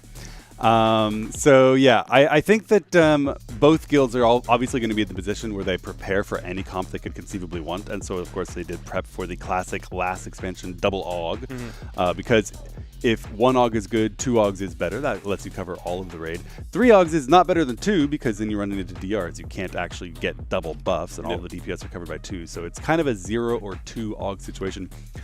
Echo in the position where one of their DPS evokers will likely be the 5th healer if they 5 heal fights, which seems likely, especially for easy fights. Why not take that extra safety margin and not have to worry about a healer dying or someone dying to lack of healing?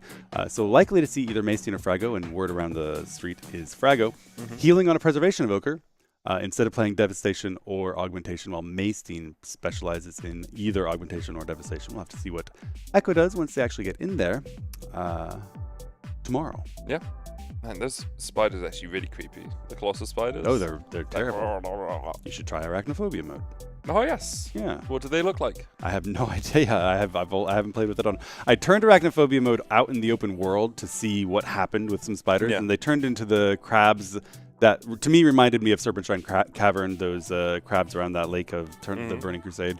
But the problem for me is crabs are basically as creepy as spiders. Yeah. Yeah. I can understand that. It's a very similar shape anyway, right? Yeah. So I think they are in fact arachnids. Crabs are arachnids? Are they? I don't think so. I think maybe they are. I could be making it up. Gonna have to. Let's head to Google. This is like I'm just not sure, but I don't think crabs are arachnids. The spiders of the sea. Yeah, you can call things that. Like you can call pigeons the rats of the air. That doesn't make them mammals. Doesn't it? Are crabs arachnids? Here we go. All right, science coming in. Oh, they are. Arachnids, score 1 for the lawyer over the doctor. Didn't you study biology? Yeah, I studied human. Yeah. Wait, but this says crabs belong to the subphylum Crustacean, which is marine arthropods. Does that make them arachnids? I don't know. You lost me at crustacean. So crustaceans and arachnids both belong to the phylum Arthropoda. So they're both arthropods. They're both arthropods, but yeah, crustaceans aren't arthropods. arachnids. Interesting. Unfortunately, we just watched Canix die, which is more interesting than Medic desperately trying to prove me wrong. I mean, I'm correct here. I think production is wrong. You think production's wrong? That's fair. I'm not that invested in it. I'm very invested now. I'm willing to be wrong. They made me eat beans earlier in Tabasco sauce. Yeah, that was diabolical. Yeah, it was really bad. Production claiming they made him do nothing, but the bet was for Tabasco sauce. Yeah, sneakily adding beans to I'm that pretty sure it's the beans that are burning in my diabolical. stomach right now. Well, okay. To be fair, you were complaining about the Tabasco sauce more than the beans. No, I'm pretty sure it's the beans that are causing the burn. 100% sure on that. I can understand a little bit of. I understand the choke you did right when you encounter a chunk in your shot. That was a surprise. Yeah, that's the bad surprise. Yeah. That was fun. Yeah. And gambling is fun. Yeah. In moderation. Do it at home. Yep. Without, risking money you can't afford to lose or risking taking shots you can't handle swallowing. Yeah.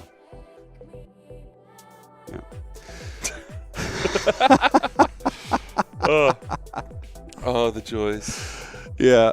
Currently 3 separate splits going. Yep. One team on the Brood Twister, one team on Rashan, and one team on. Is that a second Brood the Brood Twister? Yeah, it looks like double we have broods, 2 I think. Yeah, I think. Oh no, right. one team's going into Kaveza. Oh, you are correct. Kush's team. Only a couple of POVs from that. It looks like. Yep. Gingy, Nice Memes, and Kush, and Ryson. Yep. Ryson, a little bit of an enigma this tier. He the last raid tier he healed. He got world first on Jailer, and then Potter quit, and Potter had been the healing officer. Ryson was forced kind of into that healing officer role. Sat out Dragonflight, though desperately not wanting to play. Sat out Dragonflight in order to guide the raid through all of the healing cooldowns necessary to get world first 2 out of 3 Dragonflight raids. Excellent work for him. Yeah. They were able to pick Potter up. Coming into this tier, he's going to be doing the healing coordination. He's going to be doing the healer cooldown callouts, allowing Ryson to return to the raid. A little bit bamboozling us and flabbergasting everybody with a large number of mirrored druids and a relatively small number of mirrored priests, causing people to wonder if Resto Druid is going to make a play. I still think that is Guardian, right? Very unlikely. Yeah. It makes sense to have it available as a contingency plan because you need a Mark of the Wild and you want to use whatever the least bad Druid spec is for that. Sometimes that's a Boomkin doing really good damage. Sometimes that's a Feral doing really good damage. This tier, both Boomkin and Feral suffering a little bit on the damage meter. And the least bad option, in my opinion, is Guardian. If you hate the idea of playing a Guardian Druid, having a Resto Druid option makes sense. It does. It does. And they have that option available, but I will still be shocked beyond belief if Ryson plays a Druid rather than a Priest.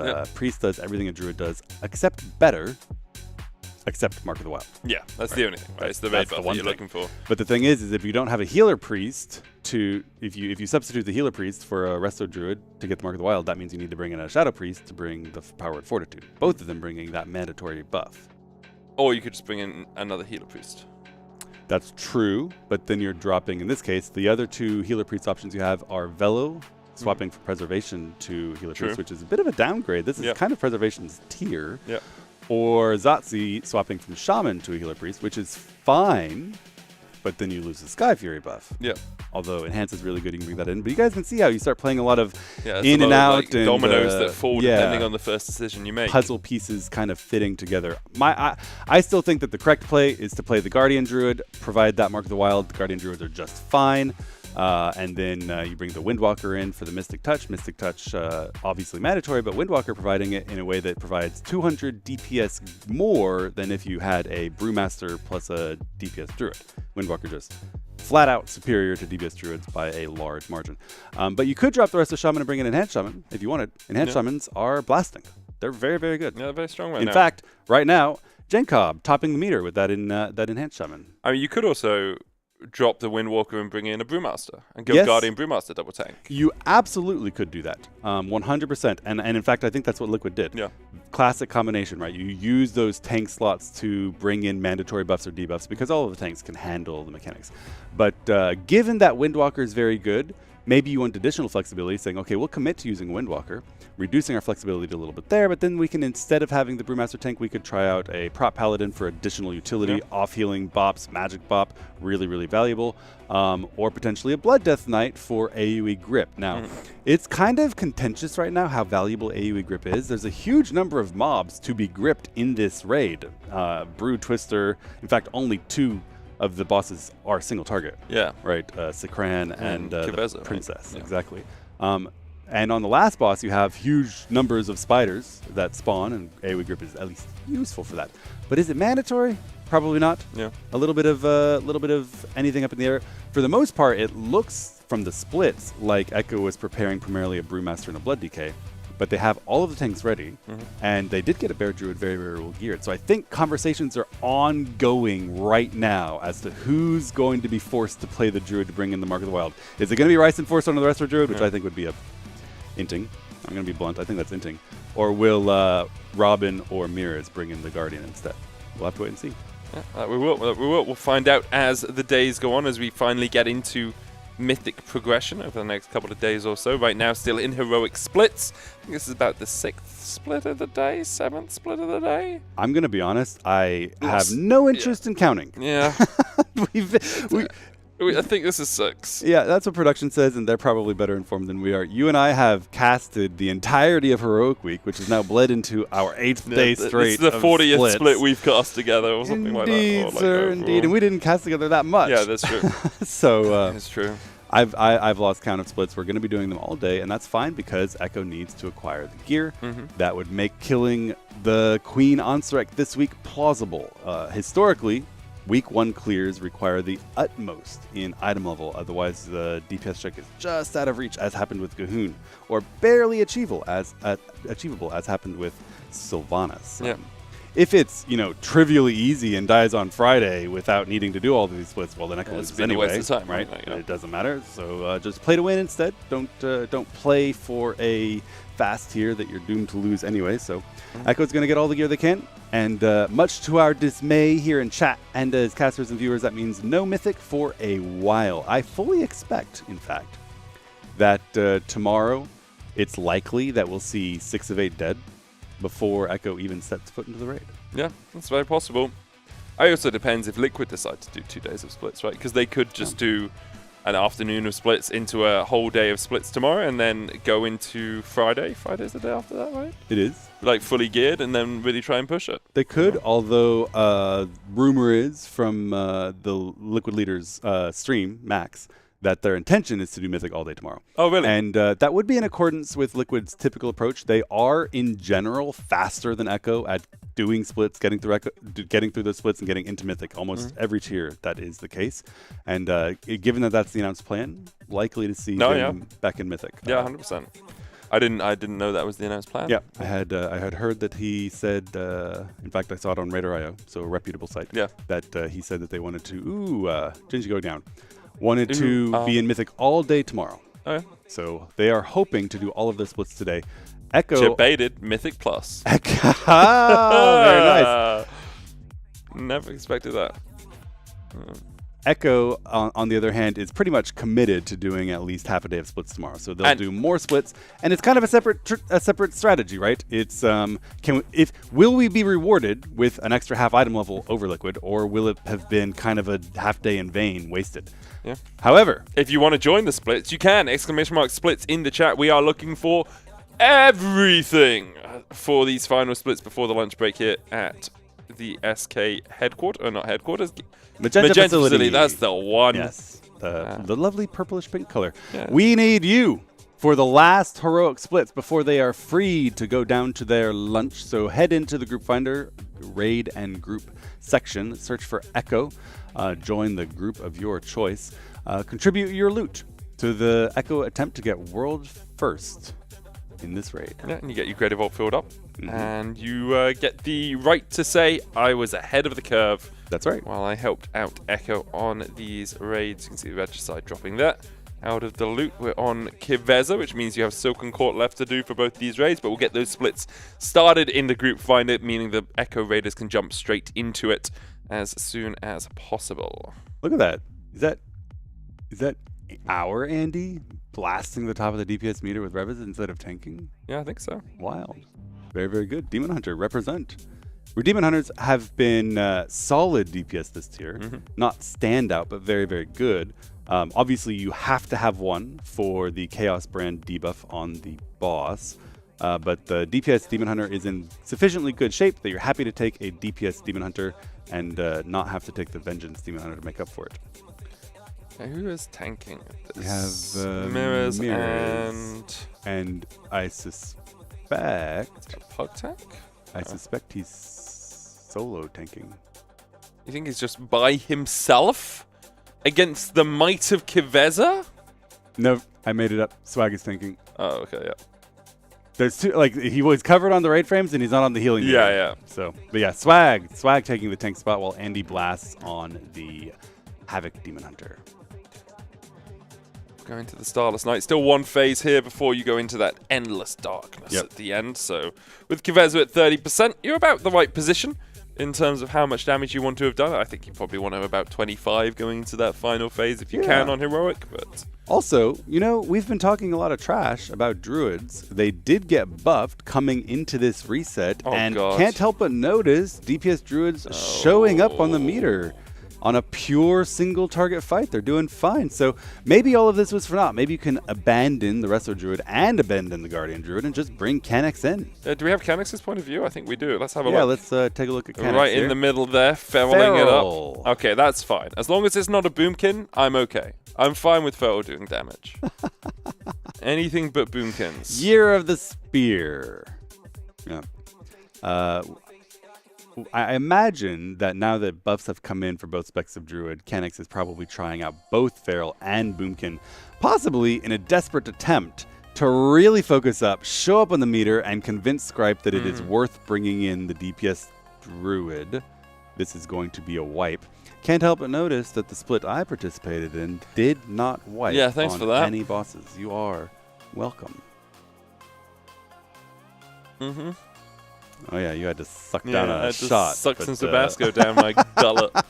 That's what happens when you bet against me sometimes. But I didn't want to bet against you. I wanted to bet for you both times, but we had to switch it. Otherwise, it's unfair, right? Because like tennis court switching. I knew you'd be really good. I knew you would never die. I almost did, though. Yeah, but you didn't. I didn't. True. And that's the one I wanted you to die on. Yeah, it's true. Darn you! Curse you. But yeah, Silken Court hit for Yes. Gingy and Co. What percent are we at? We're at like 80%. So you're going through the first intermission where Anubarash leaves, takes a break. Takaj jumps into the middle. Yeah. You have to deal with the webs and then with the debuffs later on. I really like that structure. I think it's almost Shakespearean, if you'll forgive me the conceit. I think that you have phase 1 as like an introduction to the fight, and then the spider jumps into the middle and empowers herself. And now you're dealing with that phase 2, and that's your introduction to her mechanics, just like phase 1 was an introduction to his. And then he jumps into the middle and empowers as you head into the final finale. That sounded dumb. The final finale, the conclusion of the fight with both of them empowered, dealing with their final little fight against each other, where they're doing the most damage to the raid and, you know, the most difficult mechanics, but also sabotaging each other so viciously. I think it's very, very well structured in a nice poetic kind of way for the fight. That's also enjoyable to play. And I think on Mythic, this fight has a huge amount of potential to be extraordinarily difficult, because not only are you dealing with all of the things that have caused several wipes on Heroic already, they're adding that wild Star Augur or almost Tindril-esque mechanic of every single raid member being marked with a color, either red or purple, or I think it is, the marks of rage and paranoia, being unable to come in contact with each other. I think that's going to be very difficult to solve. Yeah, I very much agree. I think that coordinated dance is going to be the key sticking point for this fight. And as much as, you know, Alex said he thinks they're just going to work out a way to position to make it a little bit less difficult for them, I'm not 100% sure. I feel like you're going to get to a point where it's a just play the game, and the players are going to have enough experience with the boss to be able to understand their positioning throughout the battle. It's possible that weak auras will make the fight a facsimile of itself, you know, maybe make it a little bit more simpler for them. But overall, I expect this boss to be a big wall. I agree. They do like to attempt to simulate and practice the difficult mechanics of Mythic progression prior to the bosses being available. Go into a garrison, use a weak aura to mark everyone with different colors or what have you, and then kind of, you know, role play through it in order to come up with proposed and potential movement strategies, positioning strategies that might make things easier. And that can be useful, but I think this is the kind of mechanic, especially as it overlaps with other mechanics that are going to compel certain movements, that is very difficult to simulate. And it's very much going to be a boss where you have to just get in reps, a la Tindril, in order to work up the muscle memory and practice and awareness and decision-making to correctly solve those mechanics. And I think it's going to be a great boss. I am Team Hopium for this being a relatively difficult, maybe day-long or even 2-day-long boss that presents a significant wall before you advance on to Queen Ansarek, which would be wonderful to see. It definitely would. It definitely would. We'll see if they can get through this one. It's looking pretty clean so far. Have lost one of their DPS, but down below 49% already. Have a battle res available. Not going to res a helper. Correct. We have good damage coming in from Jangclone, again on the Enhanced Shaman. Warrior showing up, Rogue showing up. I believe that is Perfecto's Rogue. Or actually, I don't think that. I think that's a Helper Rogue. What, the Dommy? The Dommy could be anything. Dommy Amp. Dommy Moose. Dommy Moose? Is that the plan? Yeah. That's it's Kush. Okay. Well, that's Kush. Okay. All right, then it's Dommy Mommy. Good job, Kush. Yeah, it's definitely Dommy Mommy then. Okay. So we have an Enhanced Shaman, a Rogue, and a Warrior kind of blasting at the top.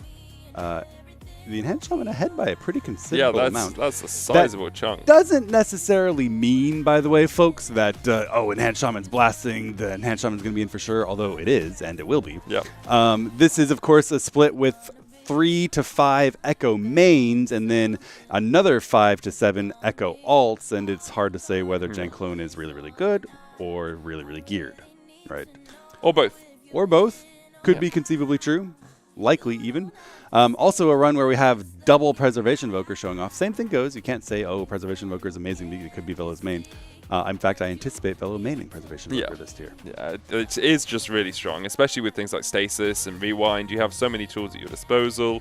The fact that you even have updraft if you want to get away from some of those poison circles or any sort of circles, you know, that are going to do damage as you walk over them becomes very... Oh, sorry, Zephyr is the name of the ability, not updraft, yeah. I think updraft is a jet ability from Valorant, so I don't know where that's come from, but it, you know, it does what it says. It does what it says. Ups you up. Whereas Zephyr, what's that mean? It's just a tornado. Zephyr is a little wind, isn't it? Yeah. Evoker, I think, is a very fun class with a lot of movement-related abilities and utility that make it fairly high skill curved in terms of positioning in a raid, where positioning is kind of a low-key, under-regarded component of skill in raiding. Yeah. And you can see some excellent gameplay coming out from a really, really good Evoker as they use all of their various movement tools to maintain uptime and evade mechanics and even save their friends with rescues. So very, very good. And currently Preservation Evokers are arguably the strongest, or certainly one of the strongest healers in raids in terms of pure, raw HPS and utility. So I think it's very likely you're going to see at least one Preservation Evoker in the form of Velo, and sometimes two if we have an Augmentation Evoker, or DPS Evoker, I should say. They might play Devastation. Flex to that 5th healing spot. So we've seen Maystine and Frago practicing their healing for 8 days now in every single split, doing a really, really good job. Both Frago and Maystine enjoying that Engulf build that does really good bursty AoE healing with the introduction of hero talents. Yeah, having watched how much they've done it, I'm tempted to switch over to Engulf myself, because Chrono Warding is really nice, but it is a little bit slower. It's much more about like manipulating time and getting the dots out and, you know, using your echo effectively. Whereas Engulf, obviously, you still need to use all of your abilities effectively. But I really like the idea of that instant spot healing, especially when there are so many mechanics in this where spot healing can be really helpful, right? Speaking of spot healing, we did have Velo go down, which is not good. That's one of your 2 main echo player healers in this run. We still have Mason and Ryson. So not necessarily the end of the world, and the res coming up, so I expect we're going to pick Velo up. Going into the last phase, you want all of your healers up, because they don't deal with the mechanic at all in the last phase. The boss is going to charge, you're supposed to use a couple of lines to stop him, and they simply ignore that and cool down through the 3 damage events that happen as he does an unmitigated, unstopped charge. So they do in fact bring Velo up, which is going to make that much, much safer, because the boss in 10 seconds is going to burrow, which does a lot of damage, and then charge unstopped, which requires large mitigation and raid cooldowns in order to mitigate. So you can keep an eye on the cooldowns at the top of the screen. Several of them rolling now to keep everyone up. They're calling those out and rolling them through. Here's the charge. Here it comes. Personals everybody, top everybody, and no one goes fine. down. Yeah, easy clear. Yep. Easy for Echo, as they say. 2% on the boss, but this will be Gingy's group completing their final split, maybe before lunch. They've got half an hour, maybe they can sneak one more in. They might sneak one more in, yeah, and those groups are being made right now, so check out the group finder. However, given that we have just watched one final Queen Court kill, and we're heading into lunch break, that is going to do it for our first shift of the day. Medic and I stepping aside, he to work on Worlds, and I to take a nap, because I'm coming back again later tonight. I'm going to have a nap first as well. Shall we nap together? No, because I worry that, like, my stomach, you know, what if I just meant at the same time. Oh, at the same time, I don't know why you're taking this weirdly. Well, don't go anywhere. We will be right back with some more casters. Enjoy the rest of the broadcast, everybody.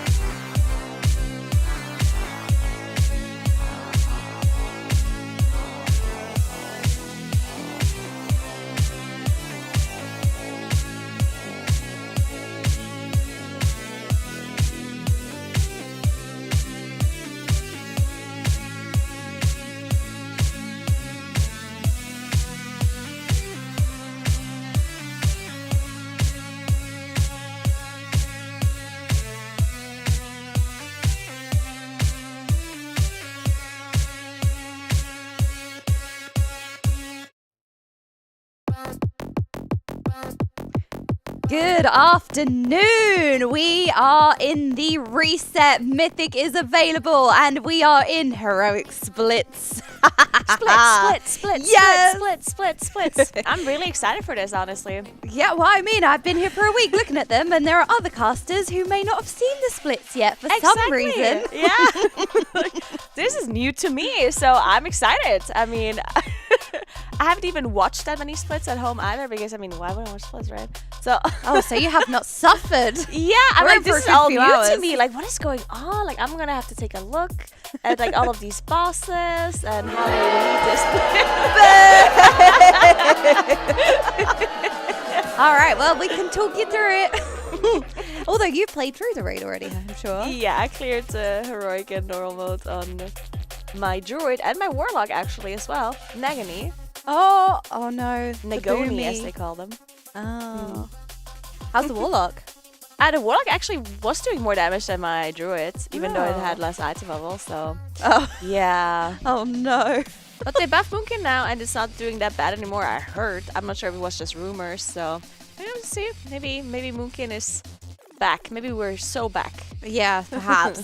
Well, if you are only just tuning in for the afternoon and wondering, hang on a minute, 4 out of 8 bosses have died on Mythic. Mythic is open. What are you doing, Echo?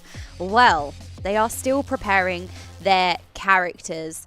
It's not necessarily a one-to-one, right? If there was 10 bosses in the raid, each boss is not 10% of the raid. It largely comes down to the end couple of bosses, let's say. The final boss, that's usually around 80% of the raid, with the previous bosses maybe taking up barely 10%. So it's not unusual for the first few bosses or first half of the raid to be cleared quite quickly, as we've seen. Liquid went in yesterday, before or after splits, I'm not quite sure of the timeline, and they took the first 4 down. We also see Pop-Tart Corn Dog on there, 3 out of 8, which is Dratnos' guild, so it's always fun to see them on the leaderboard, making everyone want a Pop-Tart and a corn dog, which you can't actually get over here, really. Quite rare. Yeah. I love their name. It's amazing. Yeah. I have their they actually have a really cool logo, and I have a sticker that they gave to me at BlizzCon, and it's on my like memory wall at my home. Cute. It's very cute. I love it a lot. But yeah, I mean, as you said, obviously going into Mythic straight away, not necessarily something that they have to do or want to do. It just makes a lot more sense to get their splits out of the way as early as possible, because they're going to be doing them anyway at some point, because they will need the gear for Ansurek at least. Maybe even on previous bosses as well. There could be a wall earlier. We've talked about this a little bit yesterday as well. And it looks like maybe Liquid has that information already, as of course they are 4 out of 8, and had the opportunity to go and pull and check out the HP of the 2 next bosses, which would be Brewkeeper or Princess. So they'll see, they'll see some numbers on the HP, so how much damage you need to do to kill the bosses, in case it was unknown to them before. And then they also get to see the HP of the ads that are spawning on Brewkeeper as well, right? And then they'll know, okay, which boss is the wall and what do we need to gear, because they're very different bosses in what kind of damage you need and what kind of probably lineup you're running. So if Broodkeeper is the wall, then they do want to maybe focus on some different lineup compared to Princess, because of course Princess is a single target boss. That's really interesting. There's actually so many different types of bosses in here, all requiring different damage profiles, right? You have ads, you've got priority to target ads as well, so it's not necessarily just AoE cleave. There is some AoE cleave, but you're gonna have to take down those spider ads pretty quickly, because they will start shredding the tank, for example. But you also have vulnerable damage windows on Silken Court, so you're gonna need some burst damage profiles for those moments, which are on a little bit of awkward timings. We'll have to wait and see when we get into Mythic, because sometimes the run of the fight, sometimes the timings can be slightly different going from the various difficulties. But you are right, there's lots of different damage profiles, and Broodkeeper and Kaiveza are extremely different fights. One essentially being kind of almost a, well, it's not really patchwork. There's a lot of movement, as you can see in this, split right here. There's a lot going on in this phase 2. But yeah, Brood Twister having priority targets, AoE, and a little bit of everything. And also, depending on tuning, the boss damage might be really high, the requirement, just because of the boss health. So it'd be interesting to see which one. I don't know which one they went to first, because they got one pull in on either Kaiveza or Brood Twister, because you can choose. Oh, it's Brood Twister, right? Oh. You keep saying Root Keeper, Root Twister. I've been just using both. Yeah, honestly, I think people know what we're talking about. We also it's kind of similar to Root Keeper anyway, right? Like, yeah, exactly. We've had Queen's Court for Silken Court True, thrown in, yes. so we're just confusing everyone. I feel like they do this on purpose as well, because the Brute Keeper is very similar to Brute Twister, like the boss fight itself is similar as well. And Queen's Court is also similar to Silken Court, right? So they're doing this on purpose to confuse the casters. I see what you're doing. I'm on to you. We are paying attention. Yeah, because you got Breaking Eggs, which was a large part of the Brood Keeper fight in Vault of the Incarnates. And then you have Queen's Court was the 2 separate bosses as well. And the dot class is doing really well on that fight. And I also wonder if that's going to be the case with Silken Court, because it's not just single target, because the bosses aren't always separated, but it's not also cleave the whole time either, because the bosses do jump around as well. So it's kind of a mixture. So I'm wondering, like, are those dot classes going to be quite good on that fight? I wonder, like, I do think that the power of dot classes has been nerfed heavily. Like, most classes that are dot classes, their dots are not like their main damage anymore, at least for most of them, right? Because of that reason, because they had to kind of stop making these council fights, because there were some classes who were just like infinitely better than other classes, right? So instead of stopping making those bosses, they just said, you know what, we should probably just nerf the amount of damage these dot classes can do on spread out cleave to even it out a little bit, to not have them to be so powerful in those scenarios. But I mean, they're still, dot classes are going to be just still better, but just maybe not by such a big margin compared to how it was before. Affliction Warlock, for example, I think is going to be super strong on that fight. Affliction already a really good spec for Warlock, of course, the best Warlock spec right now. A lot of people are playing mostly Affliction on all of the bosses. And then Affliction on 2 targets, of course, being very strong too. I personally don't think that Moonkin is necessarily going to be very strong on that fight, even though, of course, Moonkin does have dots. The dots are not really the major damage point that a Moonkin does, so I don't necessarily think that Moonkin is going to be super strong there. And other than that, Shadow Priest also not doing that hot right now, so maybe they're not going to be super crazy on that fight either. Yeah, it's interesting just seeing, well, thinking about, hey, these are the damage profiles required for the various fights. What are we going to see in? I can't remember what your predictions were yesterday. Did you think that Brood Twister was going to be a bit tougher than Kaiveza, or Kaiveza tougher than Brood Twister? I said Kaiveza, even though I do logically understand why the likelihood of Brood Twister being more difficult is higher. But I just don't want that to be true. You know, like, I want Kaiveza to be harder, because it's, in my opinion, just like a more like interesting boss. It's nice to watch, the mechanics are really cool, and I just like playing that boss too, right? And Brood Twister, in my mind, is just like, ugh, you know, it's like annoying. There's eggs spawning everywhere. There's these eggs, and you have to break them, and it's like, oh. But I do think the chaos on that fight has a bigger potential to be a wall compared to Kaiveza, in my opinion, unfortunately. Yeah, what do you think? I hope that it's not a case of there's kind of just, it gets mapped out, right? There's going to be one way that's the most optimal way, and that's it. That's just what you're going to see everybody doing. I hope if there is any progression on that fight, I think it's going to be juggling the damage depending on how it's tuned, because you don't want to take too many resources off of the boss, because the ads need to die. So if you need to allocate more cooldowns on the ads, but also the boss needs to die because the boss HP is really, really high. So if they have to really think about, right, we need to really optimize everybody's cooldowns here. What are we popping in what place? Where are we allocating damage?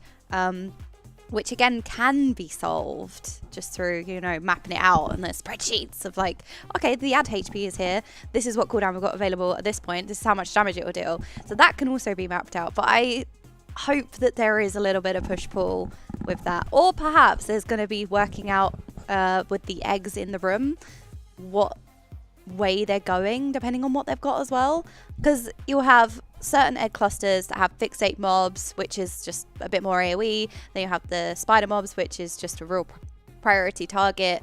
So maybe it won't just be one route fits all. Maybe there will be some figuring out. So that's just me. I'm just talking it through. There's just like so many dimensions. I hope it's difficult. So I tested Brood Twister on beta when it was testable on Mythic. And the one thing that I thought was weird, because you can't choose which side you start on, because you of course have the 3 different sides, right? But once you decide on a side, you have to like break the eggs in a very like it's a set order. Like you're not allowed to say, okay, we're gonna break this worm and this spider here. Like you actually have to break them in a certain order, because the blood comes out of the canister and it fills the room, right? And if you don't break the ones that are closer to the blood, then they will be they get touched by the blood and they obviously like enrage and you wipe. So you need to break them in that certain order, and that to me was a bit. I'm not sure if they changed it by now, because that's possible, right? Sometimes they change stuff after the testing. But I felt like, wow, like I wish they would have given you some sort of freedom in what you do to give the guilds an opportunity to change up their strategy and be give them a little bit of a variety. Because if you actually tell the guilds to do, okay, you have to break this, you have to break this, you have to break this, then I feel like it gets a bit more boring, right? But you still have the choice on which canister you go to first, which is of course still going to change the fight by quite a lot. Yeah, because on Mythic, those ads, so each part of the room will have more of a certain type of ad. So if you break the canister in that room, it will empower that type of ad for the rest of the fight. So you can empower the tanky spider mobs first, or the fixate maggots, or the casting worms.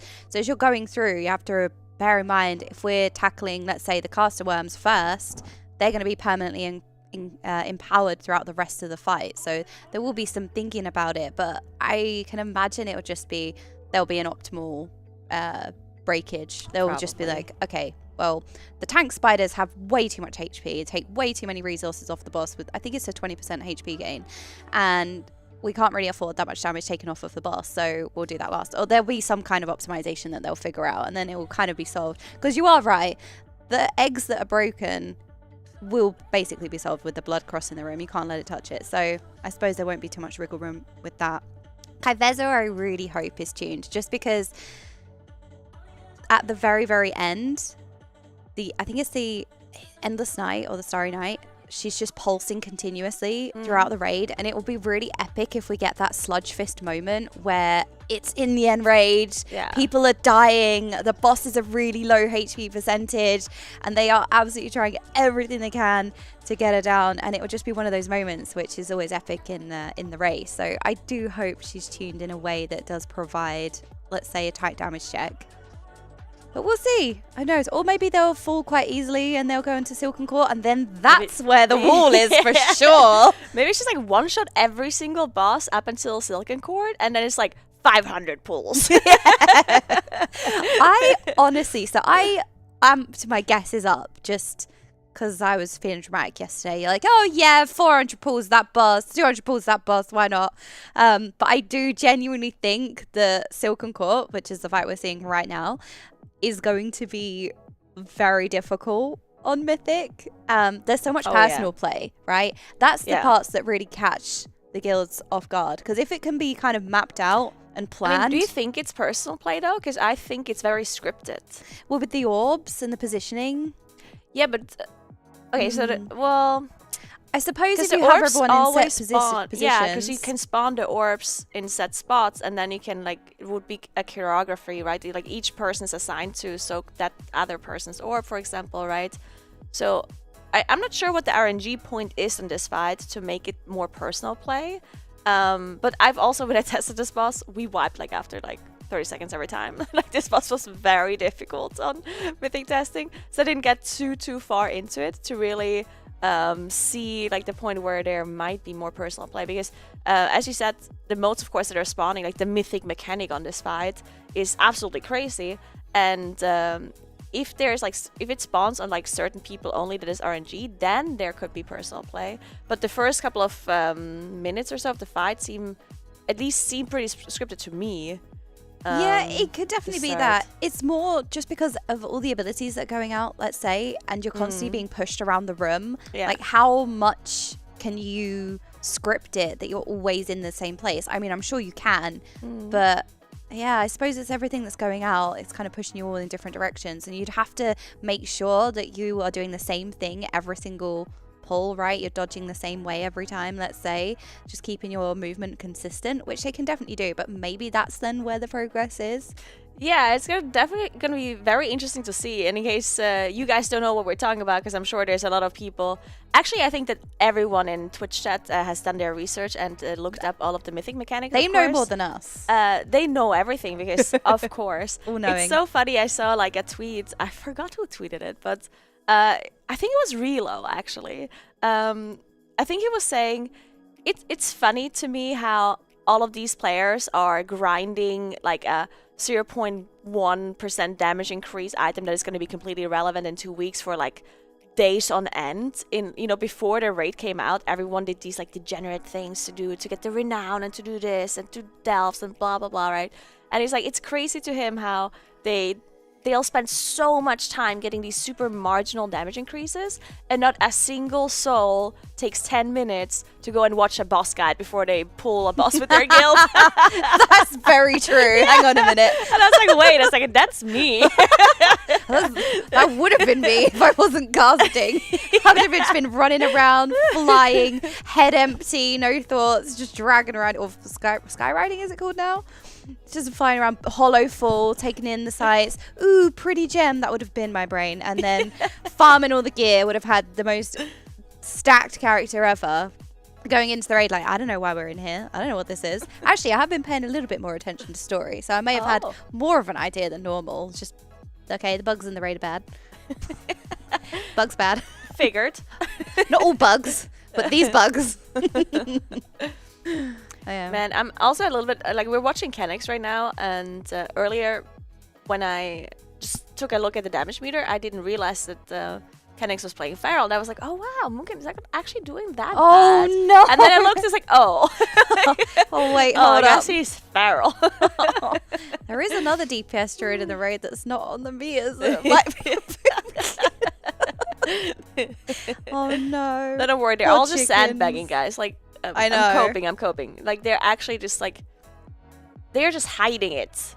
Kenix knows that Munkin is just too OP and it will get nerfed if he's playing it, so he's just playing Feral instead. Do not give the numbers to Blizzard, you know? That is the Boomkin play. Like, oh, we're so bad. Hey, no, that's a Warlock play, okay? To be fair, it is way more Warlocks. We were talking about this in Heroic Week. I was like, yeah, Boomkins do this every time. They pretend they're really, really bad, hope they go unnoticed, and they get buffed. But I was like, hang on a minute. I think Warlocks are way more guilty for that behavior than Boomkin. I guess, I mean, we said we're bad, but we are bad. Like, we're allowed to say that. Boomkins are always complaining. Warlocks are just hiding. They're playing like the ultimate hide and seek game. Like, oh no, I think we're bad. I'm sick. Like, oh no. So I feel like Warlocks is also just like fly under the radar a lot. Yeah.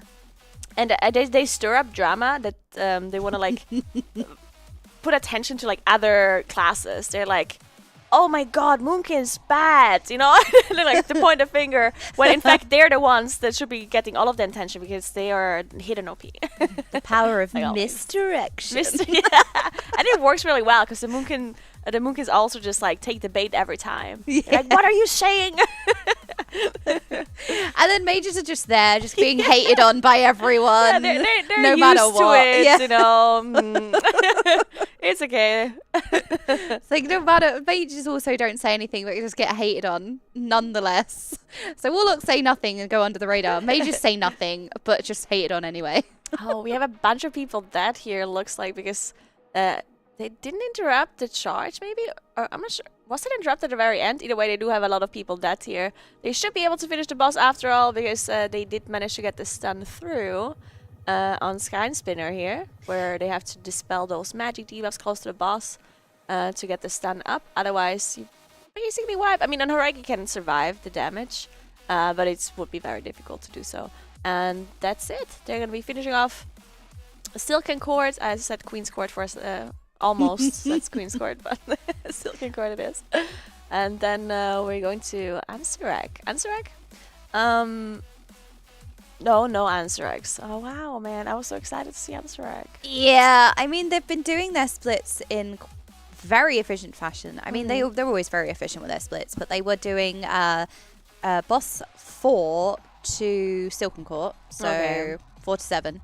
And then they were going back doing bosses 1 to 3, and then they were then spamming Queen Ansarek, which was a really nice way of doing it because they were seeing what dropped from the later bosses the important items, for example, the trinket that drops from Silken Court, I think web spinner trinket. It is really, really good for casters, just to see which characters were getting what loot and what's dropping in the various runs. And then they were going back and filling out the gear for the characters that then looted so let's say trinket or whatever items they're chasing. There's also a really strong neck that drops from Sikran as well. Yeah, it gives the healers mana when they heal someone with the trinket or with the necklace, and then if it's a DPS wearer with the necklace, they'll gain versatility. Yeah, I saw that neck drop. Yeah, there's actually quite a few jewelry items that have an extra effect, which I think is really nice because usually they're just stat sticks. You don't really think about them. I completely disagree. Oh, tell me. I like it. It's funny because a lot of people have told me that they like these effects. So it's interesting. Here's my point of view is I just really hate having these random effects on items because I really like playing the game, but I don't necessarily enjoy like the figuring out the best gear to wear and like doing all of these sim craft things and like doing all of the theory crafting behind it. Like it's fun sometimes, but I don't want to spend an insane amount of time doing so. So I actually would rather have all of my items be a stat stick. Like even trinkets I'm not a big fan of. I wish they would be just Arcano crystals. I mean, that was really strong. That was the most absurd trinket from Legion. The people were still chasing that trinket like the next expansion because it was so good. It was amazing. And then wasn't it came back in Time Walking and people were still going after the Arcano crystal in Time Walking because it was so good. That was crazy. See, although because they do have the, let's say, passive effects, does that not lock in your gear more? Like, you know at least that you're going to have that ring. Yeah. Whereas when you're theory crafting and simming, it always depends on what stats. Well, at least this works for Mage. I can't speak for any other class because I play the best one, so why would I need to know? But at least for us, our stat weights can change depending on what item I have. I'll change one item in one slot and it will completely redistribute my stat weights. I mean, nobody checks stat weights anymore anyway, but a different neck piece could be better because I've equipped these legs that now have more crit on it. So what neck piece is going to be better out of the ones I've got might be different. So if you have like set pieces, you're not necessarily running as many sims and changing gear all the time until you get to that point we are getting the best items, right? Yeah, it's just like the set pieces are not actually like the ones with an effect on it are not necessarily like always your best, right? Because the one thing that I also think happens with these items that have effects on them, it like invalidates the item level of it. Because like if there's a neck piece that has 2 stats on it and is item level 610 and the other neck is also 610 has the same amount of stats on it plus an effect, then to me that's not 610 anymore, right? Like that extra effect has value too, which should increase its item level technically, because the item level should be showing the power of the item, right? Yeah. And I feel like it doesn't do that anymore as soon as you have these effects. And it's same with embellishments as well. Like if you have embellished crafted items, of course an embellished crafted item is more valuable than a non-embellished crafted item. So the item level on it, again, is kind of like useless. It doesn't tell you anything, right? Because I like to open up my my gear and be like, oh, I'm 605 item level, 604 like Kush was on his rogue here. And that tells me how good this character is, but it doesn't. If you have a 604 character, or 2 of them, one is like full stat, full embellished, full best in slot trinkets or whatever, and the other character has no stat, no embellishments, nothing, then the damage that they'll do is going to be vastly different, right? That's a really good point. That's something that I personally, I'm not the biggest fan of when we like stray away from item level mattering too much, right? I understand it gets super boring if everything is just a stat stick, right? But I feel like sometimes we're going a bit too far with our effects that we have on items. Yeah, it's almost like how Borrowed Power got to that point as well, right? Yeah. Where we had like, what was it, the Heart of Azeroth in BFA, and then we had Essences. I'm just going to give everybody major despair here, so bear with. Yep, we had the Essences, and then we had Corruption. We just had so many different things. That was a fun time. It was kind of one of those things where I agree with you, but that was at the end of BFA. It was just kind of the gloves are off, just have fun, we'll go next soon. It's not really a sustainable thing to have, but I see what you're saying.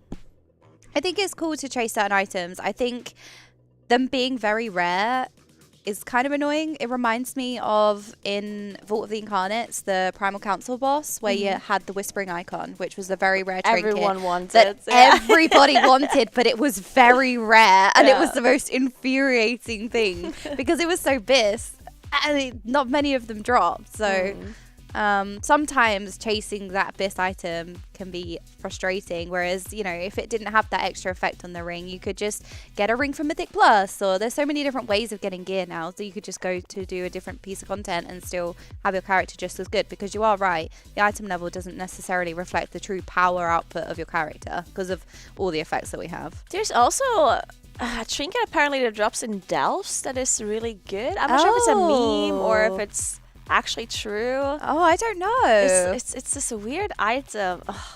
I'm sure someone in chat knows. But some people have been getting it from their map, so it's on hero track or from their vault. And apparently it's good. I don't know. I'm gonna have to do some more investigating here, or maybe see if Jeeth has heard something about that. Yeah, excellent split, lads. Time for some delves. Oh, do you think we're going to see much Mythic Plus today? If any. I think so. Yeah? Well, depending on if they... Like, I think we're going to see Mythic Plus after splits. Just depends on if they're going to be finishing all their splits today or not. If they are, then we'll probably see some M Plus still at the end of the day. Of course, they're still going to be doing those 4 Mythic bosses too at some point, right? But I think Mythic Plus is going to be important for them for trinkets. I think there's going to be certain trinkets that really are going to be a super big damage increase for them. So farming those trinkets is going to be pretty important. But they'll have to know which characters they're playing first, because it will be a big waste of time to do Mythic Plus on like multiple different characters, right? To try and get their trinkets on multiple different ones. So it has to be like a locked-in character for sure. Yes, that'll probably be one of the last things they do. I feel like when I was watching this morning, I was watching Medic do a shot of Tabasco. The shenanigans on the couch. I think Preach was drinking beans out of a wine glass, as you do. Nice breakfast. I was seeing people asking in the chat, like, oh, Mythic's open. Why are they not going in? Are they not worried or anything like that? But they do need to make sure that their characters are as geared as they possibly can. They want to make sure they are getting every single available gain, no matter how small. So they're going to be farming as much gear as possible before going into Mythic. So that's what we're doing. We're finishing off the splits. The reset came in. Everybody's reset and lockout reset. Therefore, we can go in and we can loot the bosses again, because you can only loot them once per week. So we're going to be finishing off the gear for quite a while. And it's not going to necessarily impact them either, because this gear is really going to come into fruition later on in the raid, right? When we get to those harder bosses, when we get to those damage checks, that's when the time that they put in now to prepare their characters is really going to shine. Yeah, definitely will. We do see, of course, Kivesa here being fought by one of the splits, Koshan, his Demon Hunter. And this boss, I don't know, I like this boss. Yeah, do you think this... So... Sikran, sorry. I keep mixing up Princess and Sikran just because they look very similar. No, just because they're both single-target bosses, and I like single-target bosses. But yeah, Sikran, of course. And the mechanics are a little bit similar as well, with kind of the ads positioning a little bit. Do you think this is an example of a boss that you kind of wish was placed a little bit later in the raid because the mechanics or the fight style's cool, and if it was tuned for a later boss, it might be a really interesting encounter? I mean... Or is it just because it's a single target boss and you can AFK and DPS? Because yeah, I mean, I like that as well. I think I generally like bosses that are a little bit more simpler in the mechanics. Like, I don't... if I have to open up a dungeon journal and I'm like just like opening... like different kinds of tabs, and then I already see, oh my god, there's like 50 million different mechanics, and I'm like, oh. It doesn't mean that those bosses can't be interesting. They're just a little bit overwhelming initially to understand. So sometimes I like these like more simple bosses like Sikran, where even if you don't read the dungeon journal, if you play this boss fight, you'll understand it pretty fast. Oh, wow. My goodness. Apparently we've had some huge donations. We are raising money for Games for Love, an absolutely wonderful charity providing distraction therapy to children in hospitals. And they also have some amazing sponsorship and... We sorry, reached a I'm Jeeth makeup scared to- makeover. That's amazing. I'm scared to press Who's allowed refresh to again. do that? Who's doing the makeup? We could do it. Do you think? Okay, so we had a few suggestions. Do you think Jeeth should be like Kiss? You know, like the star. Yeah. We've got emo suggestion as well, like full like emo. I like it. Goth. I said Zalajeeth. I've got purple. I've got purple eyeshadow that's sparkly.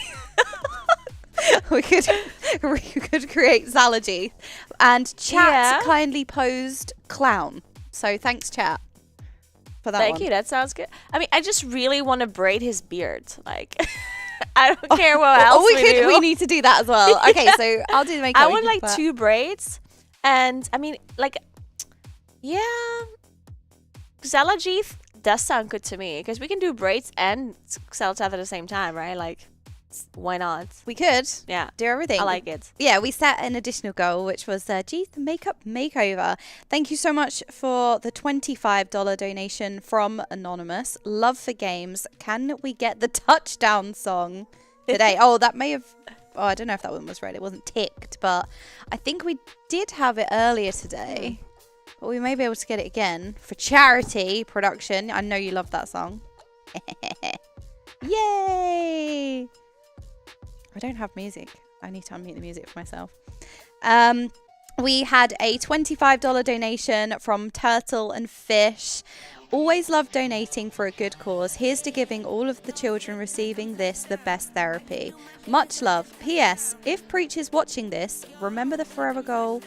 10k for Office Rat. I think, did we read I remember listening to this one. These are not ticked. Can't believe they're not taking the... Well, thank you again, Turtle and Fish. I think I remember that one. Well, again, Office Rat. There you go. There's only one more, so just in case this one hasn't been read, there was another $10 donation from Anonymous. Thank you very much. Shot of hot sauce for the loser. I think we did that. Poor Medic came running out. All right, and then we had an absolutely huge donation for $700 from Ninja Jack. Thank you so much for your generosity. I think I read on the website that $1 helps one child. So that is absolutely incredible. Thank you so much for your generosity. Such a beautiful cause. Let's go. Hashtag for the kids. Thank you very much. Thank you so much. That's amazing. Wow. Yeah, $700 donation. Yeah. Oh my goodness. That's incredible. Thank you so much. That is so generous of you. And generous to us as well, because we're going to be able to give Jeeth a makeover. And honestly, what else could you ask for? Yeah, exactly. So what should we... So definitely braiding the beard. Braiding.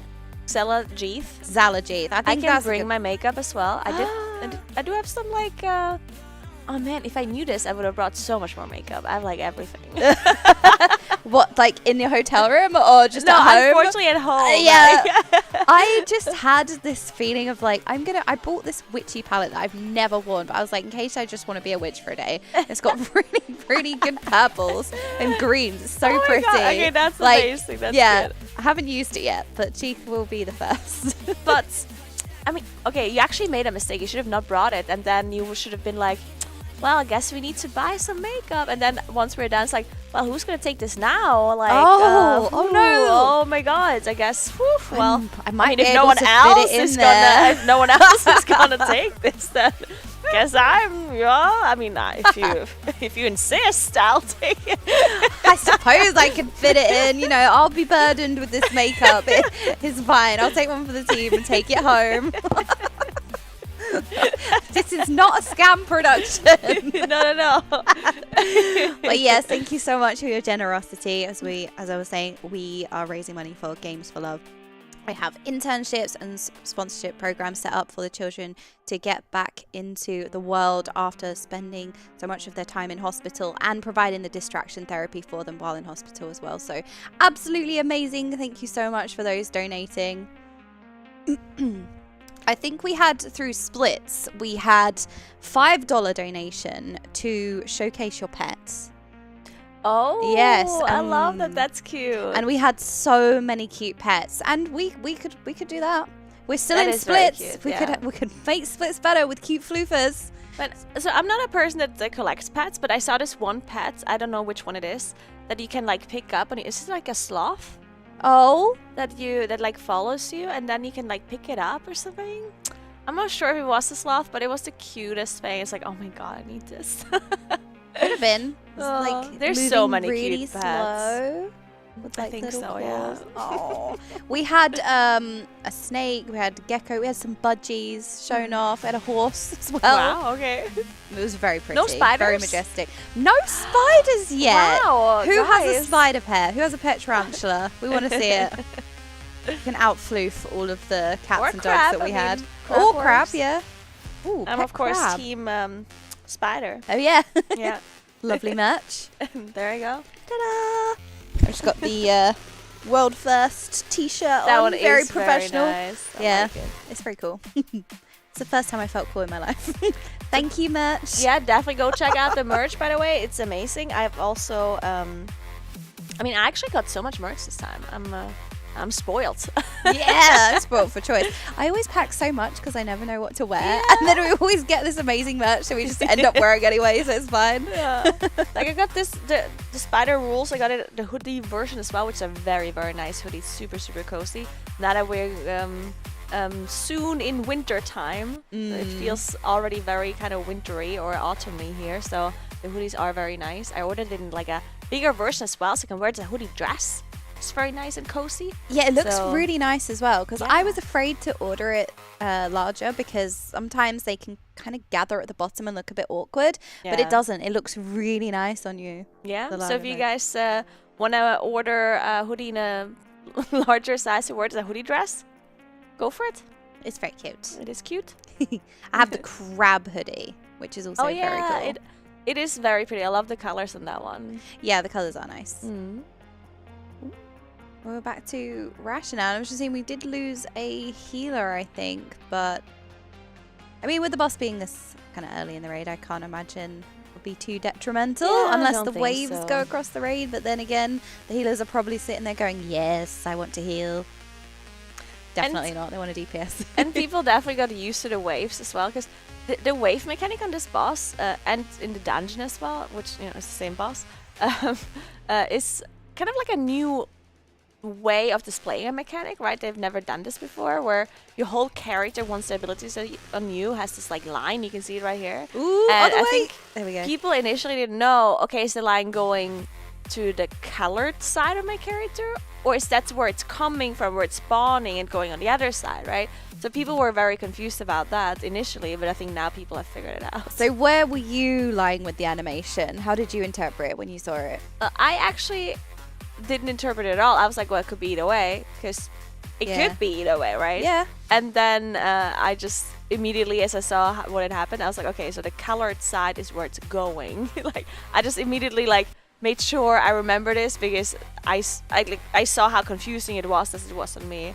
What was your thought? So I interpreted it going the way that it does go, but Okay, mhm. Jeeth interpreted it the other way. Yeah, which So would also make sense, right? it's very common, yeah. Especially when you've seen them going through the splits and the various people get it. You can see the way that people kind of see that mechanic going across the room being different per Yeah. person.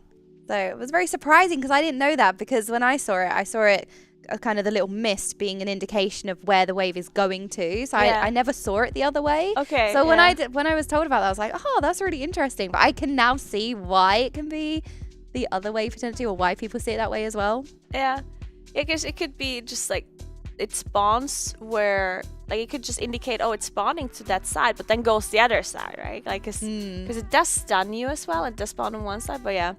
Either way, this is like the whole black and blue dress thing again. Like, Oh no, that's very true. Wasn't there another one of those recently? Oh, I'm gonna go find it. I'm gonna go discover it. There was another one I saw. I was like, Really? oh no, yeah. I'm gonna go find it and we can oh my god, investigate. yeah, we're gonna have to show that. I wanna play that game. Yeah. Oh no, this is what splits reduces us to. All right, so these bosses fell very quickly on Mythic for Liquid. I think it was one-shots for all of them. You're not surprised, you were saying, because you did a prediction in your stream. Was it yesterday? Yeah, I did actually. I did do a prediction on my stream where I said that a lot of bosses, I think 3 out of the 4 were one-shots. And after I was done saying that, my whole chat was like, what? You think this is going to be done in like 2 days or whatnot?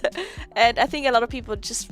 I think people keep forgetting, because these raceable firsts, they don't happen very often, right? And it's very different to what we usually see from everything else in World of Warcraft. So whenever the races come around, I think a lot of the people forget that the difficulty is almost always on the last 2 bosses, and like very heavily so, right? Like you can literally one-shot every boss up until the last 2, and it could still last, like the whole race could still last 10 days, right? It doesn't have to be, like, we don't need difficult bosses to be early on for the race to take long. So the difficulty of the first couple of bosses actually is completely irrelevant for the rest of the race.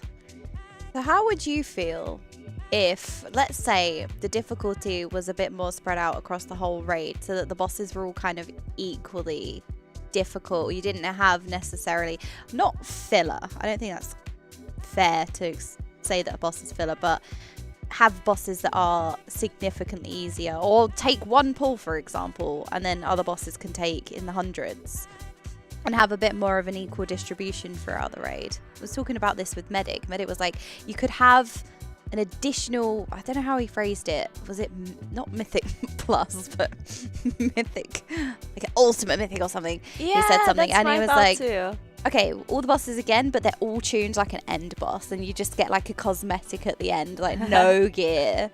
Yeah, okay, that's very interesting. I like his thought here, because I have a very similar opinion, because I think it would be much more interesting to have a very to have a better like difficulty curve throughout the raid, so that the first boss maybe is a one-shot, and then the next boss is maybe like, I don't know, 10 pulls, the next boss 20, and then 40, 50, you know, like it would be like such a difficult curve that it get harder and harder the further you're in the raid. That is something that I think most people would like want.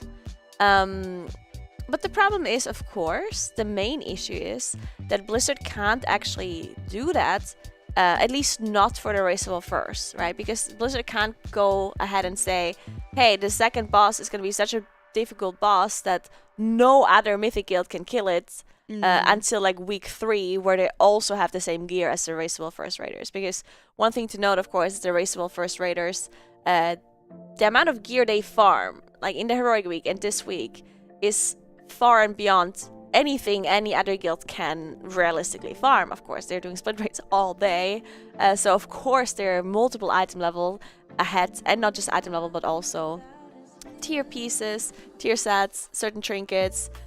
They've all of the things that they need, right? So any normal Mythic guild will not be able to do nearly as much damage as them. So of course, whenever they tune the first couple of bosses, they tune them around like a normal guild, and then a guild like Echo comes in and they just steamroll through them, right?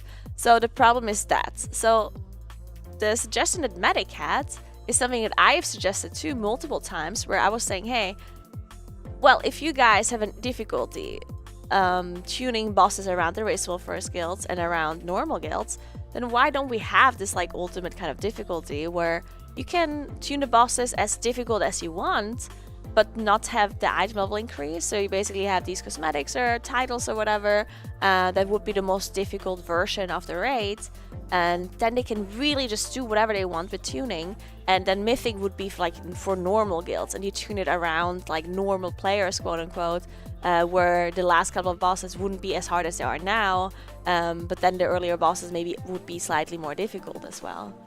Yeah, I think that's really interesting to think about, because they've done it a little bit with Mythic Plus, right? I always feel like you don't I don't think it's necessarily like push keys and farm keys. I think it's gearing keys and then push keys. Yeah. Well, people are targeting, let's say, certain dungeons just because they're gearing their character, you're doing your weeklies, you're filling your vault, and then that difficulty of then choosing to go higher just because you're choosing to challenge yourself rather than farming gear, you then push higher, right? So tuning those in that same bracket, I always felt was unnecessary. I did feel like they were completely different types of content, even though they were within the same area of content, right? So it's all Mythic Plus, but I didn't think that a cast should one-shot you in a 5, or would be a 10 now, I guess, or perhaps a 5. What would have been a 15? Although max gear is at a 10, so let's just say 10. Yeah. So like, when you're doing your weekly key, you've got 20 minutes, you've had a long day at work, and you're just trying to gear your character. I don't think missing that kick should outright kill somebody or be that punishing at that point. But if you are pushing for the sake of challenge and pushing those keys higher and higher and going for title and things like that, it should absolutely one-shot you at that point. Yeah, you should be punished that severely for mistakes. So I think where they've made these changes, because they've completely revamped Mythic Plus this expansion, they've kind of taken Mythic Plus in those two different ways of, right, you have the people who are pushing for title, and then you also have most people who are farming gear and playing for vault filling, as I was saying. So having that approach kind of in the raid as well, where you have this, if you want to challenge yourself, you're not going to get any gear for it, just going to get some cool cosmetics or a title or whatever it is, then you can engage in that, and it's tuned for the challenge. And then you also have, let's say, gearing, where most people are trying Mythic, because I don't think the earlier bosses should be as difficult as the end bosses, right? That kind of just gatekeeps people out of the content a little bit more. Yeah, but I like the way you're like just explaining it with like splitting the player base into like two kind of players that have like a different goal, right? Yeah. One type of player has the goal of the challenge, and the other type of player just wants to get the gear. They want to increase their character's power for the sake of, you know, grinding something out or getting better item level. And I do think that that is a very different goal to have, and those two type of players are definitely looking for different content. So designing the game differently around those two would make sense in my opinion as well, right? But I understand that would be like a big change of like another difficulty or whatnot. Yeah, we don't have enough difficulties, you know. We need more. We've got LFR, normal, heroic, mythic. And story mode now too, yeah. right? Oh, we do have story mode. Yeah. I think that is a really nice feature that's come into the War Within. You also have follower dungeons as well. And I think these are really cool, because there's a follower dungeon style when I play FF14. There's you can go in with the characters, and I think it's really nice. And when I first saw it, I was like, this is solo content in an MMO, so it's a new feeling, but it's also not isolating. It doesn't separate the player base, because it means that you can do your chores in the comfort of your own time. You know, you're not with loads of other people who feel this crushing amount of, let's say, anxiety with applying to groups or not dying and have that pressure. You can literally just play, relax, take it in your own pace, but then still enjoy all the aspects of the MMO as well. So I don't think it really, even though it is just solo content, I think it's something really nice, because even when you're farming mounts, you're by yourself, right? You're running an old raid, you're farming a mount. That doesn't take anything away from the world or the MMO. Yeah, I think agree. it's nice. Yeah, definitely. I do like the follower dungeons, and I think the story mode is also like one thing that I was thinking about when they introduced the story mode is like, okay, because LFR kind of was supposed to be like the story mode, not the story mode necessarily, but it was supposed to be a mode where it's so easy that you really don't have to understand the bosses. Like you are not supposed to wipe there. Basically, it was meant for players that want to know the bosses and the story of the raid without actually needing to play the bosses properly, right? But now that we have story mode, I feel like LFR is kind of like redundant at this point. Yeah, to an extent. But I guess people would still like the items from a raid. So I guess a lot of people that are more story focused, they will do the story mode for the story and then do LFR for the items maybe. And I guess that's fine. And I mean, yeah, whatever. Like some people have said, okay, there's so many difficulties, but then, are we wiping here? Perhaps. It seemed like we're running into the blood. We are wiping. So the extra heroic mechanic from normal on this fight is this ring that goes around 3 players, and it needs to be dispelled. So it lasts forever until dispelled. But if it's dispelled with anybody inside of it, they get rooted. So it seemed like there was a little bit of not space issues, but it seemed to that they were struggling to find their position in the raid with a limited space with the blood that had gone across the room, and caught lots of people up in that dispel. Because you do have to get rid of it, but yeah, I also have to dodge the whole raid at the same time. It's quite chaotic playing in limited player space type fights with 30 raiders. It's like 30 people you're trying to cram in this small area and then also trying to spread. So we go again angle. So we have they're doing 2 at a time, I believe, dual coring right now. We have Mera's championing, I think Team Crab was saying, and then the other team, I think, is Scribe raid leading, if he's still raid leading. Oh, okay. I think we're triple coring. All right. See, that's very efficient, just running these side by side. And there's probably a lot of people wondering what splits are. Everyone keeps talking about splits. What are splits? Tuning in for Mythic. Why are we not in Mythic yet? Splits are essentially where you split your main raiders into different groups and you fill the rest of the group up with people or characters who don't need the gear, so that you can funnel the loot that drops onto the characters that you want it to go on. If you had 2 mages that both needed gear in the same raid and 1 trinket drops, well, both of those mages are going to be competing with that trinket. So you'll put those 2 mages in 2 separate groups so that if the trinket drops, you're putting that trinket on the mage that's in the group, and if another trinket drops, maybe, then it goes on the other mage in the other group. So that's essentially what is happening here. Yeah, and some people, because I've actually been asked about the splits many times, because obviously a lot of people are not understanding what is going on here. They've never done splits before. But one thing to also mention here is the way the loot works, because a lot of people only remember personal loot, but this is not personal loot anymore. We actually do have group loot. So the reason why you can funnel the items to certain players is because the more unsaved characters you have in your group, the more loot you're actually getting. So all of the characters that you see in this group, they don't have an ID, they have not killed this boss before, so they're eligible for loot, which means that the boss overall will drop more loot, and that's how group loot works. So basically, if you have 30 people, you'll get the maximum amount of loot per boss, and those items that are dropping, you can distribute them to whoever you want. It's not personal loot where a person just gets assigned a certain item. So the boss, you loot the boss and there's certain items in the boss, and in this case with the group loot, they can just assign everything to those main characters that OK Mage explained just now, where you have like 2, 3, 4 characters that are your mains, and they just get all of the items that they want.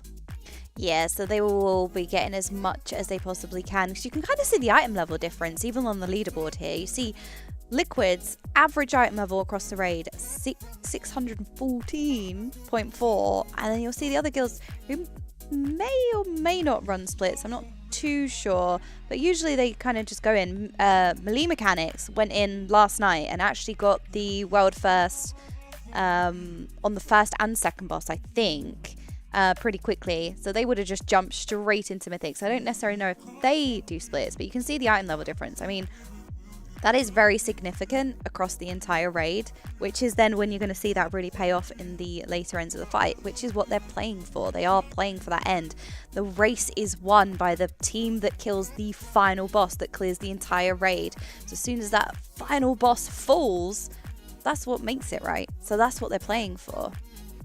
Yeah, one more thing to note about the gear as well is that this time around we have, obviously we have war bands. There we go. I keep on saying war bound. But I've been saying war bound. I think it makes sense, right? Because the items are called war bound, right? But the thing itself is called war bands, right? So it's very confusing. But yeah, so you can have an item that is not soul bound but war bound, right? And that item can be traded to other characters on your account, on your Battle.net account. So that's actually something that does affect the raceable force as well, and it's really nice just for like normal players as well, that you can send items back and forth.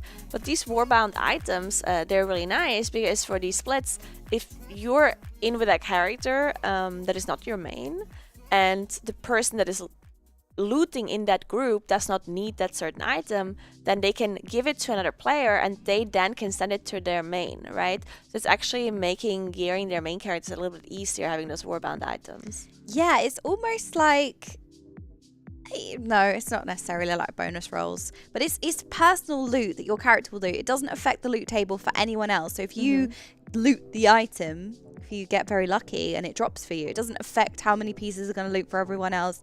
It is your own character's personal drop table. So every single raid boss will have a chance to drop an additional item for you across the boss's entire loot table. So you could loot an agility item as a mage, for example, but they have a chance to drop in delves at the last boss in a dungeon as well. So if you didn't loot the trinket from, let's say, the first boss, if you're in Mists and you want the changeling from the first boss and you didn't drop it, and you didn't get it, you can try and stay and kill the final boss, and there's a chance, very slim chance, mind you, because this is the entire dungeon's drop table, but it could still drop when you kill the final boss as a warbound item as well. I think the tooltip is warbind on equip. Oh, it's not warbound? Oh, no. Once it is bound, does it then say warbound? Maybe. I got warbound. I just comfort. It just comfort. We're just gonna say warbound. Yeah, it's just easier. No matter what it warbind actually is on called. equip is just too wordy. I'm sorry. But yeah, I like those like warbinds in general, or warbands. They are very cool. Like I think it's a very good addition to the game, because it makes it so much easier to have multiple characters. And obviously for the race well first, it's gonna be nice for them too. But even just like as a normal player, I've always dreaded playing alts because the amount of chores you have to do on your main I already felt like is too much. And then if I have to do those chores on a second character as well, I was like, ugh. And then a lot of people always thought I just don't like playing other classes. And it's like, oh, you're just a druid main, right? And it is true. I mean, I like playing druid, but I honestly wouldn't mind playing another class. I'm not like super like set on druid. I wouldn't mind playing something else. I've played warlock before whenever druid wasn't doing too hot, and I've actually mained paladin before as well. So it's not like I'm super set on my druid. It's just that I don't really like playing alts, so I'd never have other characters ready to play, so I'm just sticking to my druid unless it's really bad. Yeah, I'm the same as you. I don't necessarily enjoy alts either. There's so much investment that has to go into them. You have to level them up. I mean, I always boost my characters, I'm sorry. Yes. I've never leveled a character, which is why I'm the worst person to play GeoGuessr, because I started in Legion. I have not been to most of the old zones, and that is terrible to admit. I've not been the biggest mount farmer. I just used to spend 16 hours a day in Mythic plus keys, okay? I boosted a Demon Hunter in Legion. Because Demon Hunters in Legion started with level like 55, I think? No, 65. And 70 is like max level, right? And then I boosted a Demon Hunter from 65 to 70. Or that was worth it. Yeah, or like the 3 levels or whatever. And my chat was like, no, don't boost your Demon Hunter. You can just level. It's only 5 levels. And I'm like, no, yeah, I know. I know. That's the problem. Like, that's a waste of your boost. Don't do it. And I'm like, but I'm not going to play any other characters, so I'm boosting my Demon Hunter. Yeah. People got really mad at me. And then I deleted an Arcano Crystal, which made them even angrier. Oh, no. Because I had a second one, so I was like, I'm deleting this. You just like make eye contact with the camera as well as you delete it. Staring into the camera. Yeah, that Arcano Crystal, it was just a massive stat stick, wasn't it? Yeah. It just was an absurd amount of stats. It was a very good trinket. It's really strange too, because usually the trinkets that are overpowered are the ones that have an effect, because of course for Blizzard it's hard to gauge how powerful this effect would be, because obviously they have to put an item level on something, and they have to tune the trinket according to its item level. And sometimes they do it wrong, and then they have to nerf and buff trinkets, right? But with the Arcano Crystal, it has stats on it. Like, I honestly do not understand how they managed to like mess it up so badly that trinket was so much better than what its item level showed, right? Because there was stats on it. Like, I was like messing up an effect, but messing up stats. And then they just refuse to fix it as well. Like, they're just like, nah, we don't care. Go and farm Wither Gym forever. Oh my goodness. Yeah, well, I'm pretty sure it was when Time Walking came back, but that also couldn't have made sense. It definitely made an additional appearance. I don't know if it was Dragonfly or It came back at some point, It did come back, and I was like, no way. It was a good meme, though, so maybe that's why they kept it. Yeah.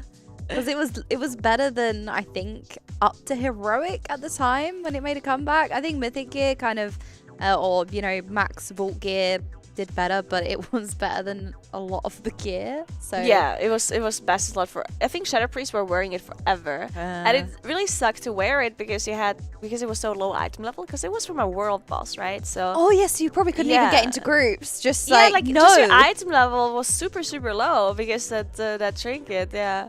Oh, true. Yeah, I remember people had other trinkets that they would equip to like queue up to stuff, and then they would switch their Critter Crystal again. Yeah. Item level is a sensitive subject for me because I sat in Group Finder last week and got rejected from a world quest for 20 minutes. I was like, Mythic Plus hasn't even launched yet. Why is this happening?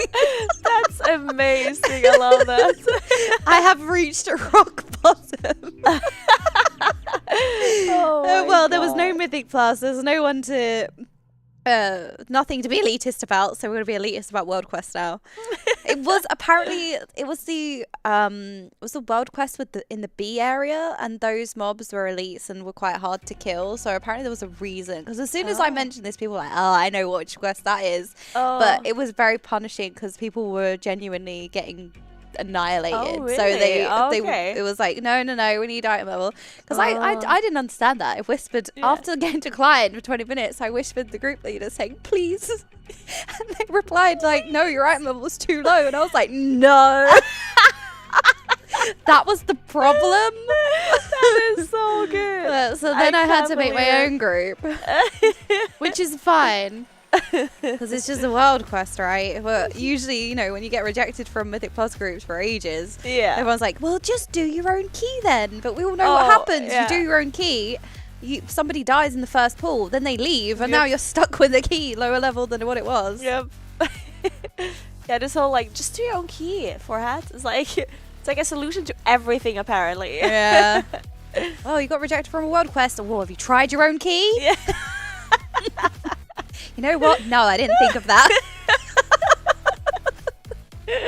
Oh man, my bad. I'm actually really interested in Plus because I have not logged into WoW today yet, and of course we have the reset now, and I haven't really seen what Nate did yesterday with M Plus either. So I actually don't know the difficulty of M Plus right now, and I would actually like to I'm interested. Is it super hard, or are people already doing +10s? No problem. I'm sure chat knows. And I'm sure. Would you like the iPad? Yeah, I would like to All right, scatter get chat. some insight. Nagura can see you. I'm gonna scatter. Oh no, you gave me the iPad. We all know I don't know. Oh, so we have another I don't know iPad how to use breaker. an iPad. No, it's not about breaking it. I just don't know how to use it. Oh. Okay, wait. Do you want me to unlock it? You got That'd be swipe great. up front. Oh, it's. I will never be able to remember this. Whew. Yeah, that was really cool. Okay.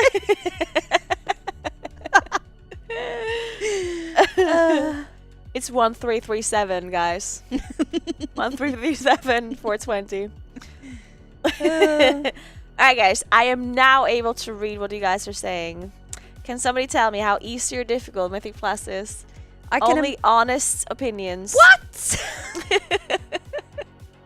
Unbelievable. So rude. Just because we've been carrying everyone in groups, okay, it made you do loads of damage. Although I've been playing Frost, so I am not doing any damage. No, you know what? Frost is really good. It's just Arcane is shiny, very shiny. But Frost is also pumping. It's not that far behind. Wow, no one's telling me anything other than some people say we're already doing +20s, so. Oh, okay. Well, we can't all be as good as you. Sorry. Oh, we're doing +20s already. Okay, I'm actually checking Radar. So let's see. All run leaderboards. Yeah, we need to look for, everybody else who's playing, not just in Twitch chat. Otherwise, it'll be +30s. They're just really insane in the game. All right, I see a 2-chested +11. Oh. By a group. I can imagine, yeah, for example, if you do a lot of Mythic Plus, your title holders, I can't imagine it would prove too much difficulty. Yeah, but there aren't that many. So there's only 4 11s timed overall. And 2 of them were 2-chested, 1 were 1-chested. There's a lot of 2-chested +10s though. So it definitely looks like it's doable. But of course, the people that are 2-chesting these +10s, like they're gonna be good players, right? They have a good group and They'll be experienced. Yeah, exactly. Yeah, well, there have been so many Mythic Plus changes going into the War Within. It's basically been completely revamped, right? Because we had the level squish, let's say, with the Mythic Plus. Previously, a +20 where you'd get the portal is now equivalent to a +10. So they've kind of squished the levels down a little bit, made the lower levels much harder. So it's the equivalent of maybe 10 lower than what you would have been doing before. Yeah. And we have the new affixes, right? Yeah, so I think they've separated. Now you always get fortified and tyrannical if you're doing it above a 12. I think you get both. But you'll have fortified tyrannical rotating, and that will be from I think it's a 4. Yeah. Or yeah, is it a 4 or a 2 where you get Zalatas? 2 is the new affixes, and 4 is tyrannical or 45. And then that will rotate on a weekly basis. And then at a +7, you get Challenger's Peril, which is 15 seconds deducted from the timer if I you don't die. like that at all. That is.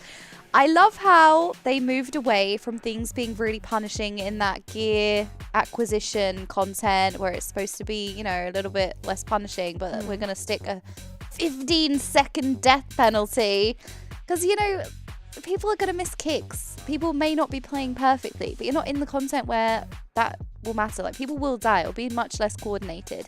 You're being punished even harder for a death that may not even be your fault because a kick could have gone through, right? And that cast could have killed you. So it's not always your fault. You could have been DPS that wasn't in that, right? And as early.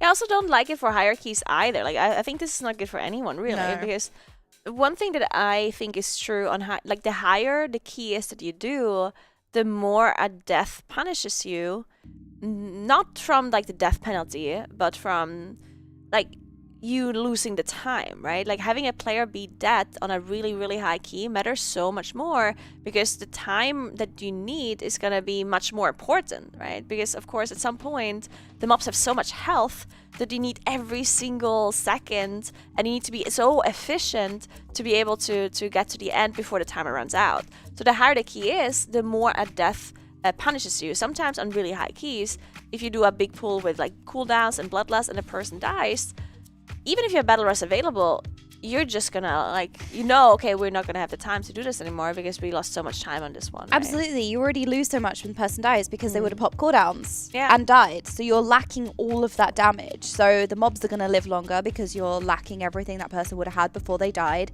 But also that person has to run back, and depending on where the respawn is, depending on where the person died, you're also losing time to running back.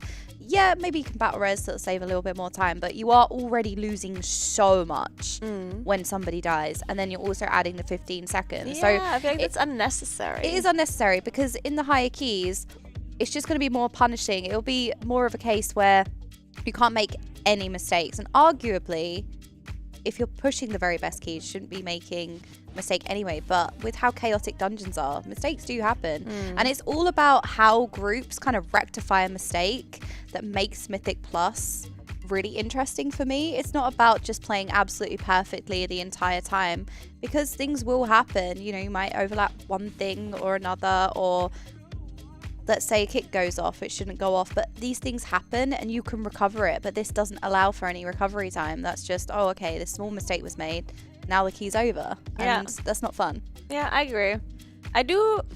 I think I do like the new affixes though, that they have that like this kiss curse kind of thing, because people have been asking for it and I think it's kind of cool. The only thing that I dislike about it is their names and the icons are so similar and I don't know what any of them like. Like I know the affixes when I see it, right? And when I read the tooltip, but this week, for example, we have Xelotav's Bargain Ascendant and I see the icon here, but I just don't know which one it is. Like, is it the orbs? Is it the healing is it the Absor? It could be anything. Yeah. I think, if I'm not mistaken, it might be the that spawns that you have to focus to. That has 1% HP with a shield, right? Yeah, exactly. You have to DPS through the shield, and the mobs have a damage reduction while it's up. Which is really interesting, because you'll have what's the monk ability? that they can use once a mob drops below a certain amount of HP. Death touch? Oh, touch of death. Touch of death. And you got executes. That was something I didn't really think about until I saw the affix, because you do have ads like that on Queen Ansarek, where you have the ads that really need to die that are on 1 HP with a shield. Exactly, And then when I read the affix, because I love Mythic Plus, that's one of my favorite parts, one of my favorite pieces of content. I read that and I was like, hang on a second. So I was in my brain, I was thinking, oh yeah, okay, that would be really good for executes and da-da-da. And then I was like, wait, there are these ads on Queen Ansarek. Hang on a minute. Yeah, that is That's actually going to be really point. interesting. That is a very good point. And they have to die really fast as well, right? Yeah. You have to really nuke them down. So that will be very good.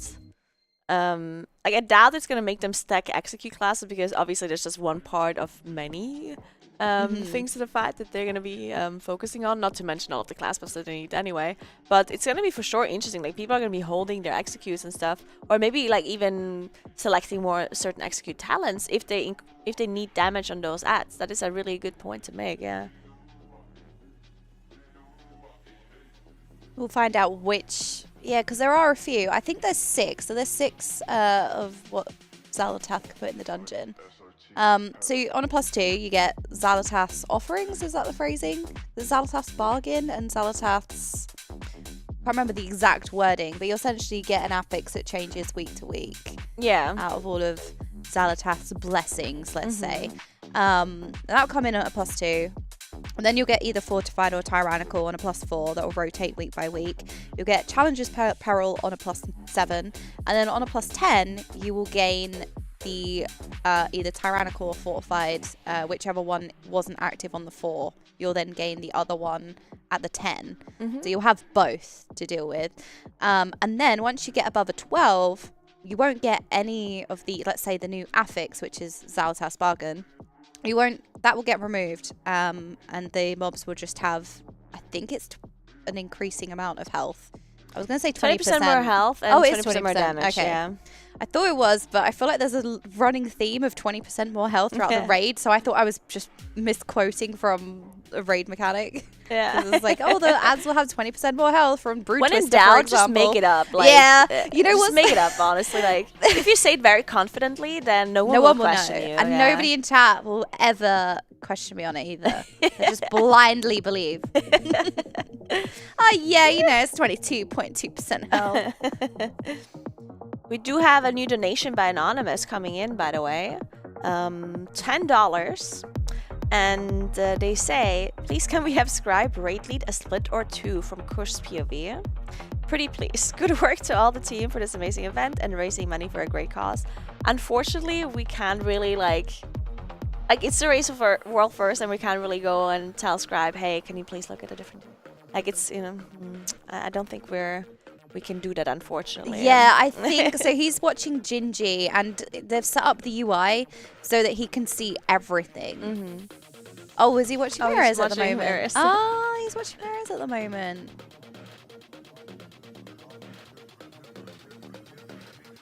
Oh, okay. I think they are deep in loot talk, production saying, so might not even be watching. Well, but, you know, I think they're pretty fine. Thank you very much for donation. Just unfortunately really can't tell Scribe to like watch them all, because he watches like POVs for a certain reason, right? And I feel like out of all the POVs, Kush would be one of the worst ones to watch as a raid leader as well. Yeah. Because just DPS brain of like, oh, I don't care about raid frames. They're just gonna go like up in the corner. I don't need to track anything else. Oh, who cares about healer stuff? But what you can do, I mean, if you really want to follow Kush's POV and still listen to Scribe, you can, you know, open up Scribe's stream on one side and then Kush's stream on the other, and then you mute Kush's stream and listen to Scribe, right? Like, that will work. Yeah, there you go. That's a workaround. Is Kush very horizontal today? No. Oh, see, I don't know. He's so awake right now. Well, usually when people sit upright, it means, okay, this is focus mode, it's go time. But I feel like it's the opposite with Kush, where the more horizontal he is, the more focused he is. Yes, I actually agree.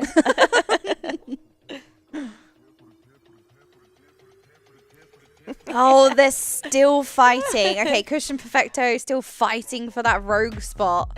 So they are super tryharding. at the moment. I love that. They should do that with like all players. They should tell everyone that there's only one spot per class. Even though that might not be true, just so they like really try hard in the heroic splits, so they clear everything much quicker. Because they'll just do extra damage then. Yeah, try extra hard. All right, so we are doing Queen's Court, Silken Court. Oh no, it's one of those things where it's said that first time, and then every time you go to say it, your brain goes, don't say that, and then or is it the other one? Is it this one or that one? Your brain just totally interferes. Yeah. And then you question and doubt yourself, and then you say the wrong one anyway. I have that many times. Happens to me all the time. Where like every time you choose the wrong one, and then at some point like you have the correct one that comes to your mind, and you're like, no, that must be wrong because it was the first thing that came to my mind. It must be the other one. Yeah, and then you just don't know. It's just it's a court. That's crazy. About it. Yeah, I love that. But yeah, this boss is gonna be one of the most difficult bosses on Mythic. Just honestly, it can be a really pretty difficult boss on Heroic as well, because it's so complicated. Like I feel like there's so much stuff going on at the same time. It can be super, super confusing. One of these, like, you get pulled in, and then all of a sudden you're slow, then you have to run out, and then there's there's a frontal, and frontals, and then the boss charges from one side to the next, and oh my god, like what is happening? And at the same time, you know why this boss, in my opinion, is so confusing as well? Because there's 2 targets, and if I need to do my 2 target rotation, that is that requires all of my brain power. Yeah. So if I have to do other things in addition, it just seems like the most complicated fight ever. Oh yeah, is that big boom gonna go off? Ooh, it did, but we've seen these go off before, because that's when you put the dispels out. I might be wrong with the cast. Maybe that was just an AoE onto the group anyway, because they're not taking too much damage. Might be getting it mixed up. I think it's Cataclysmic, the cast that the other boss does in phase 2. It's called something else, I think, that you interrupt with the dispel. Perhaps, mayhaps. I love that word, mayhaps. It's one of those things. It's like, is it a word or is it just something that we say? Like, don't look in the dictionary. I think it must be like a correct word. There's no way. Yeah. It's just my brain again, like, but is it? Maybe not. Yeah, there have been a few bosses that have given them a little bit of grief in the splits. Kaiveza, Silken Court. I mean, also a few of the other bosses. You still have to pay attention, even though it's heroic and let's say it's not mythic. It's still difficult. It's still challenging. I think most of the player base aim to clear heroic, and that's about the level that most people play at. And it's no joke. It's still fairly challenging. Ansarak though is very difficult on heroic. At least it seemed. Honestly, it's not as difficult as some of the previous heroic bosses we've had. Like I do think that Rasagath, for example, was like much harder in comparison, and Jailer as well. I mean, there's a lot of previous bosses that were just harder than Ansarak.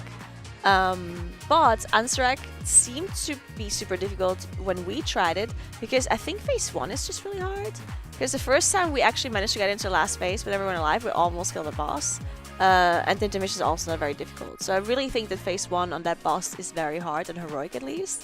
And I do hope that is not also going to be true for Mythic. Like I hope that it's not like phase 1 difficulty heavy. Yeah, because that would be so anticlimactic, right? I don't like that when that happens. As you get further into the fight, you kind of want it to get more and more challenging, not easier and easier. Exactly, yeah. And then you're just like, oh, if we just make it out of this early part of the fight, then it's gonna die. I was seeing that as well. There is a running theme. So usually if a boss has multiple phases, they will get harder and harder. It's kind of like the raid in general, right? You have the earlier bosses that are tuned a little bit easier, and then you go into towards the end of the raid and everything is just so much more mechanically challenging, tuned way higher, things hit harder, more damage requirement. And that's how you usually see it in a boss that has multiple layered phases, right? And Queen Ansarak has 3 phases and an intermission. But there have been some bosses in recent times where the phase 1, the very start of the fight, has been one of the most challenging parts of the fight and really challenging. Rasagath phase 1 was really difficult. Yeah. And was it also, I don't know, Sarkarath? Was Sarkarath really challenging as well on phase 1? I think so, yeah. And Jaina, for example. Jaina in BFA. That one was also like a very phase 1 heavy boss.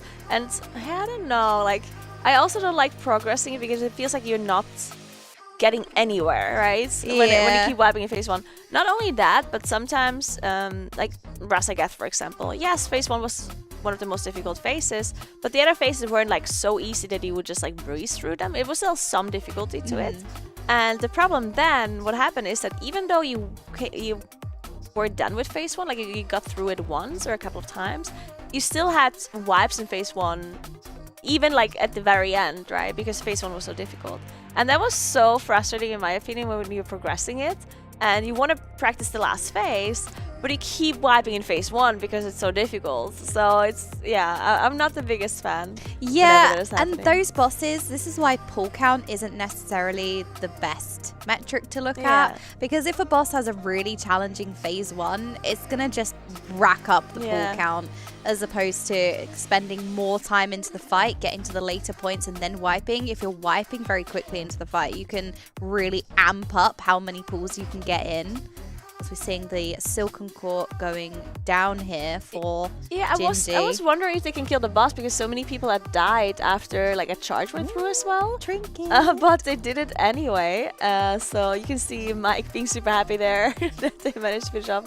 I'm not sure if he was happy about killing the boss or that he got a certain item or that a certain item dropped actually.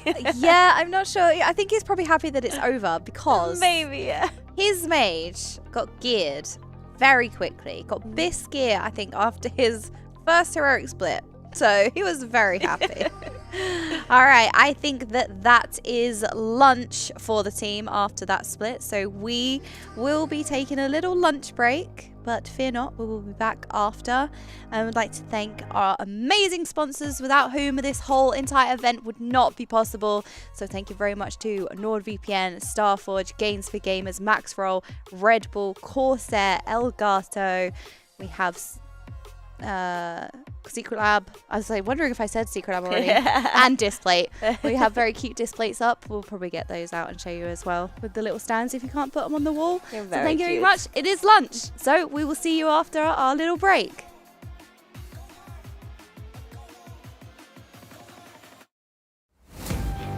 Gaming is all about senses. How it looks. How it feels. How much it really takes to win. And how fun it is. Bring them all to life with metal posters from Displate. Shop now at displate.com. Shopping, working, and relaxing online can attract various digital threats. To improve your protection against them, just turn on NordVPN. This cybersecurity app will block web trackers and malware-infected sites. It will also encrypt your internet traffic without losing a smooth connection. Choose NordVPN and get the exclusive Echo deal now. NordVPN, cybersecurity built for every day. One in a million.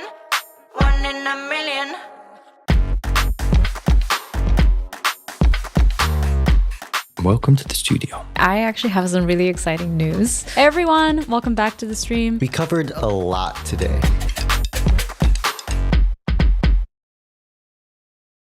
Do you ever find yourself at the PC thinking about your health? You're ready to make a change, but you either tried and failed before, or you simply feel confused about where to start. At Gains for Gamers, we've developed the Inner Circle, a system designed exclusively for gamers who want to shed fat, gain muscle, and become overall healthier without having to grind it out on the treadmill or skip those snack breaks during gaming. We've already helped over 1,000 gamers. Gamers like Casper, who dropped an amazing 80 kilograms in just 40 weeks, allowing him to fit his favorite clothes once again.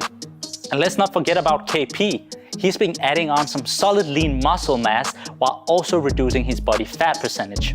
And those two are just the tip of the iceberg. So if you're ready to get in shape without having to compromise your life or gaming, then visit gainsforgamers.com and use the code ECHO for 30% off.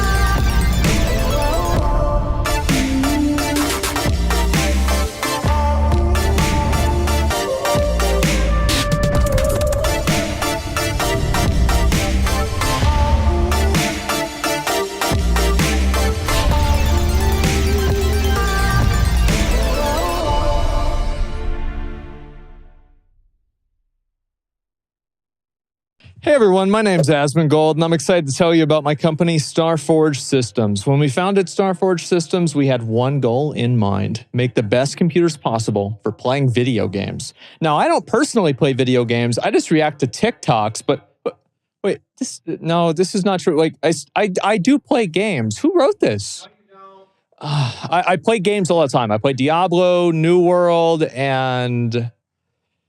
Well, I don't just watch other people play those games. I also play them too. I play them all the time. You know what? I own this company. I don't have to take this shit. I'm leaving, and the logo is a hammer.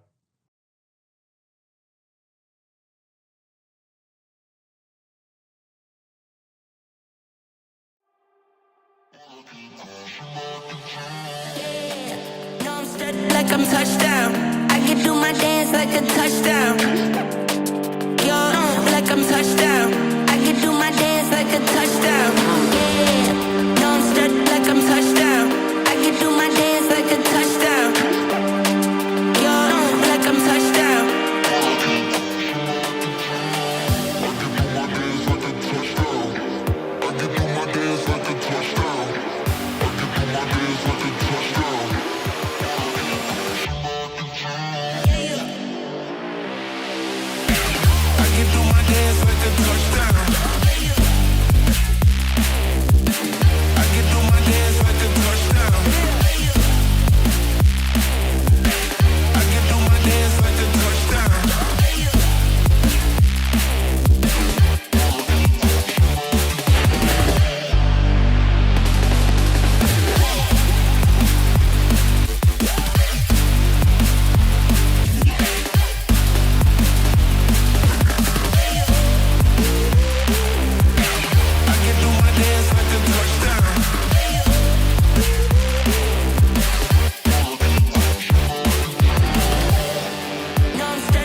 dance like a touchdown. Dance like a touchdown. I can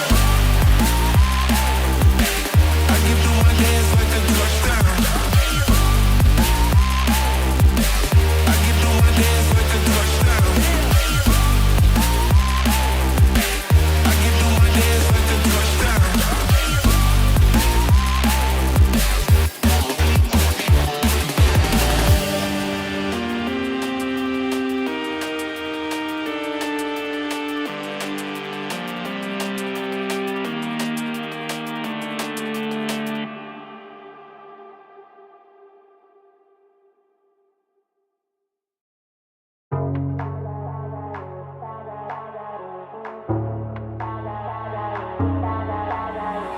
If you would keep me waiting, I would wait a lifetime. In tricky situations, I will be a lifeline. Nobody's meant to be fighting alone. That's why I'm taking you home. I never felt something like this before, no. Keep coming back for you time after time. Maybe I'm losing my mind, but I know I'll never leave you behind, no. Baby, I got you. When you feel like falling, I'll be there to prove, yeah, that baby, I got you. No matter the distance, no matter the route, yeah, baby, I got you. When you feel like falling, I'll be there to prove, yeah, that baby, I got you. No matter the distance, no matter the route, yeah, baby, I got you. I got you. I got you.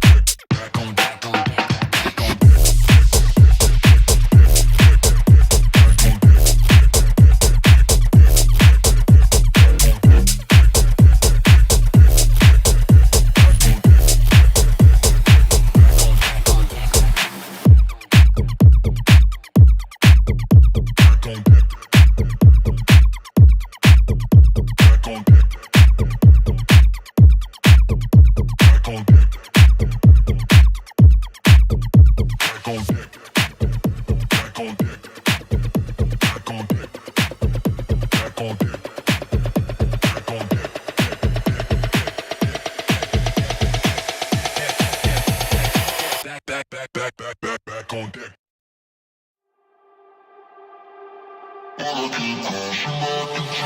Yeah, no, I'm stuck like I'm touchdown. I can do my dance like a touchdown. Yo, like I'm touchdown. I can do my dance like a touchdown. Yeah, no, I'm stuck like I'm touchdown. I can do my dance like a touchdown. Yo, like I'm touchdown.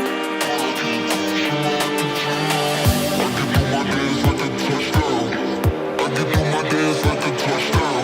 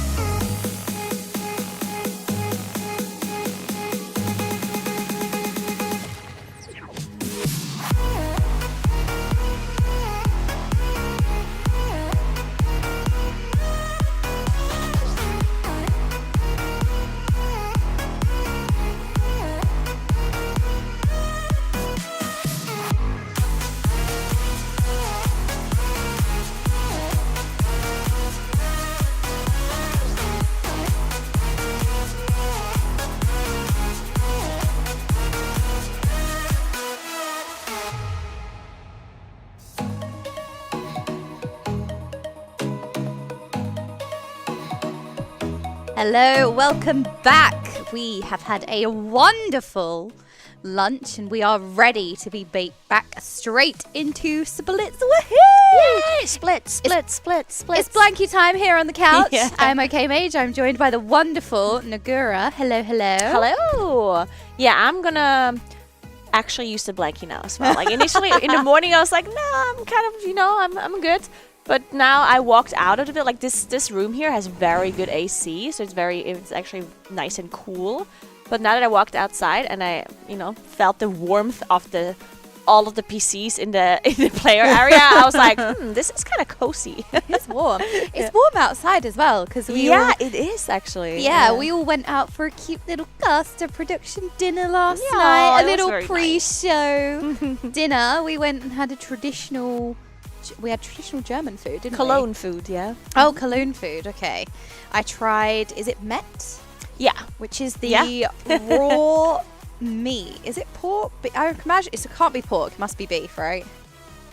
With the chopped I think it's onions. beef. Yeah, it should be beef. Pretty sure it's beef. Yeah, because I've had steak tartare before. I had tuna tartare before, but I hadn't had the essentially raw mincemeat on bread with chopped onions. And I'm usually not squeamish at all, but it was kind of nice. My brain was like, this is... I don't know how I feel about this, but I thought it was okay. Yeah, it was the first time that I had it as well. I did have beef tartare before, which is different, right? So it was the first... but I did have raw beef before, so it's not that I was concerned about that, but I tasted it for the first time. And, I liked it. But I do prefer beef tartare over Met, unfortunately. Which, to be fair, I think beef tartare is also a more fancier thing. Yeah, more flavorful. Met is something you eat just like that, like you wake up and it's like, I'm gonna have a Met brötchen, let's go. It's just more like salami or ham or whatever, and then you just put it on bread. Love salami. But yeah, when we was walking to the restaurant yesterday, I was just in a t-shirt and it was the evening as well, and we walked home. And it was fine. So it's fairly nice weather. See, I'm used to rain. It did. Great. It's doom nice. and gloom. Yeah. I think it even goes 26 degrees or something, 28 degrees next few days. So it's actually I think the summer or the end of the summer is going to return a little bit, which I think is good because the summer ended so abruptly all of a sudden. If in you Europe. had a summer. Yeah. I'm just saying, hold on. Had a day of summer. But if you are tuning in, we are in heroic splits. Mythic is open, but Echo are still preparing their characters. Well, we think we've got a little bit of a way to go before they have all of their splits done for today, because with the reset means everyone is available to loot gear once again from the raid, so they'll be trying to get every gain they possibly can, no matter how small. We'll be farming as much as possible before stepping into Mythic. We may see some Mythic buffs here and there as well. There are some really nice trinkets, but they still need to prepare their characters. And if you're seeing 4 out of 8, oh no, quick, it's a race. They're already halfway. Don't worry. The first few bosses tend to be very easy in comparison to the end bosses, and it's the end bosses that we're really playing for. That's the important one, because whoever clears the entire raid, takes home the Race to World First title. So that's what we're looking for, that's what we're preparing for, and they are significantly harder towards the end of the raid. They're quite easy for these guilds, the earlier bosses on Mythic. Yeah, it is a little bit weird. Or it doesn't happen that often that the first 4 bosses are full one-shots, but they are very easy usually as well. Like in the previous races, the first 4 maybe took, maybe some of them took 2 or 3 pulls or something. 5 maybe max, right? Like it's not that one of the first 4 bosses ever had 20, 30, 40 pulls or anything. So this is definitely still within the ordinary. There's nothing weird going on here, and one of the walls might be the next bosses, like either Princess or Root Twister might be difficult for the guilds coming up after those first 4, which is something that Echo is also going to see once they're going to Mythic as well, which they will for sure today at some point. Then they will finish off those 4 bosses, get the information on the next 2 to see what they really have to prepare for tomorrow, where presumably they're going to be getting some of those next bosses done as well after the first 4.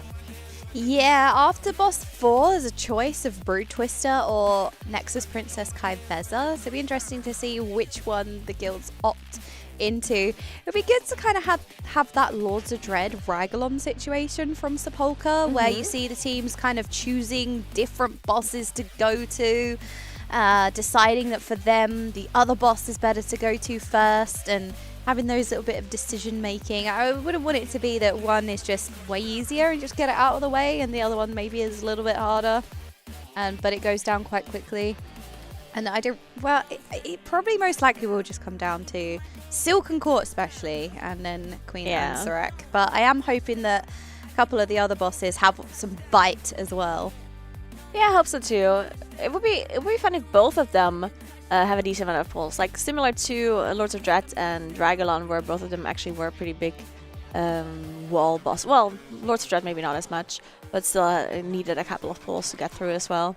So yeah, that'd be cool. We'll see if that is the case once the guilds are deciding to pull those that 5th and that 6th boss eventually. But first we have to finish off those split raids. We're currently in the split runs. I think we're doing 3 runs at the same time, where we do boss, was it 3 to 7? 4 to 7? Yeah, I think, they're starting on Rashan and then going to Silken Court, and at least this is how they were doing it on Heroic, and then they were going back and killing the first 3 and then saving Queen Ansarek for last. It looked like they did start on Rashan. Actually, they're doing the same today. I think they are going the same route today as well. Yeah, I did get a little bit of insight during lunch. I was sitting next to the players, talked to Gingy a bit.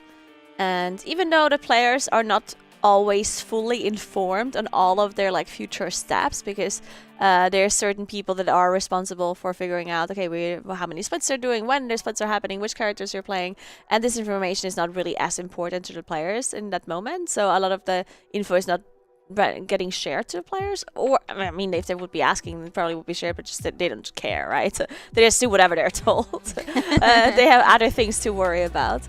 But yeah, so he said that they're probably gonna finish off those splits here, the 3 to 7 boss splits that they're in right now. Then they still have to do some Ansareks, and they have to do the early bosses as well. They have to do the first few, which should be faster than the last couple, of course, but then Ansarek has to be done as well. And then at some point they will go and kill those 4 mythic bosses. He didn't tell me if this happens before or after Ansarek, before the first bosses or not, but at some point it will happen today. And then they're gonna do some cooks, he said. They're gonna cook something up, which is probably gonna be some little secret session happening at the very, very end of the day, probably before they go to sleep. And that's it. Yeah, so I can imagine maybe then Mythic tomorrow. There's a little bit of talks. Well, the first 4 bosses, I think they will do today. Yeah, but we can sink our teeth into the later bosses as we go forth. Yeah, and then I asked if they need to do M+ as well, and he couldn't tell me if they need to do it today, but he did say there's some trinkets, but not that much apparently. Oh, okay. Apparently there is not that much they need from Mythic+. Yeah, because I know that one of the best trinkets, or some of the best trinkets, are in the raid, and then it's usually the second trinket that they can fill out from Mythic+, but there are so many good trinkets from the raid as well. So it could just be if they've looted a trinket that's similar damage to one in a dungeon, well, it kind of saves time to just equip the one that they've already got, right, rather than playing that same dungeon over and over again and maybe getting it, maybe not, and then that time adds up. But then also what you got to consider as well, if this goes into the second Mythic week, if we go into reset, if it lasts long enough, they will need to fill up their vaults as well. If it's looking that this is going to last to the reset, they'll also need to have their 10 Mythic Plus dungeons done so that they get that great vault loot as well in the reset. Yeah, that's actually a very good point. Obviously, that's not something necessarily that we need to worry about right now, because that's something that happens more later. And usually it's not a problem for flex characters either, right? If you are a player that is not in on every single boss, you of course will spend your time playing Mythic Plus whenever you're not in a raid, and then you're probably gonna have your vault filled anyway. But there's some players who are just always in, like Gingy, for example. He's probably just gonna be in every boss, and then there's not much time where he would get off to do Mythic Plus. So they do have to consider at some point getting those pluses done. We've seen in the past even some players getting flexed out at some point. Just to get their vault and pluses done and then come back in, right? Yeah. To not disrupt progression, which I thought was a cool idea. But then at the same time, if you like replace one player, depending on how difficult the boss is that they're currently progressing, it might have a huge impact and you just can't do that, right? Like sometimes, not because the other player, of course, is, like they're probably good players, right? But if you have not had practice on it yourself, if you've only watched, then of course that's going to be much more difficult. As otherwise, we would all just go in and one-shot bosses after watching a guide, right? I was just laughing at Wolf Disco's transmog as well. This little mushroom. Oh, Wait, that's better. So good. What is happening? Oh my god, that is actually the best warrior I've ever seen. Little mechanome. It is so good. I love it. The mushroom hat, I think, is very new. I think that came out. Is it on the trading post? I'm not sure, but I think it's relatively new. This is incredible. I'm so impressed. I had a point to lead on from what you were saying, but I got distracted from what abomination is on the screen right now. It's just so good. And if you think that you have Transmog that can best this, which is very difficult because look at it. Oh, yeah. We are having a look at your Transmogs for, I think, $10 donations because we are raising money for Games for Love. If you have a really cute pet or a pet in general, they're all cute, that you want to show off, also $5 donations. We've had that running since Heroic, so you can be contributing towards a wonderful cause, providing distraction therapy to children in hospitals, and we can either laugh at your transmog or say, wow, this is amazing.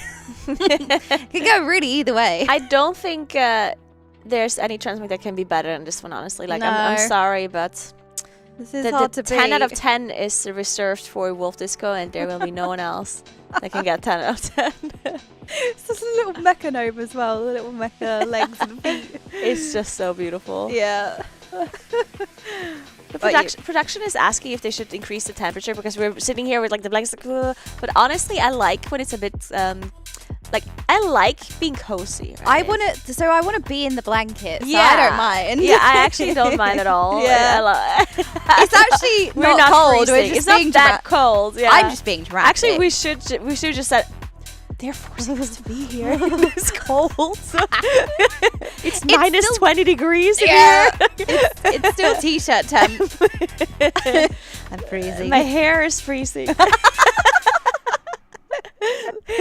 No, I just want to be in the blanket. Yeah, It's the blanket time. Yeah.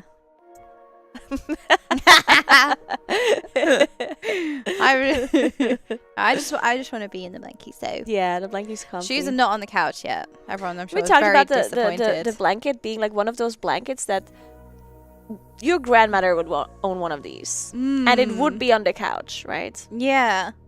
It is a nice color though. Like I think I have a cardigan that pretty much has that same like structure and color. Unfortunately, I did not bring it. Aw, Once I saw the blanket, there like, you go. oh no, I should have brought the cardigan. Like You could have just been literally one. The blanket. It would have been there's a camouflage, like you can see me. Where did she go? I'm solo casting. Oh, we can see Perfecto here. Perfecto and Kush both battling it out for that rogue spot. Oh, They've been Kush, eyeing each other because they're sitting next to each other. have you heard at lunch how Kush was complaining how Perfecto just has all of the loot? Yeah. And Nice Memes was like, did you see the spreadsheet? Like, he's got all of the things. Like, it's all just green. Apparently it turns green when you get an item, right? He's got all of the things. And then Kush's like, I don't want to see. Don't tell me. I don't want to know. I don't want to know. Yeah. And then Perfecto apparently was saying, yeah, but your rogue got really lucky in the last couple of tiers, so it's my turn to get lucky. It's funny because I was speaking to Grim this morning, and Grim's been very much a dad, and he's like, I'm going around, they're all just my children at this point.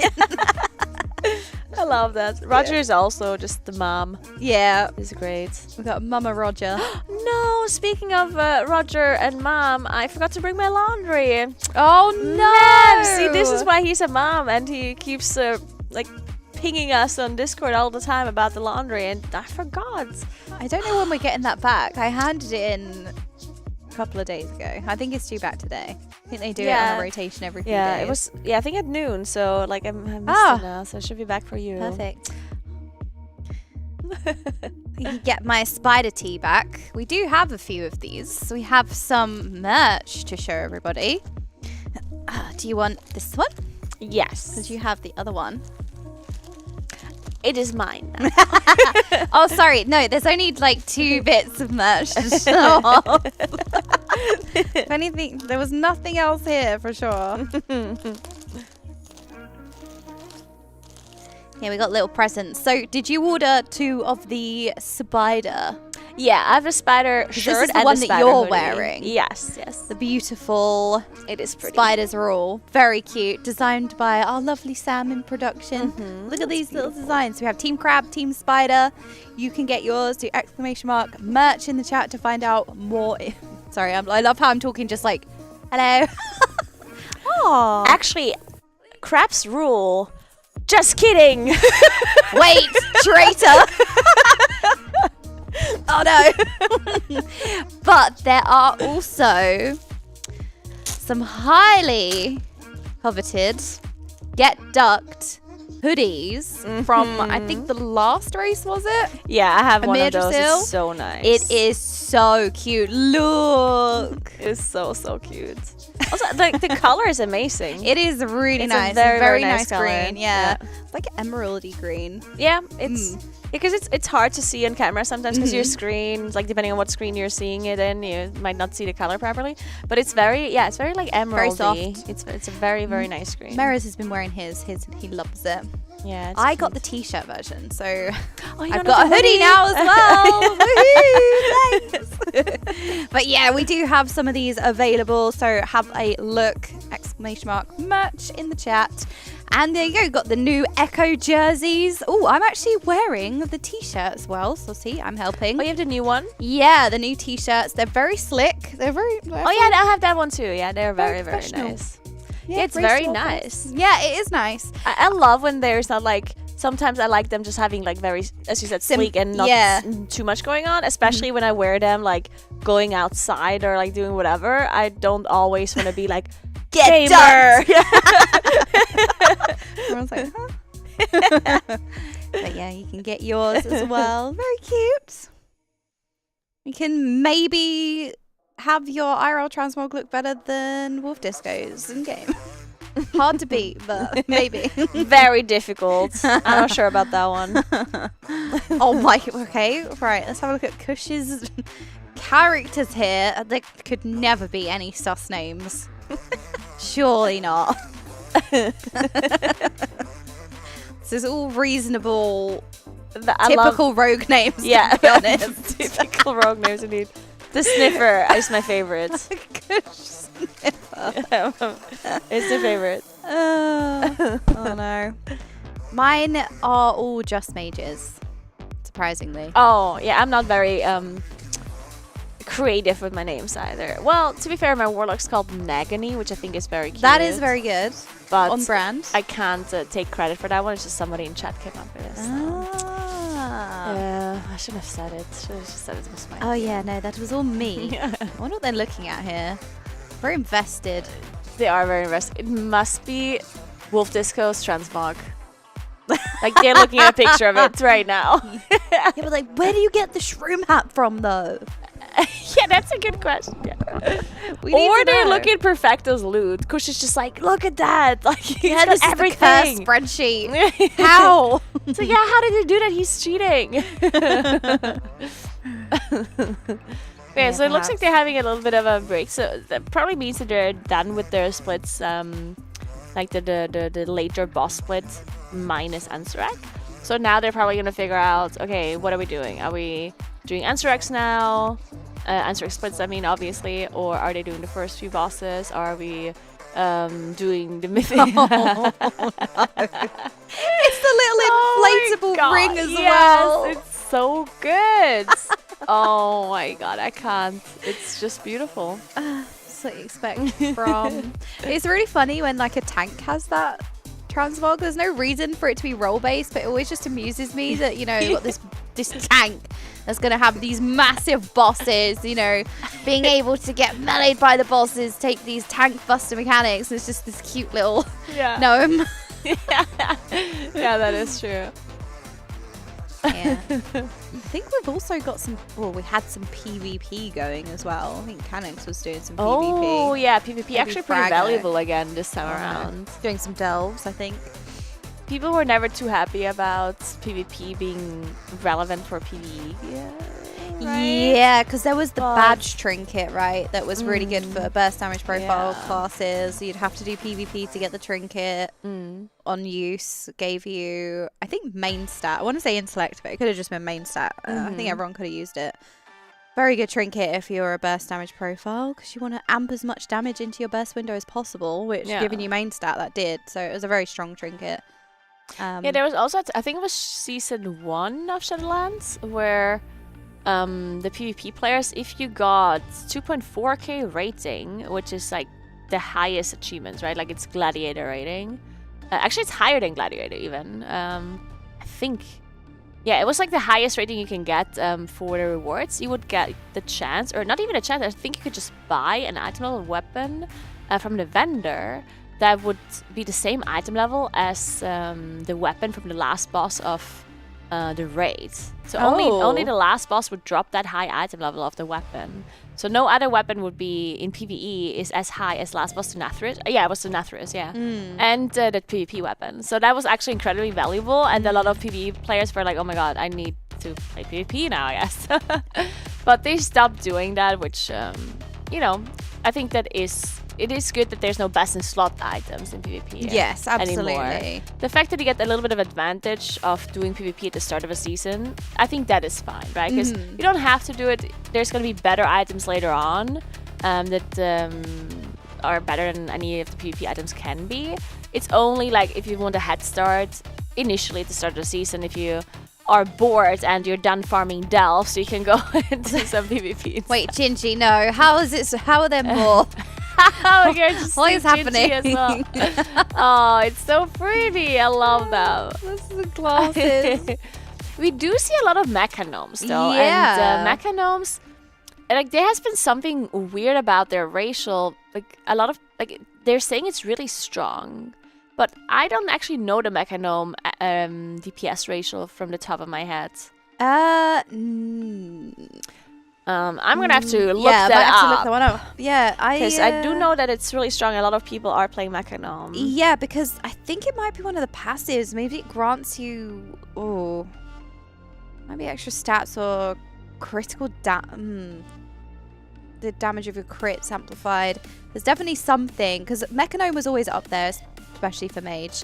As one of, the races are all very close to each other. You can most of the time just play, whatever you want to look like, right? But there are small gains, let's say. Well, apparently this one is like a little bit of a bigger gain for some specs. Okay. That's what I heard, but I don't know if this is right. I might make things up. Yeah, just keep that. Everyone just wants to be cute and small. No, but you could be right, because we are seeing a lot of mechanomes. So we can have a look. Oh, there it is. There we go. Racial passives. Combat analysis. You gather and analyze combat data every 5 seconds, increasing your primary stat by 4. Stacking up to 8 times. The status decays while out of combat. Oh, okay. So main stat boost. That's pretty big. That's really big. Especially at the start of an expansion, main stat is very valuable, right? At some point later on, you get diminishing returns. Oh, what was there? There was one more. Can we get that back up? Sorry, production. It was a boost to professions.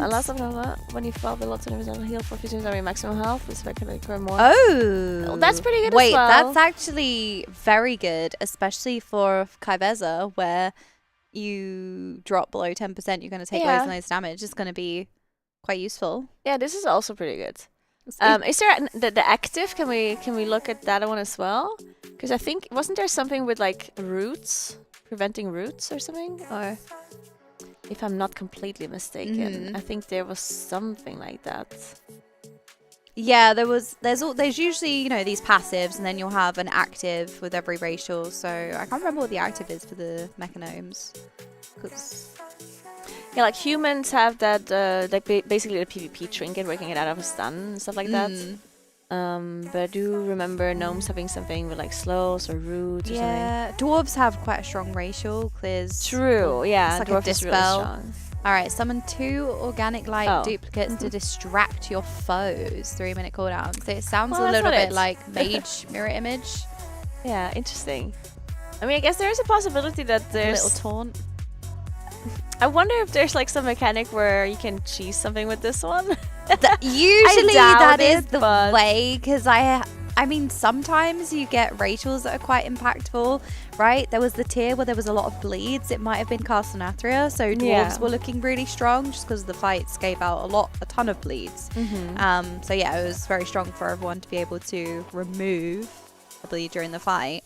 But they nerfed that. They don't really like you having to be a certain race in the, let's say, in the raid and in the race. They don't really want it to come down to that. Yeah.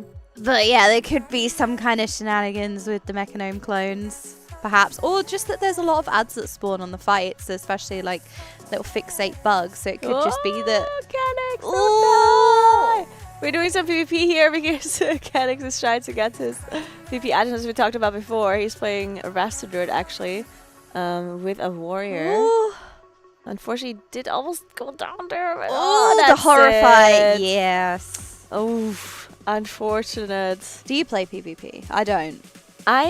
So here's the thing. I actually kind of like PvP every time I do play it. But I only play it if I'm forced to play it for a certain item level, right? And then when I do, initially I'm like, oh my god, what is going on? My interface doesn't work. I have to fix this, I have to fix that. And it's really annoying initially. And then once I get the hang of it a little bit, I'm like, wow, this is actually kind of cool. But then, yeah, the problem for me is just that I would have to invest quite a lot of time into PvP for me to actually become good at it. Yeah. And I'm just not willing to do that when because I'm like, do I play in Plus or do I play PvP is basically the question. There's only so much time in the day, right? Yeah. And it's like, I don't want to do both because then I don't sleep anymore, I guess. Yeah, no sleep. PvP. It's really a nightmare. What do you think about PvP? I'm kind of in the same boat as you, where if I put time into it, I probably would enjoy it, because I really enjoy it. Reminds me a little bit of League, where you're kind of anticipating your lane opponent, you know what that character will do and how they're going to use it, what they have available, and you're tracking in the similar way. So I love all those aspects of League, so I think I would really enjoy PvP, but it is just that I haven't put any time into it. Yeah. So it's very overwhelming, and there's so much stuff that all of the classes and specs have that it takes so much knowledge to be able to anticipate. And it feels so frustrating, that particular thing, because like we play WoW a lot, and we're good at WoW. We've been playing this game forever. We know so much about the game. I mean, we're casters. We know so much, right? And then you play PvP and you feel like you know nothing. Yeah, exactly. It's like, I know nothing about this game. What is this? Like, exactly. Especially with like PvP talents that can be quite impactful as well. Yeah, there's so much. And so I did play when I was getting the badge in BFA and a little bit in Shadowlands as well. But I was doing trios, so I'd have a healer and would have 2 DPS, and my job was to just be permanently rooted and stunned and try and get a polymorph out every so often if I could, but I usually couldn't because I was interrupted. And then the other DPS, who was a warlock, would just sit and damage and kill everyone. So I was kind of just the stun dummy, I guess. Just like the melee just going ham, this massive demon hunter who's messering in my face, and I'm just like, cool, can't play the game. Are we doing Illidan? Yeah, okay, so this is really interesting. Okay. So every week, you're going to get a weekly quest that will reward you with, I think, so if it's a pet battle week, it will reward you with a big pet battle item. But this week is time walking. So time walking's up, and if you complete 5 time walking raid bosses or dungeons, you're going to get I think it's a champion track piece of loot. Okay. And it could be tier maybe as well, right? It could be. Yeah. But I think if you do it through the raid, the raid will give you a 610 item. I think I was talking about it with Ali today. It's on Hero Track. Wow. Okay. Yeah. So the item is also from Nerub-ar Palace that you're getting, or is it like a random open world item that you're getting? Ooh. On Hero Track. I am not sure. Yeah, I'm not too sure. I was talking to Ali about it briefly, and he said, "Oh, make sure you do the raid because you need to kill the last boss to give you a 610 item Hero Track, and it also counts towards the weekly quest, which is the defeat 5 bosses or dungeons, and you get a normal or champion track piece of loot as well. And this anyone can do, right? Anyone can queue up and do this raid. It's not necessarily the most difficult thing. It's a little bit LFR style." Wow, I cannot believe Wolf Disco would not contribute to the killing of this boss with this group. He's AFK. Can somebody report AFK Wolf Disco? Oh, wow. Now he's back with the boss's back. Okay, actually not. Okay, there we go. It was his sheer presence with his mushroom hat that was very intimidating, that was dealing damage. Oh, so I looted the Blades of Azanoth on my mage though. Okay. And I couldn't bear to part with it because I knew that it was such an amazing piece of transmog. Yeah. And I couldn't bear to vendor the blades. And now with the warband, nice. I can actually add them to my collection. That's so cool. And I kept them all these years. I say all these years, it was Legion. Wait, that was a long time ago actually. That is a long time ago, yeah. Wow, that's actually really cool. Yeah, I just couldn't bear part with them. So it's actually good to be a hoarder. Yeah, Thank you so much. Okay, pays off in the end. That's like when they first... I'll need that newspaper at some point. Yeah! Just swat a fly.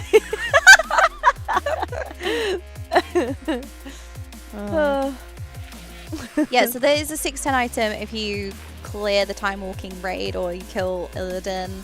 And then you're also filling out your weekly quest as well, which is the 5 bosses or time walking dungeons, which gives you a normal piece of loot.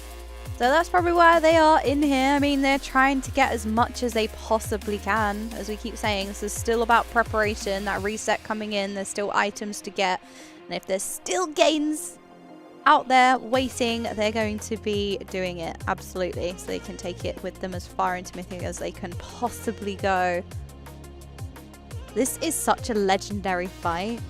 It is. I'm gutted that I didn't play back then to have experienced. I did play, but it's so long ago. Like, it is very difficult for me to remember. Like, I definitely remember like bits and pieces of it, but yeah, I mean, I definitely don't remember the whole fight. This is forever ago. I was probably like 5. Okay, I wasn't that young, but I was 6. Let's pretend I was 5. Did you start with the druid as well? Was that like your first character? No, I played paladin on this fight. Actually. Did you? Yeah. Holy paladin, yeah.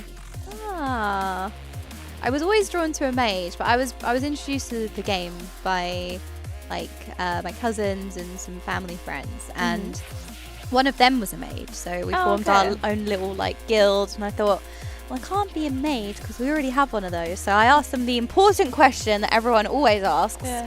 What's the best DPS? Yeah. And they were like, you know, you can play what you want. I was like, no. Just tell me. What's the best DPS?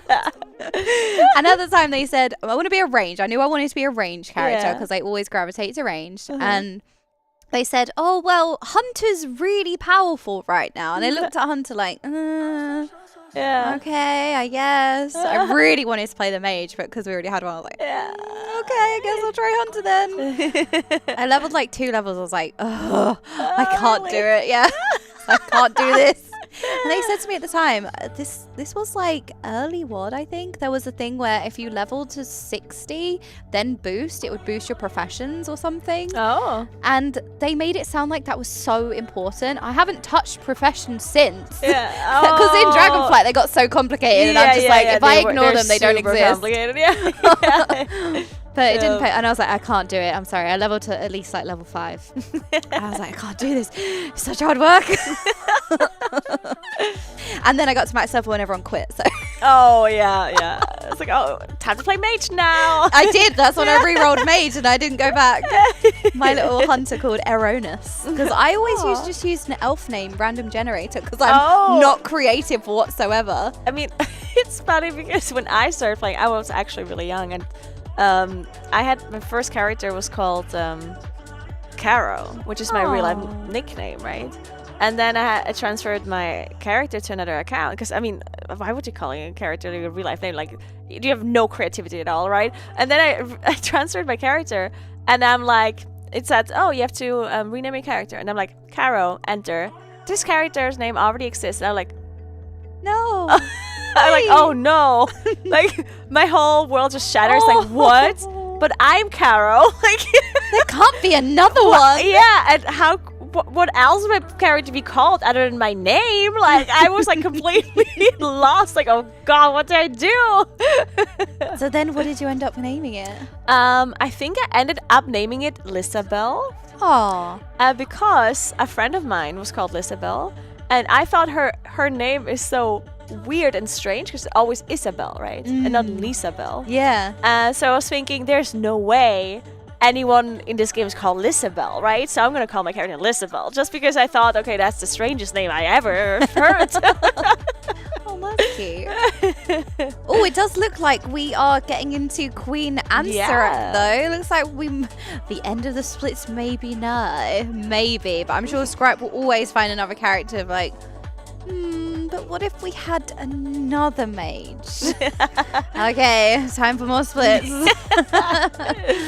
The Echo never want to be in the position where they need something and they don't have it. They are really, really adamant on their preparation. They over-prepare. They never, ever want to be in that position. So they have everything ready. If we need to send 10 boomies, they'll be able to, maybe not in this case. Yeah, and I mean, one thing to note about this as well is like a lot of people are very frustrated to not see Mythic already, right? Like, a lot of people are watching this, I want to see Mythic, I want to see it already. It's like, I get 100% like get you.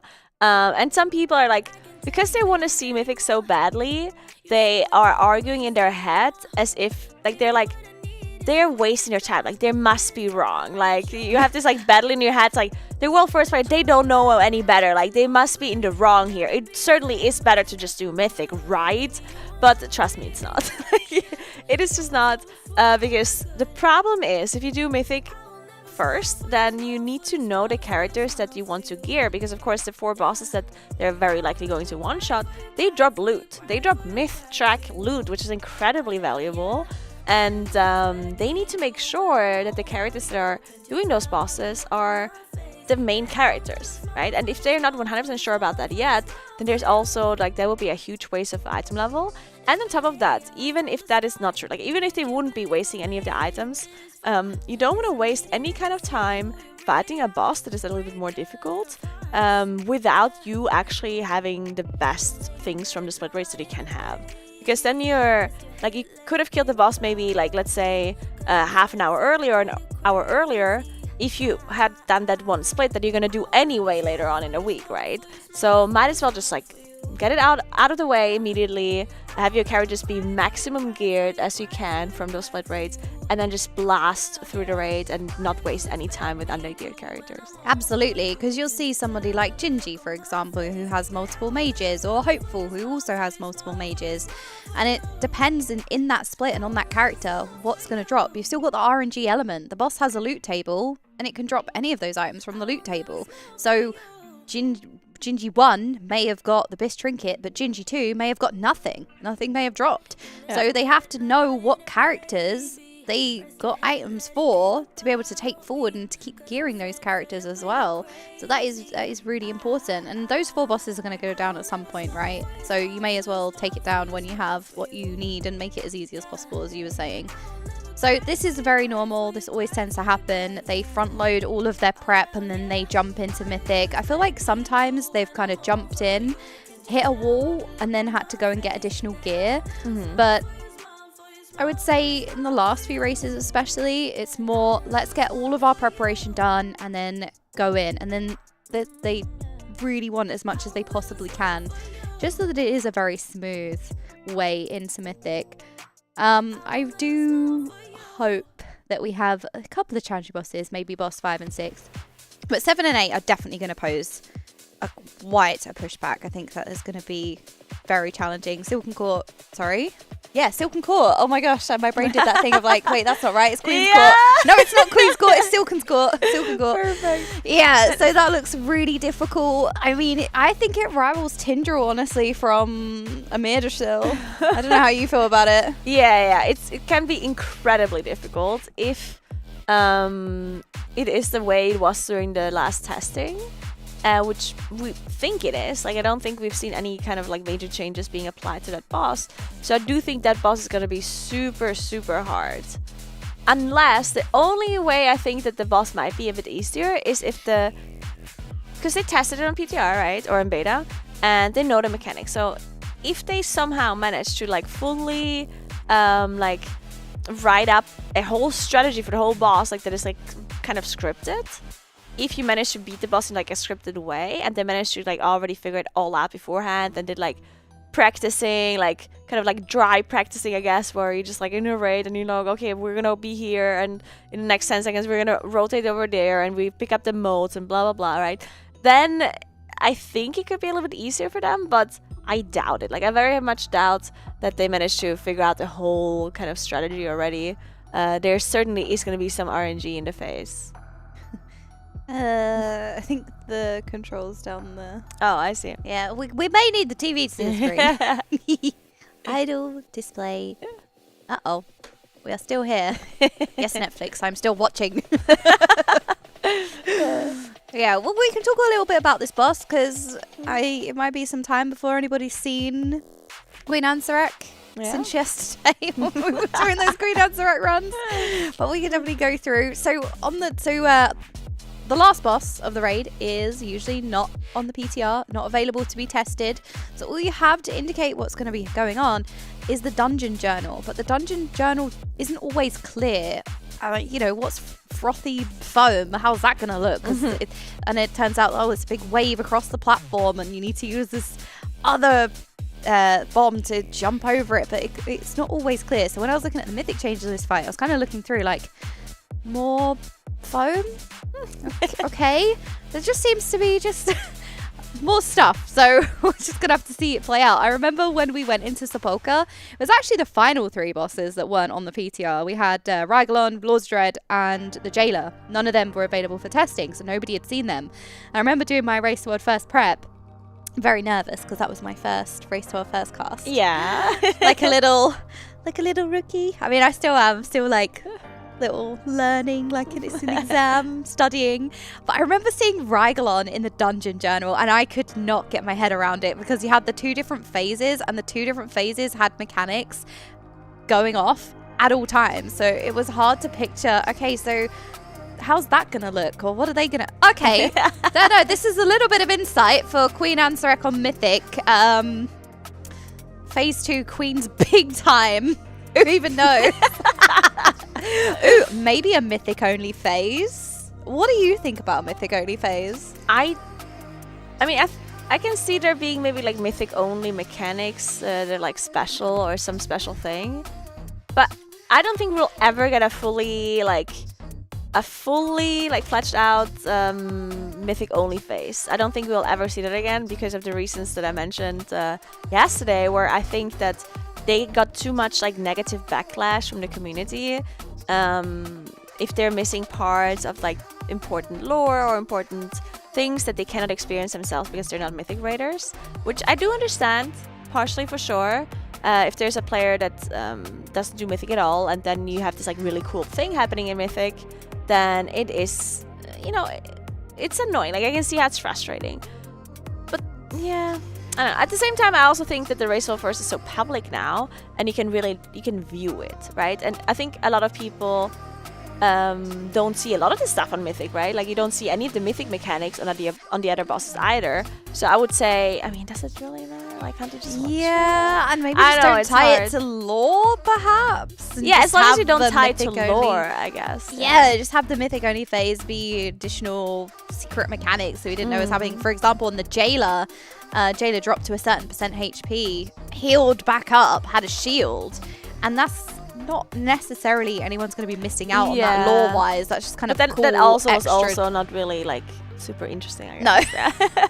Well, with the Zoth, we had a whole nother chamber. I don't know if that's lore, that is but- cool, I think, with the chamber. Except that the face was just kind of meh. Like I think like, it was not interesting enough, but I think the fact that it came to a different room was cool. A good example would be Archimond, I think. Like on Archimond, if you remember, you in was Legion? No, it was Warlords of Draenor in Hymal. Yeah, No, on not Mythic you would Hymal. just get Hellfire through Citadel. Hellfire Citadel. Where you like fall through the floor and now you're in a different area. Like I think that's a cool Mythic phase, and it's not necessarily like lore related, right? So I think if they would do something like that, and that really was like a completely extra like special phase. Yeah, because we've had Team Crab versus Team Spider, I think if there is a Mythic only phase, she's definitely going to turn into a crab and then drop web bombs on the floor that the players will have to juggle. And there's this whole bit apparently that Preach told us about where she's in the cutscenes.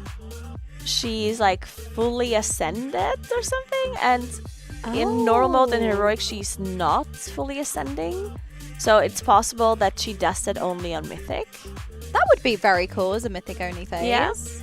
I don't know what that means, fully ascending. As well, I think it's part of the ascension ritual of the Nerubians, where they drink the black blood and from Xalatath, but Xalatath can control them because they are infused with it, but they gain extra powers. So it could be that she is also gaining this power for herself, perhaps. This is me. I know nothing about lore whatsoever. As soon as I hear words about the lore, as soon as I hear the word lore, my brain just like it stops functioning. Like my listening comprehension just like goes down immediately.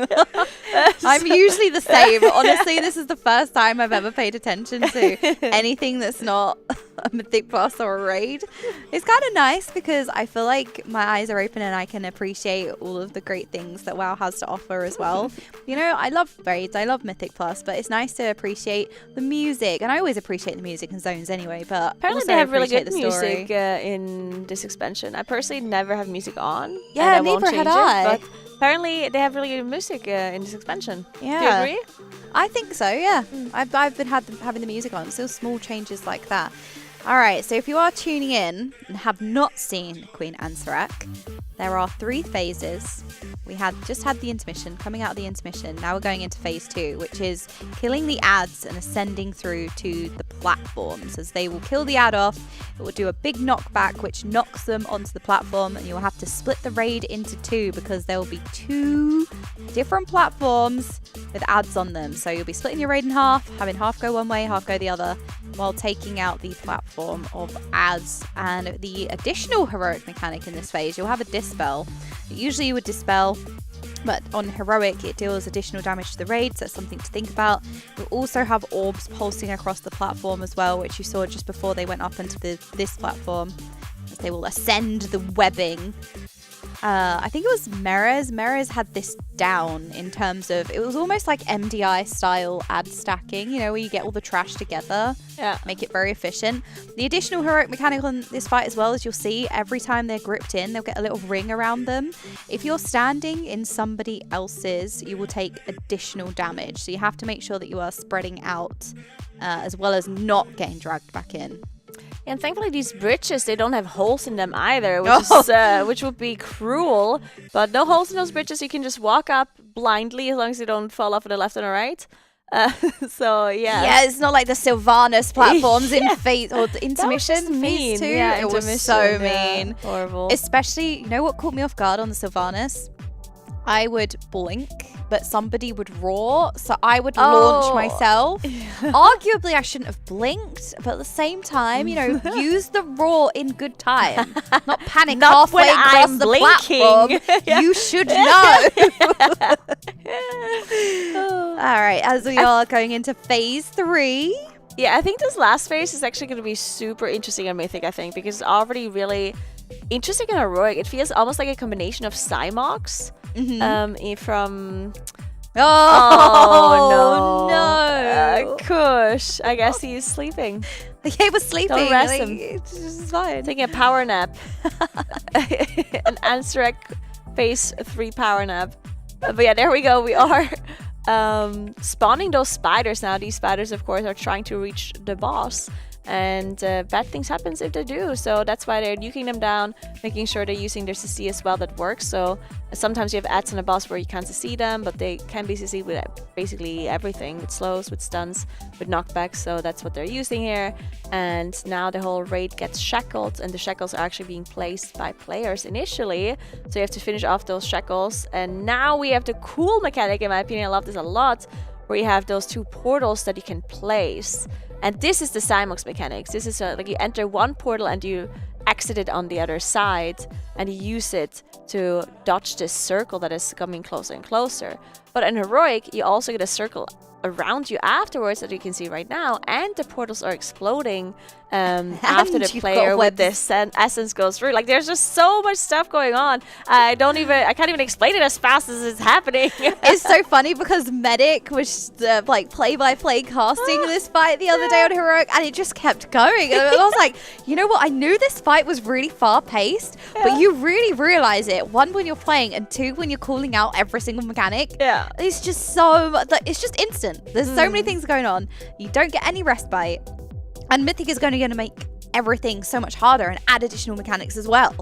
So, the pacing of this fight is intense. This is... Oh, and you can also see another one of the additional heroic mechanics. You'll have these spiders in the middle of the room. You will need to break the shield because you need to interrupt them. Can't let those interrupts go off. Yeah. And every time that void wave crosses across the platform, they'll have to make sure that not only the ads are dead, but that their souls are soaked as well. So that if that void wave goes across one of the ads or the souls, the boss gains additional damage. So you really don't want that to happen. But when a player who has absorbed a soul, I think you can only absorb 1 soul per fight. So you have to make sure that everybody is taking those.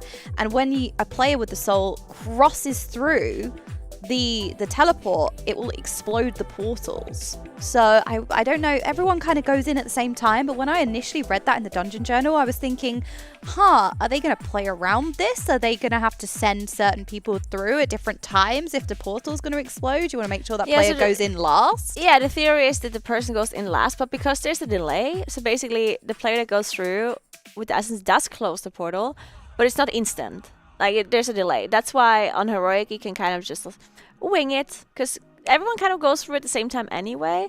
And if there's a delay with closing the portal, then it doesn't really matter. But I have a feeling that on Mythic this is not true. I have a feeling on Mythic you actually need to be like the last people that go through with the essence. And then I wonder if there's also more essences on Mythic, and you probably have to place portals differently. Maybe you have to use the portals multiple times, going back and forth, something like that.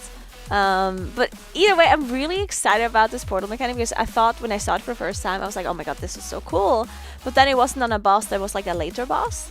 And I was like, this would be cool on like a last boss. And now we have it. So that is very, very nice. Yeah, because we always say, there are some mechanics on early bosses that have really, really cool concepts, really cool ideas. But because they are early bosses and they're tuned to be much easier, you don't necessarily appreciate the mechanic or see the mechanic too much or cheese the mechanic because you can just kill the bosses. Yeah. And it's like, if this would have been on a later boss and we would really have to respect this mechanic and execute it properly, that would be really cool. So yeah, the portal is a good example of that. And not to mention, we're going to see some cool plays probably, like mages blinking around back and forth, doing some crazy stuff with essences or seeds as we saw on Cymox. So yeah, excited to see those crazy mage plays, or warlocks as well can do some really cool stuff with mechanics like these because of the circle that they have, the demonic circle.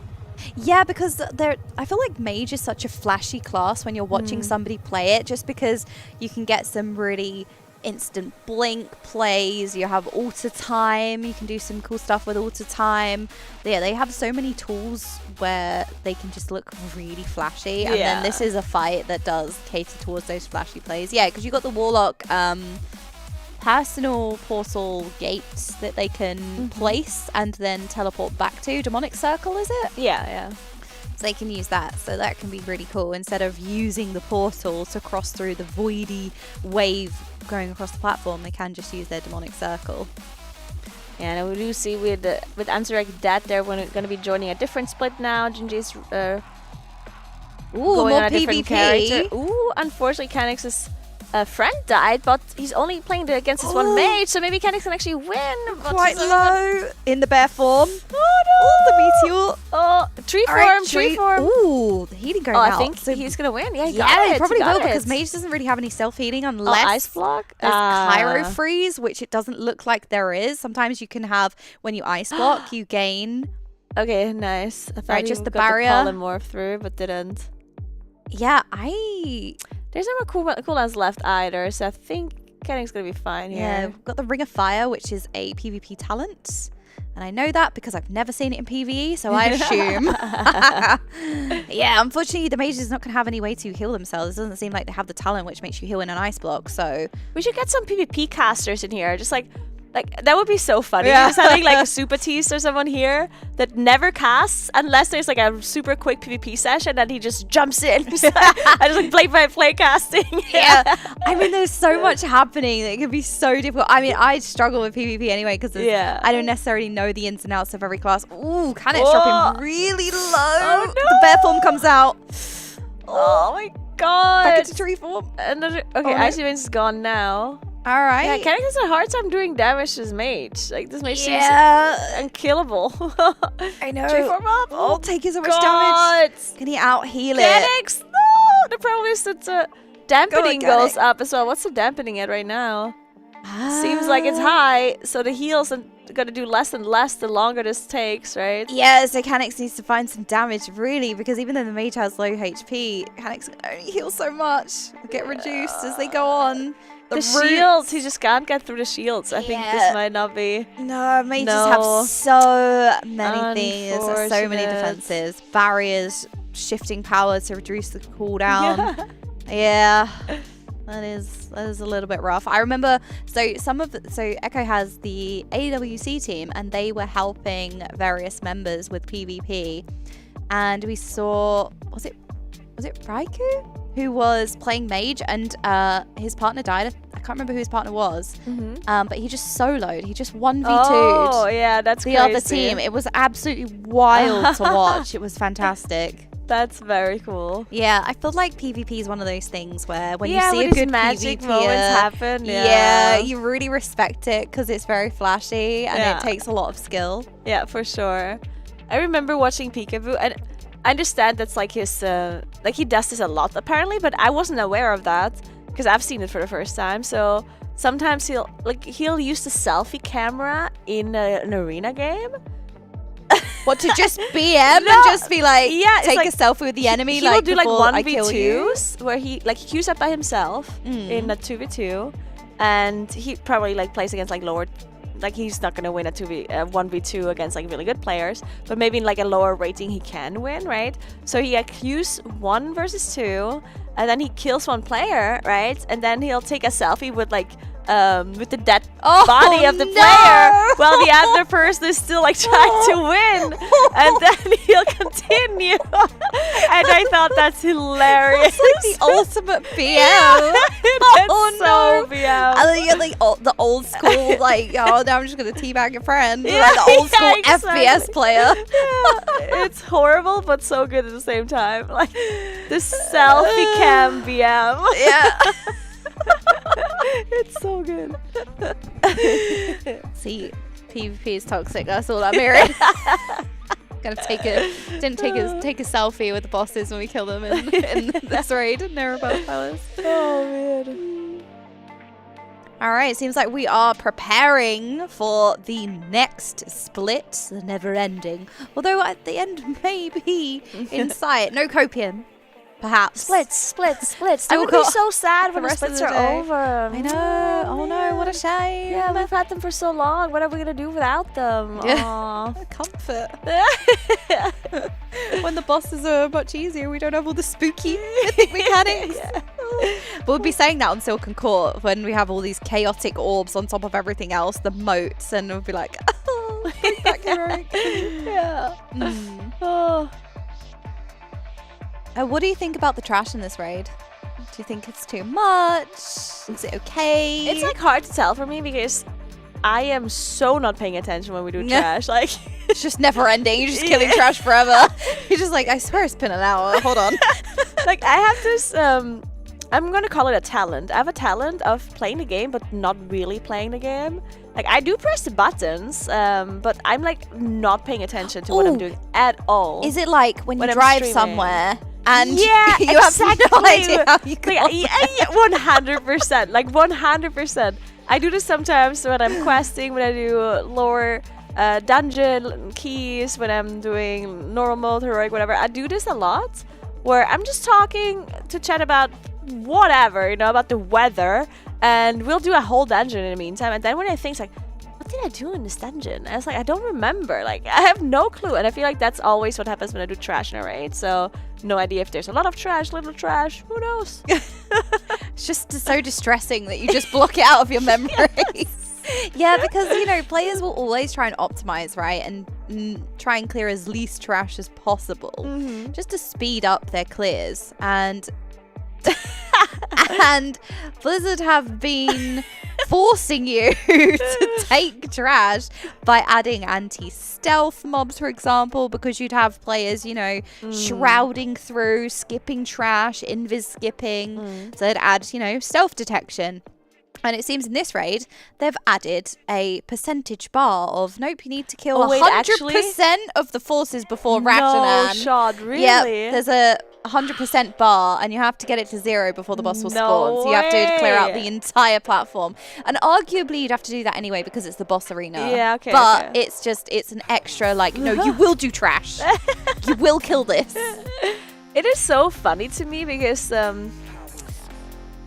like, I feel like there's not a single person in the world. I don't feel like I know this for a fact, actually. Like, I've asked every single WoW player, and they all told me that they hate trash in the raid. Yeah, they all. I can confirm this 100%. I swear.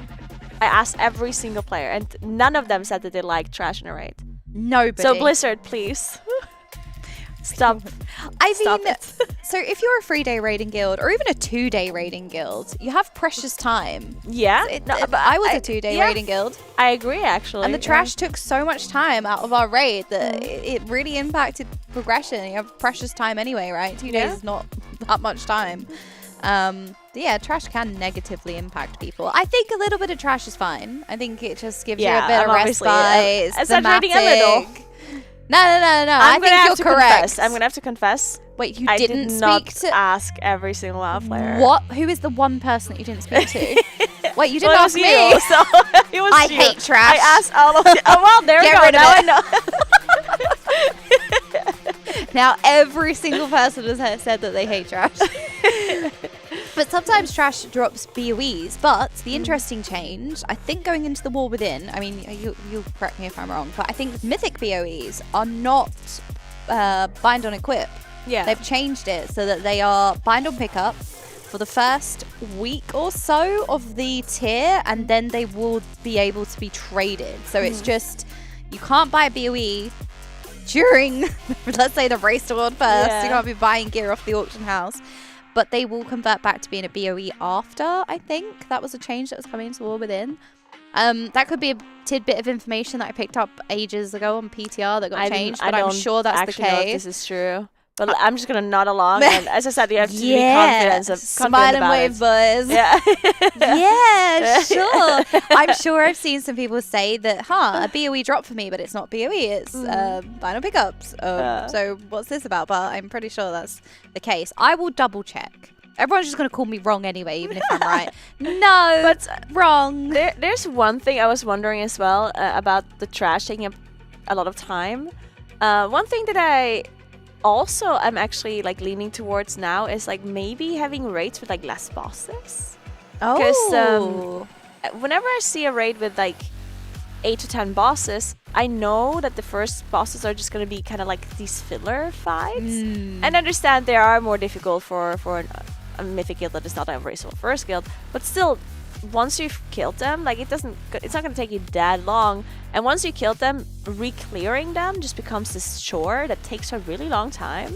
And a lot of the guilds, my guild included, we're a 3-day raiding guild, and we extend our ID once we are on the last 2 bosses, right? Like, not because we can't re-kill the bosses anymore, or not because we don't need any items anymore, it's because of time. Because we need to get progression time into the last 2 bosses, right? And if we're gonna keep re-clearing every week, then we're reducing our time on the last boss to 2 days, basically, because it's gonna, at the start, it's certainly gonna take you a whole raid day to re-clear, right? When you only raid like 3-4 hours per night.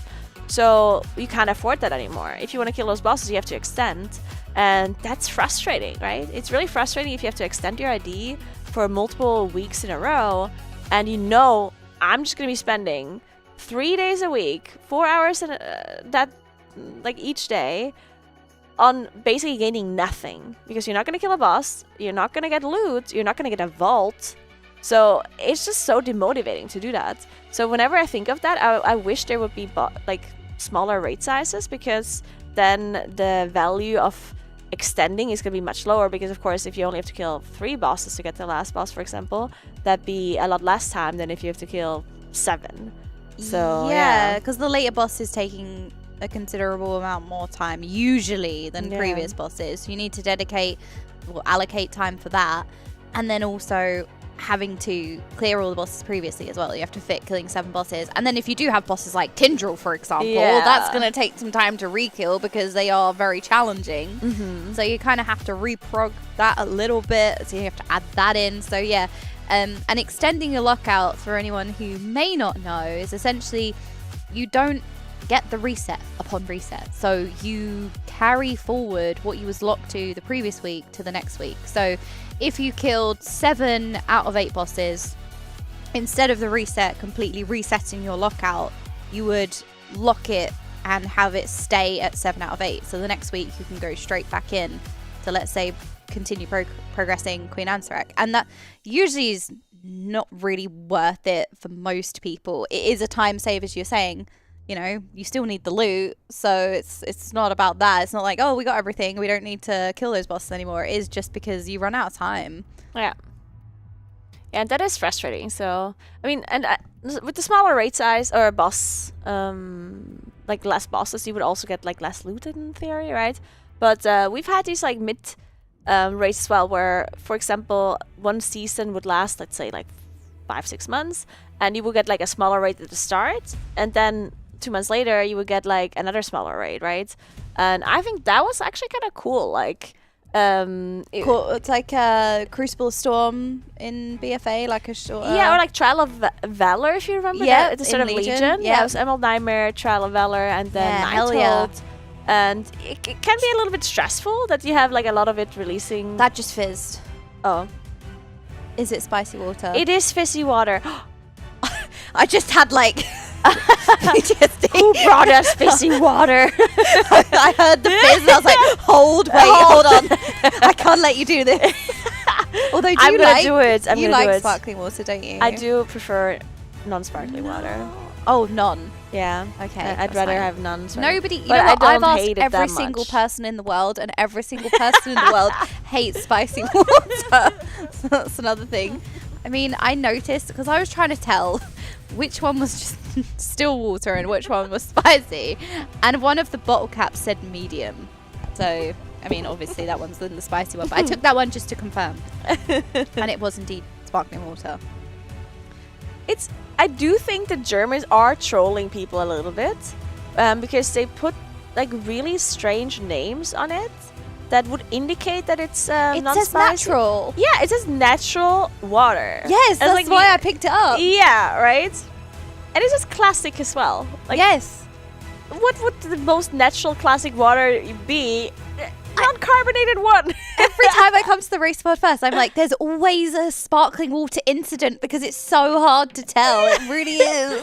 I think there's like, it was a friend of mine that flew through or landed in Germany and then drove to my place, and he bought water in Munich, and he also hates sparkling water, and he is like to make sure that he's not buying sparkling one, he bought water where I think it said extra still on it. And then it was sparkling. No, water. how? They just had like less carbonation in it. Oh, right, okay. And they're like, what? See, this is it. And then also, he was so angry about it. It's the worst thing that can happen. You're ready. You're so parched. You're thirsty. Take a big gulp of water finally, and it's fizzy. It's the worst feeling ever. And everyone can agree. Wait, have we been muted? Oh no, you moved your mic. I thought I got muted, but production would never. Thank you. Spicy water is banned. It's also, I think in the UK especially, the blue tends to be the flat and then the green tends to be the sparkling water. Oh, really? But they reverse it in several other countries. Yeah, so where I live, I think we have pink for natural and blue for sparkling. Yeah, so I would take the blue, assuming that would be natural. Yeah, that's okay. In the UK. Yeah. So I just feel like whenever you go to another country, I need the cultural norms. I need the description of what water is which. It's funny because like other people, when they go to another country for a holiday or whatever, they would learn the language a little bit, and they're like, what does hello mean? What does this mean? And you're just gonna be like, what does carbonated water mean? Still Which water. one? I think that's really important. Like the only words you know, carbonated still water. Well, it's like whenever I go abroad and ask for chips, I get crisps. Oh, because yeah, the UK, yeah. well, what everyone else would call fries, the UK yeah. would call chips. And then what we would call crisps, everyone else would call chips. Yeah. So it is very confusing. Very. I remember asking for chips, and I just got this little packet of crisps from this cafe. I was like, okay, thanks. Yeah, then you can't On the say anything. seaside, no. Yeah, it's like you have to just accept it. I mean, laser good, so. As we do have another Queen and Sarek kill down, they are continuing on with their heroic splits. Don't worry, you are not missing anything with our riveting conversation about water. What is this? All right, recycling waste materials. We've got light bulbs, paper, plastic, organic, glass, batteries, clothes, wow trash. Yes. E-waste. So would sparkling water go in the wow trash? No, that would go in clothes, obviously. No, but the trash can go into that one, yeah. I'm not sure if I would be so kind to the trash mobs that I would be recycling them, but I'll think about it. Yeah, but just put them in somebody else's raid. Imagine. The one person who says, I like trash. Okay, you can have all of mine then. You take it. Be my guest. That'd be so funny. Wasn't there a game mode? Oh my god, am I imagining this right now? I think I might have dreamed of this at one point. But like there was like this idea or mode. Or, I don't know. There was What something. is this? I have no idea.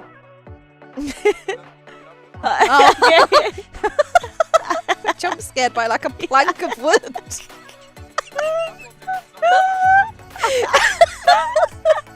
Production's jump scaring us. This is now a horror Ooh, show. ceiling. Ooh. It's really zoomed in. But yeah, there was this mode. I'm not sure. Again, I don't know if I dreamed of this, if I had thought about it one day, or if it actually happened. But there was this mode I was thinking of where if you kill mobs, they would appear for like another team, like in a dungeon, like as a like MDI mode or whatever. Oh. Where you play against another team, you finish off a certain trash mob or traffic, and it like shows up on the other, like in the other dungeon. You know. That is that does happen. I maybe we had the same fever dream. Maybe. There is definitely right. There is something like this, this where it adds it to the other person. Oh no. chat might be able to save us. But that would be cool for like raid trash. So you just clear it really quickly, and then it just shows up for the other team, like while you're fighting a boss or something, and just like all of this trash is running in. Especially guilds that have more than one team. Yeah, they can just distribute the trash between them. Tetris does that. That's true. Tetris, you can send stuff over. Yeah. I'm sure that there's something Destiny else though, where you can Aeon. You kill something and it goes over to the other side, and the other side has to deal with it, and it's a back and forth. I'm sure. Oh, that's gonna really bother me. Destiny 2. I haven't played Destiny 2. Then I don't know. I saw when Echo went in for the weekend, they went in and did some of the Destiny 2 raids blind. That was fantastic. I loved watching along. Destiny looks amazing. I don't know why I hadn't ever played it, because I was a big Halo enjoyer when I was a kid. And it was very, well, obviously it had Halo-y vibes. But it was very nostalgic for me. I was like, how have I not played this? But the thing is, like, when you're a WoW player, especially if you're like a key pusher or something, you just play WoW. That's it. That's, the amount of, like, the little knowledge I have about other games as a WoW player is absolutely crazy. And I feel like I'm like an extra special case, because I really never play other games. At least I never did in the past. So it's like, I feel like sometimes people think I make it up when I say that I game for a living. Like, I'm a gamer for a living, and then there's people that literally think I'm joking, because then they ask me questions about other games, and sometimes I don't even know the game. Yeah. They'll ask me about a really famous game. It's like, oh, so do you play game name? And I'm Fortnite. Like, what is that? And they're like, oh yeah, hang on a minute. Wait a second. Oh, Perfecta also taking a nap real quick. Oh, is he? Oh, yeah. So I think Perfecto's decided that if he's also horizontal, it might increase his chances to take the rogue spot. All right, so we're having Battle of the Rogues in-game and IRL right now. Oh, I love this. You can see them. Nice Memes has just turned his back, like, okay, just rogue things, like, whatever. It's like, I don't know these people. Don't associate me with them. Okay. Nice Memes is huge, by the way. I didn't realize that he's so tall. He's like... It's like he's taking him on a school trip. He's like the cool, I don't know, teacher. It's like, come on.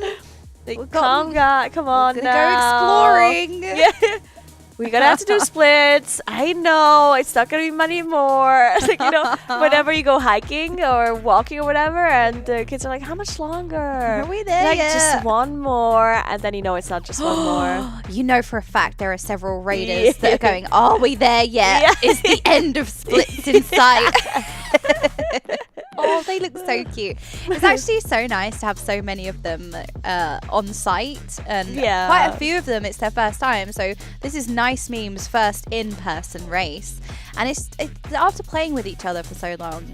It's just so cool to see them at lunch or dinner, all sitting together and laughing, and it's very going sweet. between the different PCs, having a great time. Yeah, it is very cool. I'm also like, personally really jealous that they can still perform like 100% while being in this different environment, because I feel like I would not be able to do this. Like, because I mean, I can perform or I can do what I do for a living. I can stream and cast, of course, in different environments, but if I have to play really well on, like, you know, if there's people around me and people that are behind me and whatever, like, I feel like I wouldn't be able to play 100%.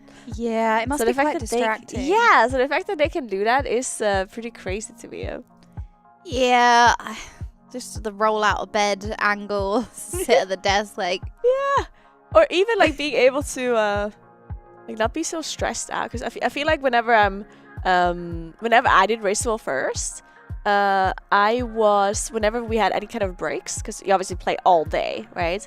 And whenever you have breaks, I would just like take that time to be like, to just like sit down and just do nothing, basically. Decompress. Yeah, decompressing, just like me time, right? Because you have no me time throughout the whole day up until these like short breaks. And whenever you're here at the venue, whenever you take a food break or whatever, you're still around these people, and people like they're talking to you, talking to them still about the game, right?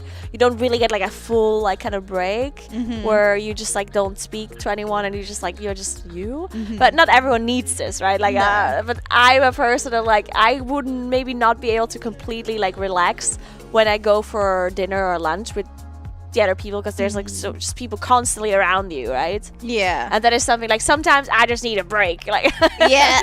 And I'm that annoying person as well. I'm like going around going, hello, good morning, and everyone's like, oh, she's back. And I'm like, how are you doing? Or someone's just trying to get a coffee, just doesn't want to talk to anyone, and I'm like, hi.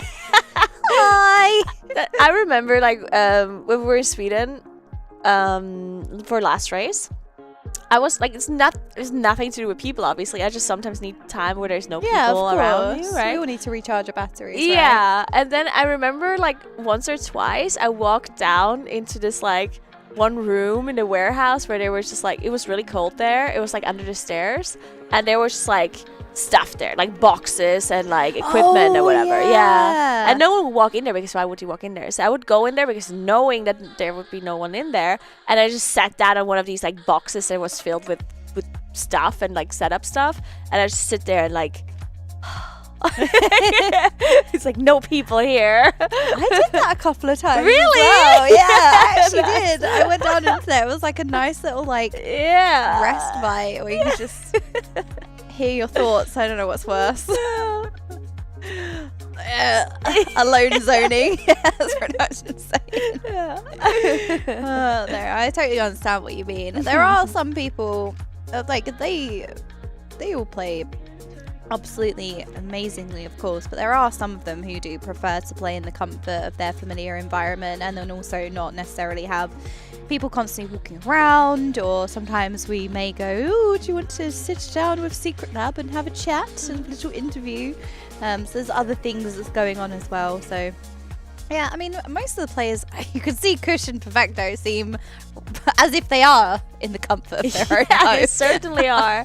They're doing great. Yeah. Getting used. Oh, they look so cute. They really do. Yeah, it looks like we are just, Perfecto having the best time. They're just figuring out the Ansurek splits and making sure fighting all the helpers. Nice Memes joined them? No, who was that? Oh, I think maybe it was just like a different angle. It was it was a different angle. I think Nice Beams is actually a lot more horizontal than I thought. Oh, maybe. If we go back to Perfecto. Was it in Perfecto's cam? No. Oh, yeah, Mirrors. Yeah. Mirrors loves a blankie, because people are trying to work out, how warm or cold the venue is, because everyone's dressed so different. And we were joking, but we're sitting here in t-shirts, we're fine. We'll have the blankie no matter what. But Mirrors is like full snuggly, hoodie, coat. And at the last race, he had his blankie. Yeah. It's because he hasn't stolen the caster's blankies yet, which is usually what happens. Mirrors will usually end up with it. Getting very cozy. He's collecting them at home, probably. It's like a wall of Racewell First blankets. Yeah. Oh, Mirrors' raid leading is very therapeutic. I was listening to him. I agree. Very calm. Yeah. Very mindful. Sorry. I'm not saying it. I'm not doing it. I'm trying really hard. Okay, tell me about it. Well, it's just stupid TikTok thing. I very rarely go on TikTok, but it would just be these. Sure, rarely. Yeah, it would just be these 10 things that times a day. I try not to, because as soon as I open the app, I blink and 4 hours have gone by. It's just, it's a time sucker. That's what it is. Yeah. So I go for long periods where I'm not on it, and then I'll just have this day where I just open it and then have all of these trends coming through. Okay, yeah. And it's funny because I was doing the don't be suspicious all the time, because that was such a big TikTok trend. And I never thought that was from something. I just thought it was some stupid TikTok thing. Okay, It's from a show I was learning from Mythic. And another one is this demure. I was very late to the whole, it's very demure. And now I can't stop doing it. It's one of those things, where you just you refuse to engage in like the latest slang or trend because you think, oh, it's stupid, and then you start doing it ironically. For me, it's not that I refuse. For me, it's like I don't get it the first time I hear it because I don't look at TikTok, and then I don't get it the first time, and I'm just like haha, you know, like a live along. It's like.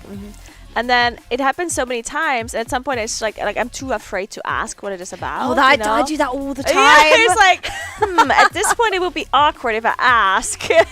Because I've laughed along so many times before. So now I'm like, Or it's like when you don't hear somebody and you're like, oh, what did you say? And then it gets that fourth time and you're like, sure. I can't ask again. But I have no idea. And then I said, what do you think? It's like, So many people just think like head empty. It's like just like smiling like, yes. Nah, but TikTok, yeah, I don't know. Like I kind of stopped. Like I hate the fact that there's like memes that I'm like not up to speed with. You know, like I just don't get it. But then at the same time, I really don't want to I don't want to do TikTok. I don't know if they're worth it either. I think I just really don't want to do it. Like I feel like such a boomer whenever I don't know TikTok memes. But then at the same time, I'm like, guys, and the one decision that I made to stop, the one time where I was looking at TikTok again, I was looking at it like I remember it was like a Sunday. I had a free day. I was like hanging out, like chilling. I was like, oh my god, this is so nice. And at some point, I looked at the clock and it was like 8 p.m. and I was like, what? It is. How's it this late? Time sucker. And then I remember I was thinking, oh my god, what did I do for the last like 3 hours? And then I actively tried to remember what kind of TikToks I looked at, and I could remember maybe like 2 or 3.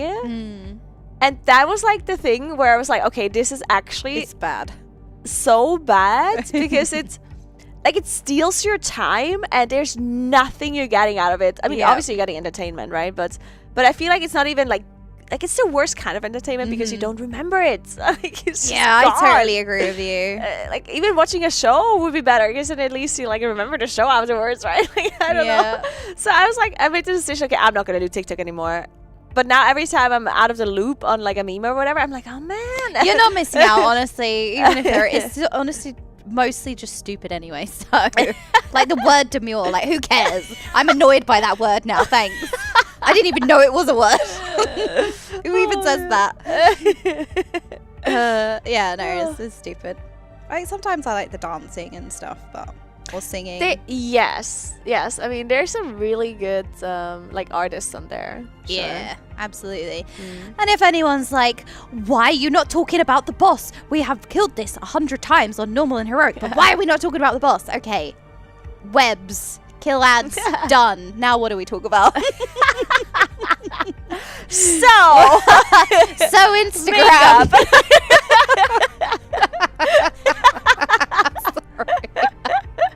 Wakey. Got too excited. I love that. All right. So when did you go clothes shopping the last time?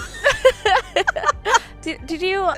Oh, did you get all of your like winter, like autumn clothes out of the like back of your closet already? Yeah, it's like when you do the changeover. And you put the summer stuff away, put the autumn stuff away. But I also moved.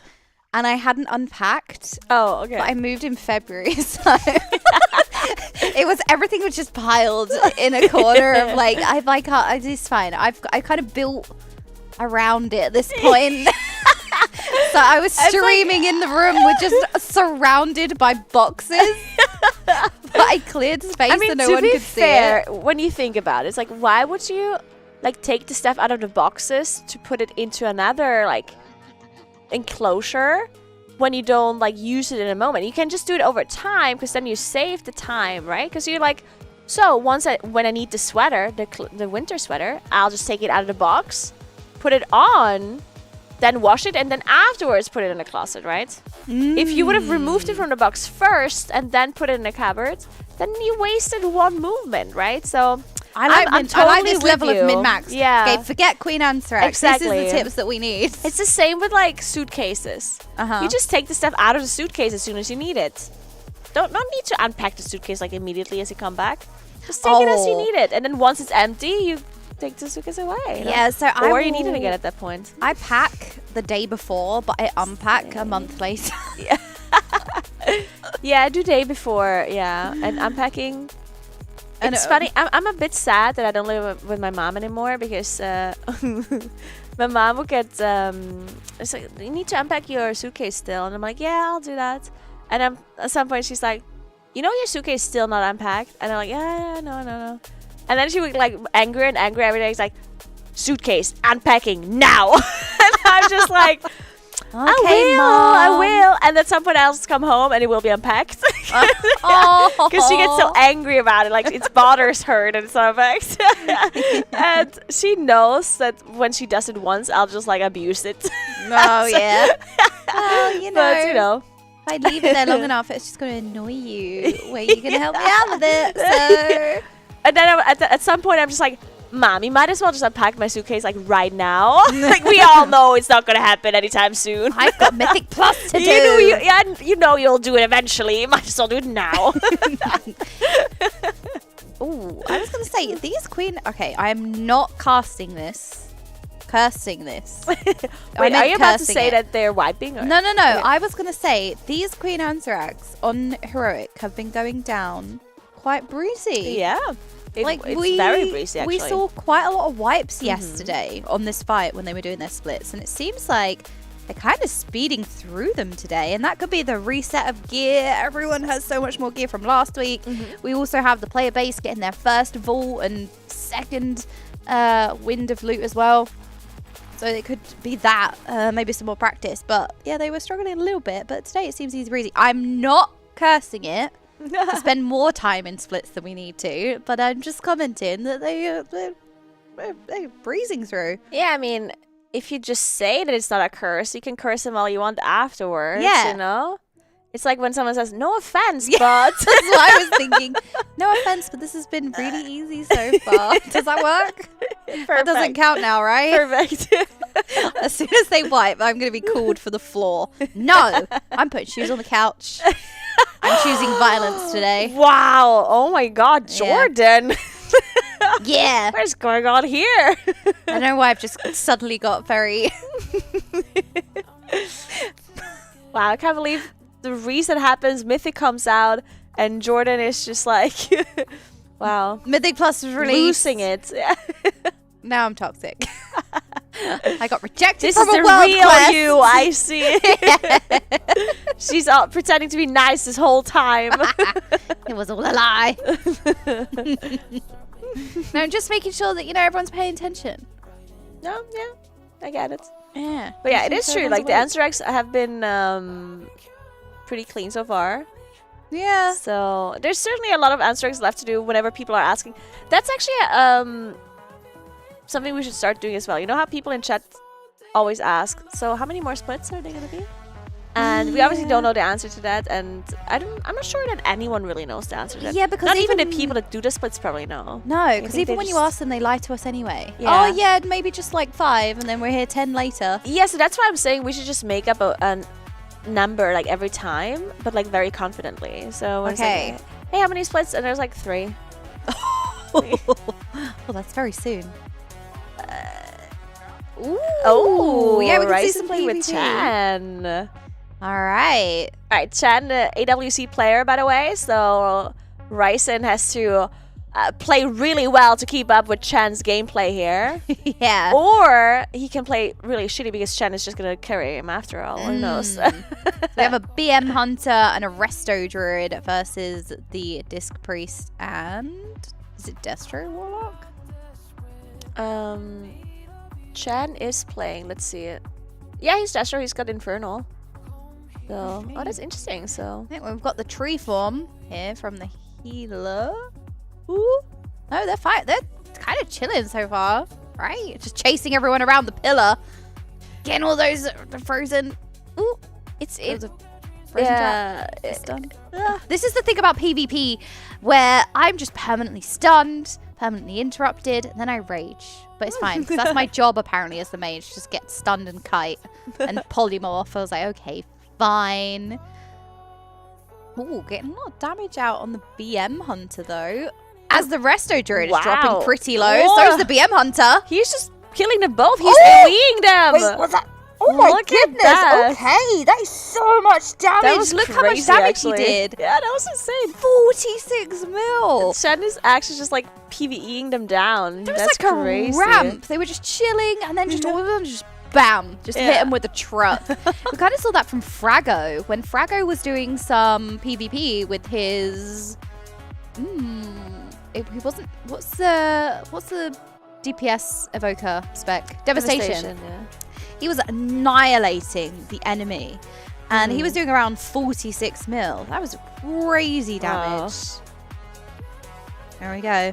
These AWC players built diff, obviously. It's crazy to me. Like sometimes I really don't understand how they can play casters in like 2v2. Like if I would have to play a caster while there's people hitting me constantly interrupting me, constantly like using their CC infuriating. Right? It makes me so mad. And then when you play a Dastro Warlock, you have to cast Chaos Bolts, or you have to, but you want to cast Chaos Bolts, right? And Chaos Bolts are such a long cast, and it must be like the worst thing, especially playing against a hunter, and these pets are hitting you, and like, oh, like, it's so frustrating. There's so much happening, honestly. Especially as a PvE player, right? And you press your cooldowns, and you're like, now I'm gonna do damage, but then they like CC you and they stun you, and you're just like, no, it like makes me so angry that you can't get your damage out. Oh, well, what that happened was here? convenient. Did the other team left? Yeah. Okay, I was wondering if the disc crease behind the pillar just somehow got absolutely annihilated. Oh no, yeah. Sometimes when there's only one person in the group, the other person like didn't load in or did DC or something, then the other person will just leave. Okay. Because they won't be able to win the 1v2. No, or sometimes they even do this on purpose to lower their MMR. Oh. Yeah, because they want to get their MMR lower to have an easier time climbing. Because sometimes, I mean, for boosting, they do that sometimes for boosting if they want to boost like a friend or something else. And then they want to lower their MMR to make sure they're able to boost them, because otherwise it's going to be very difficult. I'm sure that there was an item that you could maybe buy off of the time walking vendor that was also pretty good item level. I'm going to double check. I know I said this before, but I always forget in the break. But to be fair, the last break was lunch, so I was distracted. Yeah. Had a very nice lunch. Yeah, it was good. It may be that there's an item on the vendor that's a relevant item level, but I will double check, because I know that time walking is this week.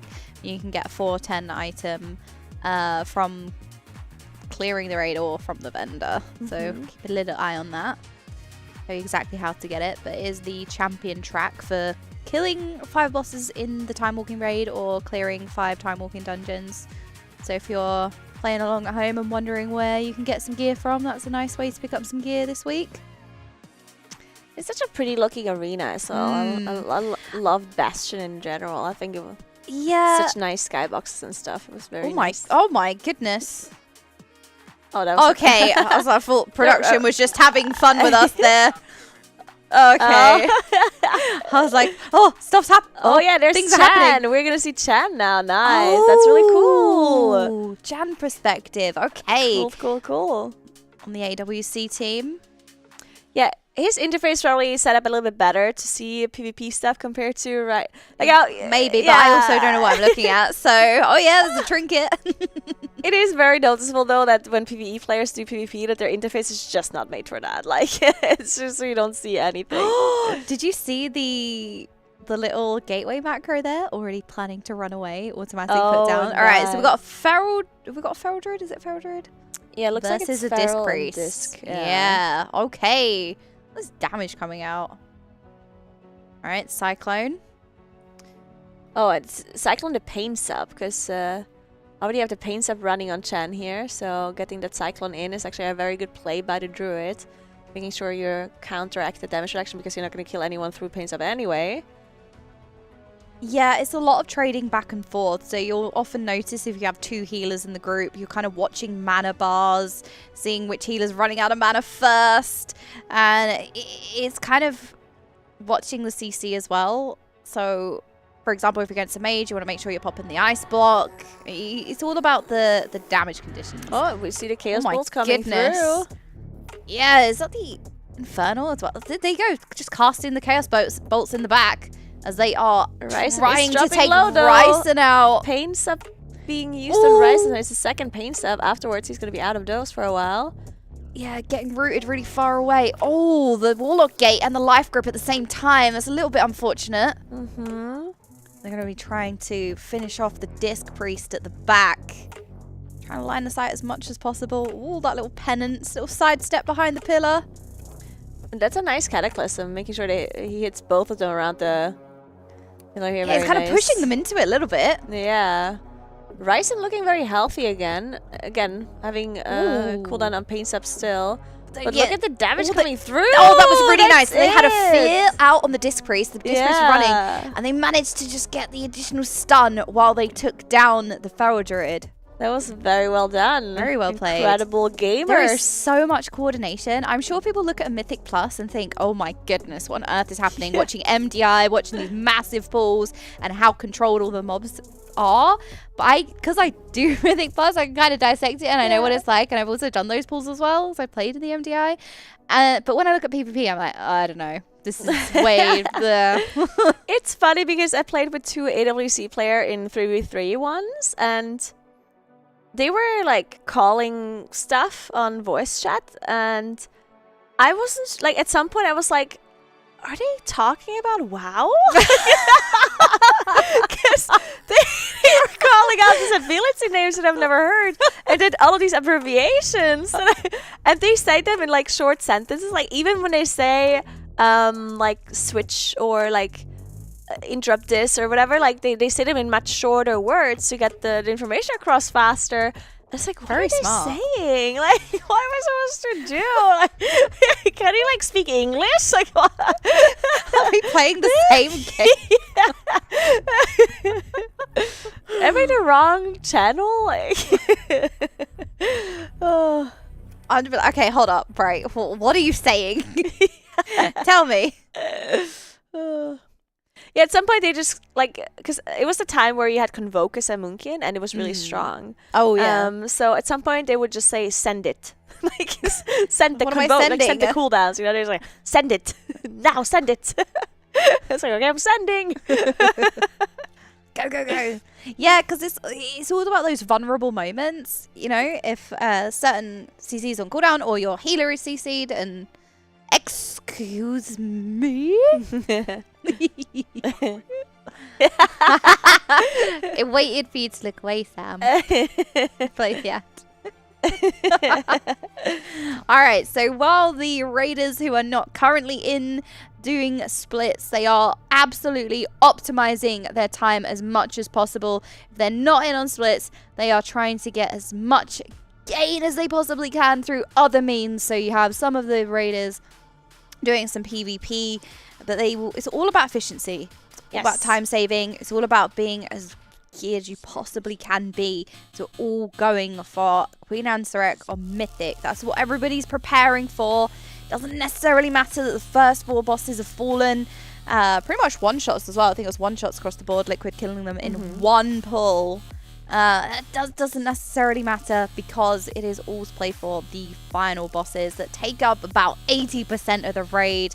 I mean, in different tiers, it could take 90. You could see the first 6 bosses fall so quickly and then spend days and days and days upon the last 2. So that is really what they're going to be going for. That's what they're going to be prepping for.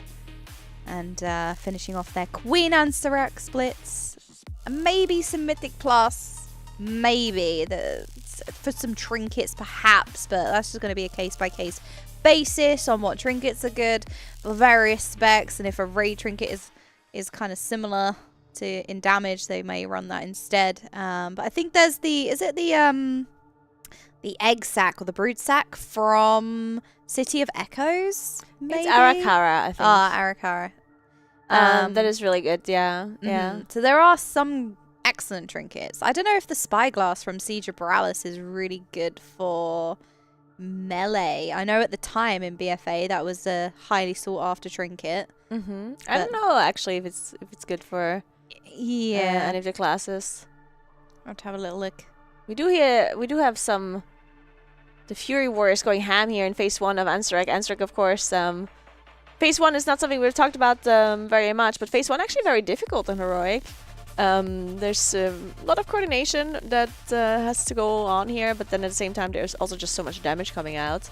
So this ability you can see here just roots people in place very, like it's a Tindril mechanic basically. After a couple of seconds you get rooted, and you have to finish off the roots, break the player, so you can immune the root as well if you want. But you still spawn the paddle, so once the root either gets broken by DPSing it, or by either immuning it or using freedom or whatever, then you spawn this paddle that first spawns in a small circle underneath you, but then it grows a little bit bigger, so you need to make sure that you're putting it to the side. And then the main mechanic that we saw here is that 2 players will get targeted, and after a couple of seconds they will put down a paddle basically, and you have to use this paddle, you have to explode it by walking into the middle of it to make sure that the players get knocked in the air, and you have to use this to avoid the AoE that comes out of Ansurek. And there's 2 different ones. You have to split up your rate evenly to reduce the damage you take from that afterwards. And the players that are popping it, they also have to rotate, because you do get an increased damage taken from that ability, so you can't be the same players popping it every time. And one more thing to note is, I think a lot of people don't know this, because usually when you have a circle and you get knocked from the circle, then you determine your knock direction by standing in like a certain spot within the circle, right? Like if I stand to the north, I get knocked into the north. If I stand on the south, I get knocked into the south. But the way this ability works here is that the person that is triggering is the one that is actually determining the knock from the player. So you can actually stand wherever you want, and it will always be knocked correctly if the player does it correctly.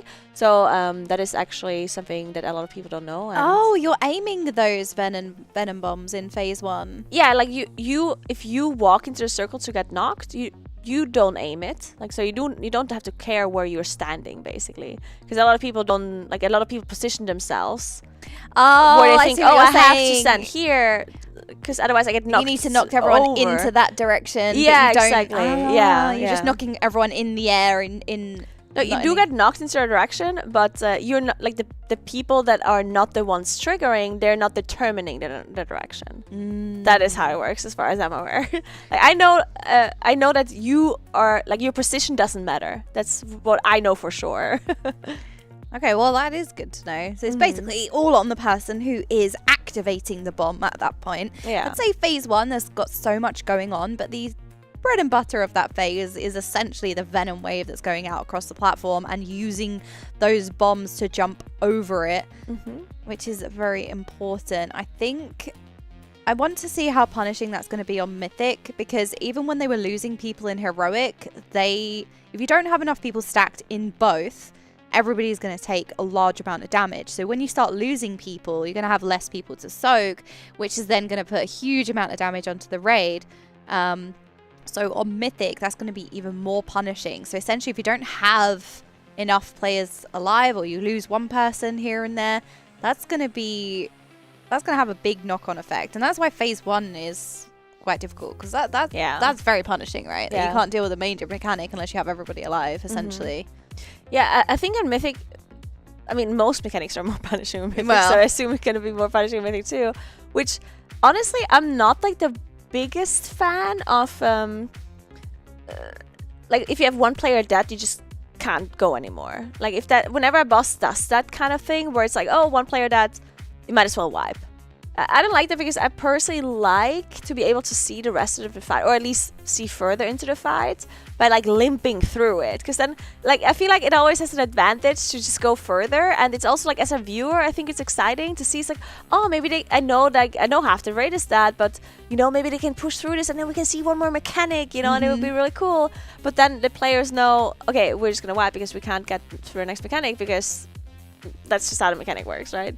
That's just a bit frustrating to me personally. So I hope it's not the case, but I kind of feel like it might be. Yeah, because I think on Mythic it's changed slightly, is that if you soak one of the venom bombs, you cannot soak another one. Yeah. Which makes sense, but when they were losing people on Heroic, you'd see the mages all the time in one bomb blink into the other, soak that group, and then auto time back and soak the other group as well, that's something they won't be able to do because they will get a debuff. So because they got hit by that first one, they wouldn't be able to soak the second one potentially. I mean, unless immunes work, maybe immune soaking, or I mean, that's stuff that you have to figure out when you get there. But yeah, you can kind of rectify it, right? There is a little bit of counterplay on heroic. If you do lose somebody, it might not be over because there's things that you can do to struggle through the fight. And obviously, I mean, the Dungeon Journal doesn't say much about the mythic mechanics here in Ansarak, but even the mechanics that are listed for like heroic or whatever, they're never like fully detailed. Like you see the main tooltip of it, but it doesn't say you can immune it or you cannot immune it or you can break the root by shapeshifting. You know, like stuff like this is something that you always have to figure out as you're going, especially in Mythic, because of course Ansarak has not been tested on any difficulty actually on beta. They started doing that a while ago because all of the other bosses are being tested. And to note something else about testings, because some people think that people can just test Mythic whenever they want and all of the time, and that like kind of invalidates like the strategies or whatever. But that is not how it works either. Like the Mythic bosses, they're being tested for a certain amount of time. Usually it's an hour at a certain day. So Blizzard will announce, hey, next week on Friday at 8 p.m. we're testing this boss until 9 p.m. So the Raceful First guilds and any other guild for that matter can test the boss during that time. And just because you can test it for an hour doesn't mean that it's going to stay this way either, right? They can change certain mechanics and even like change it in secret, where like they wouldn't change the tooltip or something completely different because then they would announce it. But if they see, oh, this mechanic, they just immune it, and that sucks, then they can just say, okay, you know what, we're going to make this ability so you can't immune it anymore. And the players wouldn't know until they see it on live servers, right? So that's there's definitely changes still happening. But yeah, Ansarak not being tested at all on beta.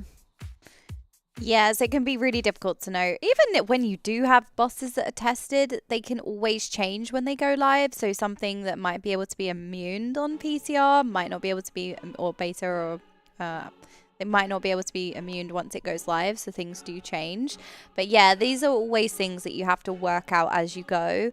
I know whenever I've gone into progress, I try and get those early pulls of kind of feeling the fight out of like, right, can I immune this? What can I do with this? And you kind of feel it out in very early progression. So that can be something they test. As we do see Gingy and Chan now in the 2v2 arenas going for double DPS, seeing if they can take one of them down. We have a sub-rogue and a Prez evoker. Yeah, look at doing Chan, so much damage on the rogue while the evoker was polymorphed. Very nice. Yeah, Chan just playing with a disc priest and now switching to Gingy with a mage. Like, yeah, Chan just has to do some work here to get these Racewell first players through these 2v2 wins. Doing an amazing job, of course.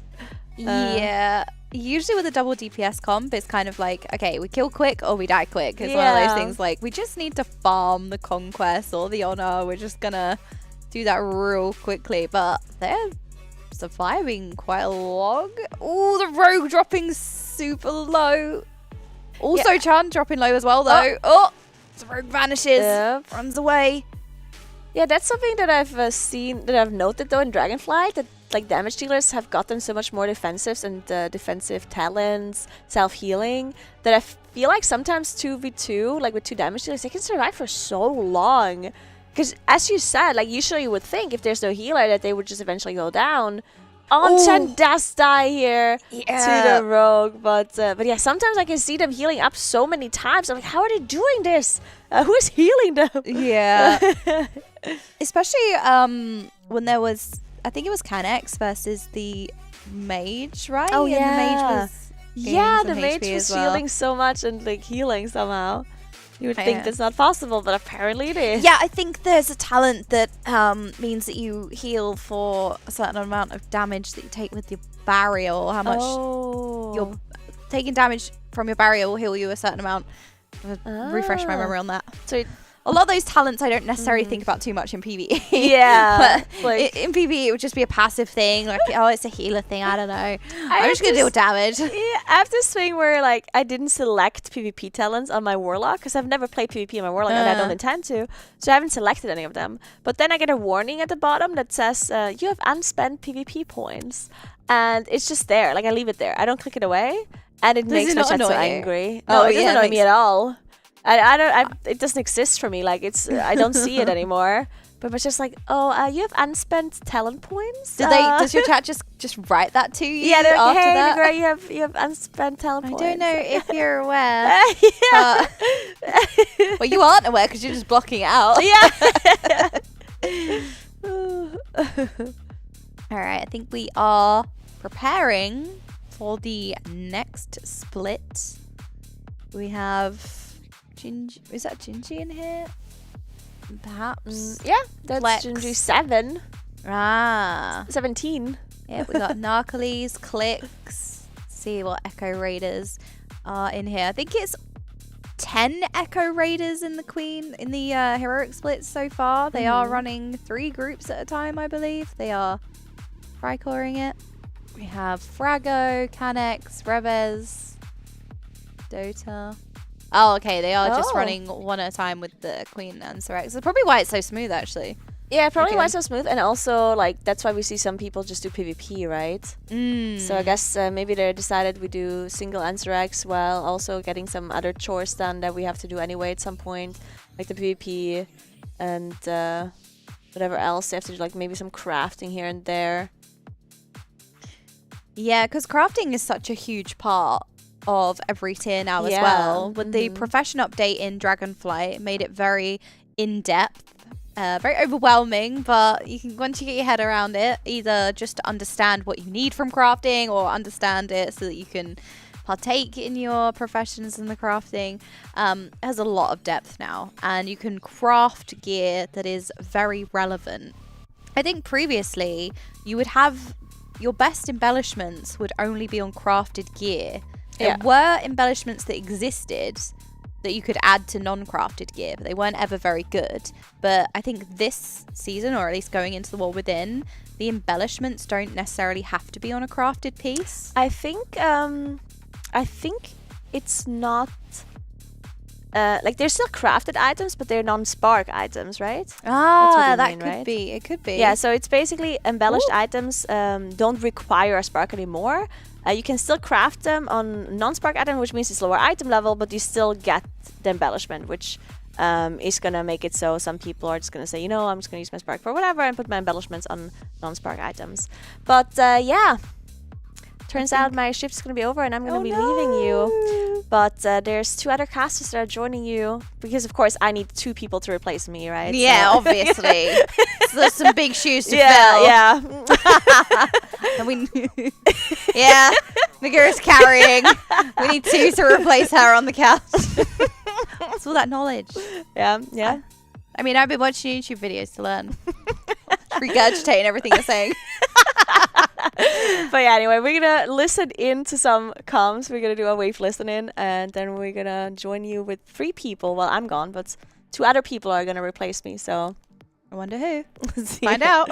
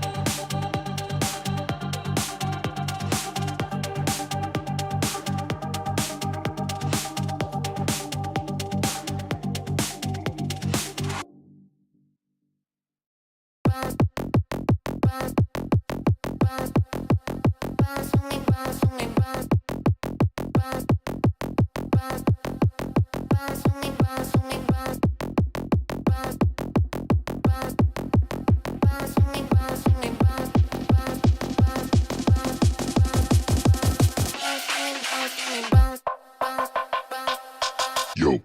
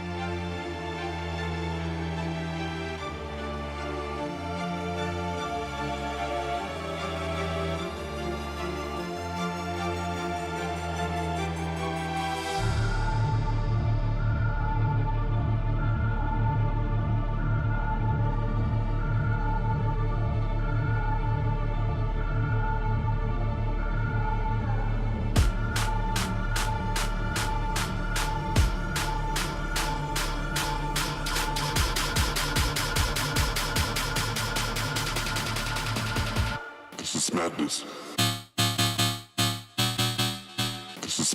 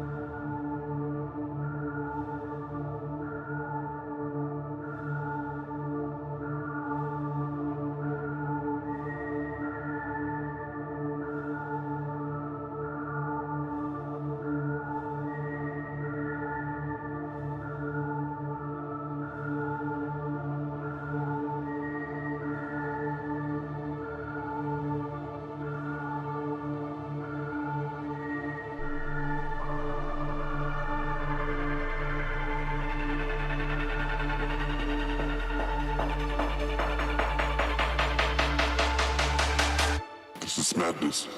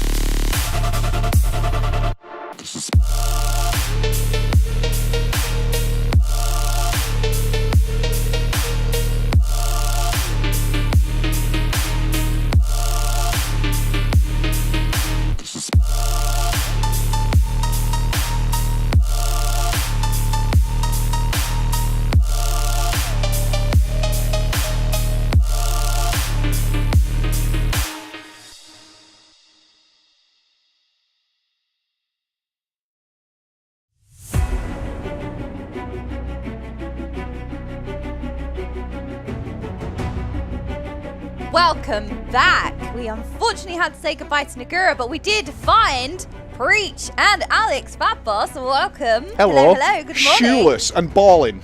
Dude, check these socks out. Check though. I see my socks are amateur hour. These are good socks. These are, yeah, look at those. Cutting away from my socks, Sam. I feel like there should be a Pikachu on them or Bring something. them back. Did they get a oh, they got they got a ring. They got a ring. Very got happy. a ring. You can see Maris. This is the only time I've seen him smile today. Well, what did Maris tell us earlier? He's not had a single item. He's today. had no loot today. But I don't know if this is going to be his main character by any means. No. Yeah. I think it's going to be orange or red. It's going to be one of those that he's going to be in on. So we'll see. And now death. Wow. We were just talking about edgy guild names from back in the day. We were. What was the edgiest one? Oh, I think yours sounded. Berserkers with a Z. Yeah. Berserkers. Oh my goodness. But I've got Ultimate Zug. at the time it was great. I thought we were in a cool named guild. Of course, yeah. Back in Classic, that was Snake Eyes on Asjol. Snake Eyes. Yeah.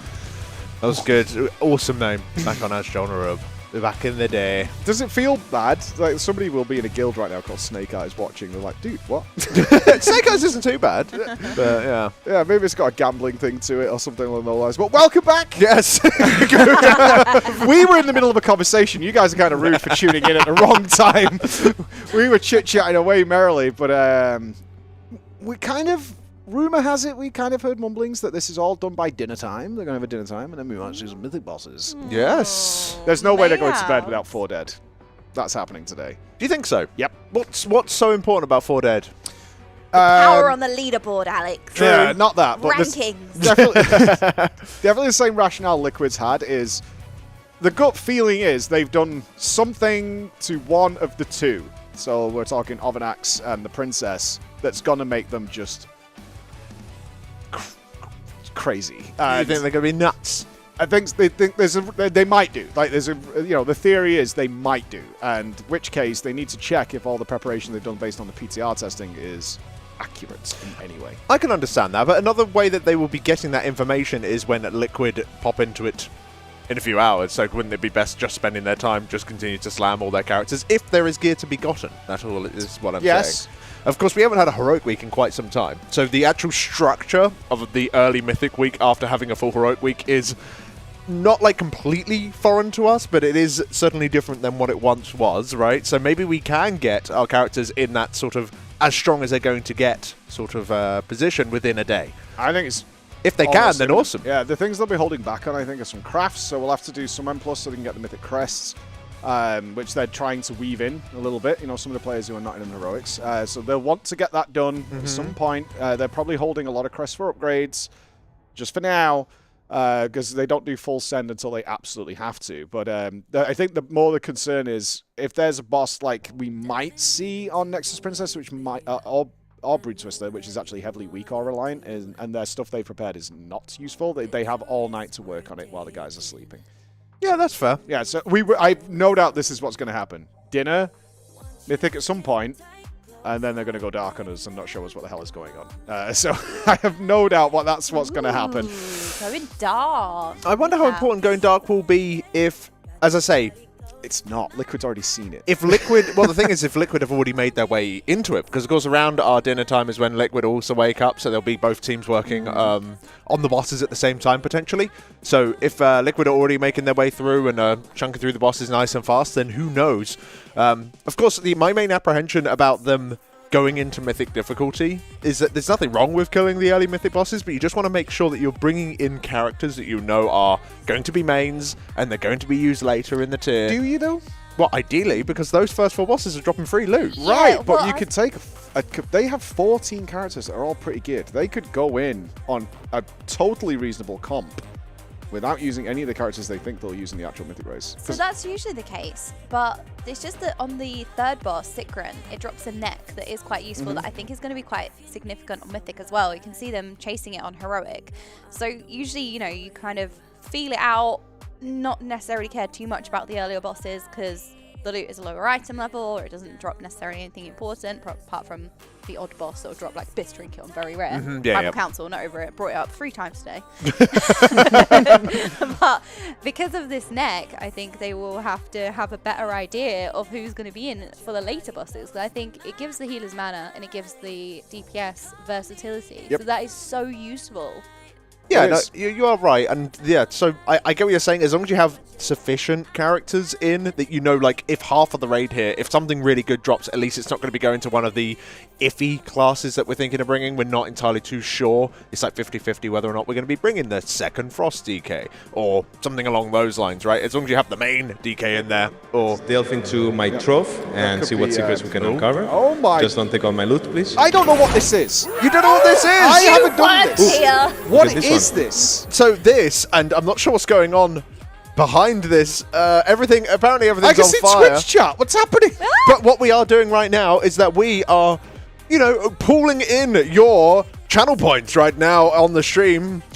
Yes, we're going to be doing 1 prize for 2 million because Blizzard did buff Delves, then they nerfed them, then they buffed them again. We're not entirely too sure what's going on with Delves, but we need 2 million channel points. And if we get those 2 million channel points, then out of these wonderful envelopes, we will be selecting something from either the Team Spider or Team Crab. How do we know who won? Well, the chat will get to choose. There will be a poll, either Team Spider or Team Crab, and from there, we will be giving out one of these many lovely prizes. I suppose I'm happy there's no Team Rat going in there. Fill it up! I want to see what this is. Yes, there's no point otherwise it's in... free! Yes, it's free! Absolutely. You earn channel points just through watching the stream. Yep. So contribute them. There isn't really anywhere else you can use them. We don't actually allow any gambit or anything else on the stream, so channel points are only for this. And you can see all of these wonderful prizes from Corsair peripherals to some awesome displays, some Elgato bits and pieces, as well as some merch, some NordVPN vouchers, Smogs. and of course some World of Warcraft stuff. Yeah,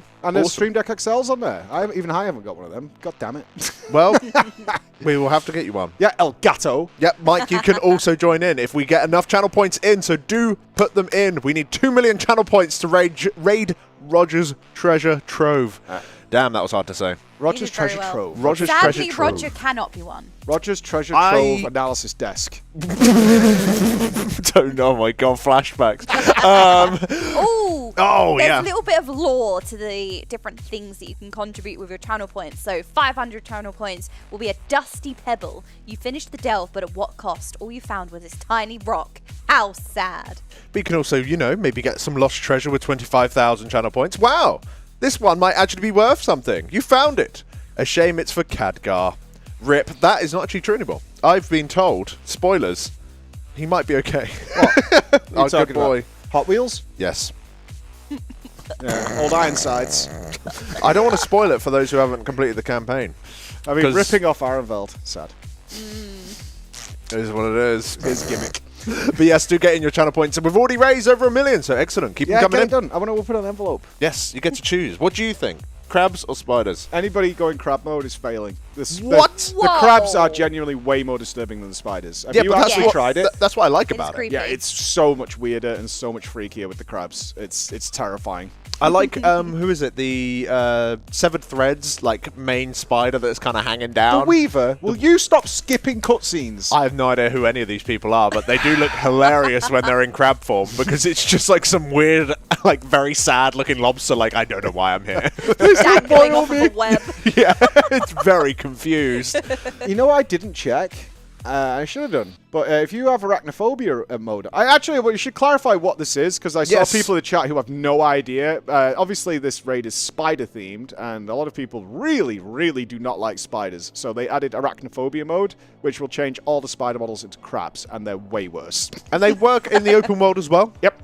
So it's just a toggle within the setting. Yeah, it also works. It works on mounts. Oh, I have not seen that. Do you know that Ansarek, even, not a crab or a spider, because it doesn't affect her in any way. So there you go. She doesn't really look like a spider. She is a Nerubian, which we have confirmed by Blizzard, not a spider. So otherwise, she would ridiculous. Change. Well, there has to be a reason, Mike, that they didn't make a spider form and a crab form for her. Well, actually, how do they I have got my balance that? hold on, no, actually, Mike, she's a Nerubian. It's not technically a spider. It's like, dude, I don't know. Well, It's all made up, isn't it, mate? To be fair, she only walks on 4 legs, and she's got the 4 in the air. It's a confusing time. Yeah. Yep, it is a confusing She's time a spider. for all of us. She's the queen of the spider people. I Either think way- she's more crab. 150,000 channels points is all that remain. Do get them in. You guys have been slamming through this delve like no tomorrow. How do they Definitely vote? being nerfed. Well, after this, there will be a poll. Do not in chat type ! Crab or spider just yet. That's for when we do the giveaway. If you type it in early, you may very well be disqualified by the bot. So do watch yourselves. No ! Crab or spider just yet. We will let you know as we go through this process. And but it looks like hold. Yay! Easy, That was right. a speed run. I don't think we've ever had it done. rat in the chat. Exclam rat in the chat. There is a poll. There is a poll at the very top of chat right now. You can choose Team Crab or Team Spider. If you want to be with Mike, who for some reason loves spiders and not crabs, then feel free to vote that way. I love spiders. Spiders They good. are kind of cute. But crabs but are the also spiders kinda of the creepy. sea. That's what we've decided. It is true. Spiders protect you from little creepy crawlies. They do. They chill out. They don't want anything to do. We've got UK spiders. They're entirely harmless. They do nothing whatsoever. Strangely enough, I was doom scrolling at 2 o'clock in the morning last night through YouTube Shorts, and one of them was a guy who had a Black Widow spider just crawling across his hand, and it was terrifying. Yeah, don't do that. Yeah. I mean, I'm not saying I love spiders so much that if I turned around and there was one on my face or something like that, I would freak out. In all fairness, I would do that for a crab as well. Yeah. surprise animals are the worst ones. I legit have a fear of crabs. Do you? Do you? It's not like a phobia, but I don't like them because you can't predict their movement properly. Like They do move in abnormal Erratic. ways. Yeah. My wife Sideways. It's very scary. Emma has tipped a bucket of crabs over to chase me at the edge of a pier. We went crab fishing, and you like get your crabs and like whoever Go wins, crabbing. and then you put the crabs back because you don't want to hurt the crabs or anything. But she just tipped them all out at me, and they came at me like 16 crabs. I did not like it. I was out of there. Yeah, Oh, man. she was trying to mess me up. Well, I think chat's largely with you. 68% going for Team Spider right now. Obviously, good things in both, although I did see them getting packaged up. Crab does have some amazing stuff, I'm just saying. Yeah. Do you know one of the rewards... Are these biased? No, I did them, so obviously not. Did you put stuff in them? Yeah. Okay, you stuffed these. Yeah. You're the stuffer. Yeah. And they're even. Yes. They are. Me and Medic did it, and we're very wholesome. Oh, Jesus Christ. Just say, Mike, one of them might be full of beans. Yeah. we will find out soon. But in one of these, actually, and this is one that I don't know as much as I love to meme about it, we are going to be giving away a full Mythic boost with a mount drop as well. Very nice indeed. Oh. Sick. But we've been told that Team Spider has won. Once again, no exclamation marks in chat just yet, because we have to choose your prize out of one of these wonderful... envelopes here. We have loads. We have Yeah, so we have a lot. many May I? Can I do my prizes. first one? I was about to say, feel free to pick. I'm not going mid-gang. I'll go here. Okay. Okay. So Mike has chosen. Tell me you didn't lick all these. I Jordan. did, yeah. Oh my god. Are you okay? Yeah. That's like really toxic, I think, in mass Oh, is it? quantities. Is Yeah, that it's why really I've been bad. running around? Let's find out. We have got free open TTS on the live stream. That is not true. We have... We've been told by production that we have no power guys. here. Instead, we have indeed got a Stream Deck. No way There did he we manage. go. A Stream Deck Plus. I cannot believe that happened. That's one of these bad boys with the twisties. Very cool. Very useful. Awesome thing to get. If I assume we're doing the same command as we always do for spiders. Yep. Give us 1 second. Hold, chat. Hold. We'll be told when you can do it, but it will be !spider. Do get that in. Type it in once, so you can do that from now. Type it All in right, go. once and once only. If you type it in several times, you could be disqualified, or even worse, timed out by the bot, who gets a little funny about these things. Where's if you want my to get a phone? I wanna Stream get in there. I Deck don't have one. Plus, I well, don't the use idea the is, Mike, is that iPad. we steal them at the end of the event. Oh. Yeah, there we go. Don't tell production. No. I'm sure. Yeah. Oh, it is Roger's Oh, loot, it's actually. Roger's? It's a Oh, good it's fine. point. I sent it to the laundry, Roger, and it didn't return. Did your laundry come back? I haven't sent it yet. I only got here 2 days Oh, ago. yeah, but you're a filthy man, Mike. That's right. Need to wash me pants. Thank you very much, Elgato, of course, for the Stream Deck Plus to be given away, as well as all of our other sponsors for all of the goodies that will be coming your way. If you are just joining us, of course, we are slamming through some heroic splits right now in the event. We're done with this in probably about an hour or two, maybe a little bit longer than that. We would hopefully be going into There's Mythic. nothing else for them to do. I'm starting to think that way. There's Indeed. nothing else for them to do. The difference this time is Heroic Week has really thrown off our gauge on when they're done. They got so much of the stuff. They know their mains, so they only need to do splits for them because the other characters are dead, like all the others they've prepared. So they just don't. They need a day of doing this, and that's it. There'll be two choices. They'll either go and clear the first 4 and get that out of the way, which they could do, like I said before. They could do it in an alt raid if they want to. Yeah. Just because all they want is the information on bosses 5 and 6. Like, are they okay for tomorrow so we can blast them? And it'll take them, what, like an hour to re-clear on mains? So they could do that. They probably won't, but they could do that if they want to. And then probably M+. Are you suggesting that they perhaps do a split raid for Mythic, Mike? Oh, no. They did last I mean, tier. yeah, that has They been legit done did that before, last yeah. tier. Yeah, it's an option open to Echo to do that. Oh, man. It depends on how easy the first few bosses are, right? And True. it took Liquid 1 pull on each boss, so it could be a case of... With scuffed comps, Split. they were not running the... Well, they were running a peculiar comp. I assume it's not there. No. There were some parts of it that I think made a lot of sense. I like their tank setup, which they had a druid, a guardian druid, and a brewmaster. So we've been talking a lot about how blood DK is going to be pretty cool. But it looks like Liquid in that particular comp thinking, now let's just get the bust from the tanks. Their healing comp looked really cool as well. Double prayers with a holy paladin, holy priest, and a resto shaman. And then their DPS comp had 2 devastation evokers in it, which I assume... I don't know if you remember all the way back when, where on the really early bosses, your Disc Priest might play Holy because there's no way they can get it set up in time. It might be going down that same route. Yep. This boss is going to die in 5 pulls. I can't bother to min-max any sort of Org thing for this. Not that Org necessarily needs a ton of min-max in that fashion. Maybe the comparison is a little bit off, but it might be that sort of idea. And it was obviously enough to kill the bosses. We was watching Pop-Tart Corn Dog, Dratus's guild, struggling a little bit on Rashan. It seems like that boss really slaps. It does a lot of raid damage, and if you don't have the gear to kind of, even just the stamina from the gear to give yourself a little bit more survivability, then that boss is going to take full advantage of your squishiness and send you into the Shadow Realm. Yeah, not surprising how that boss is built, so that if your raid comp is fewer than the max that you've brought into it, so 30 down to 25 or 20 down to 15, is that you just can't survive anymore.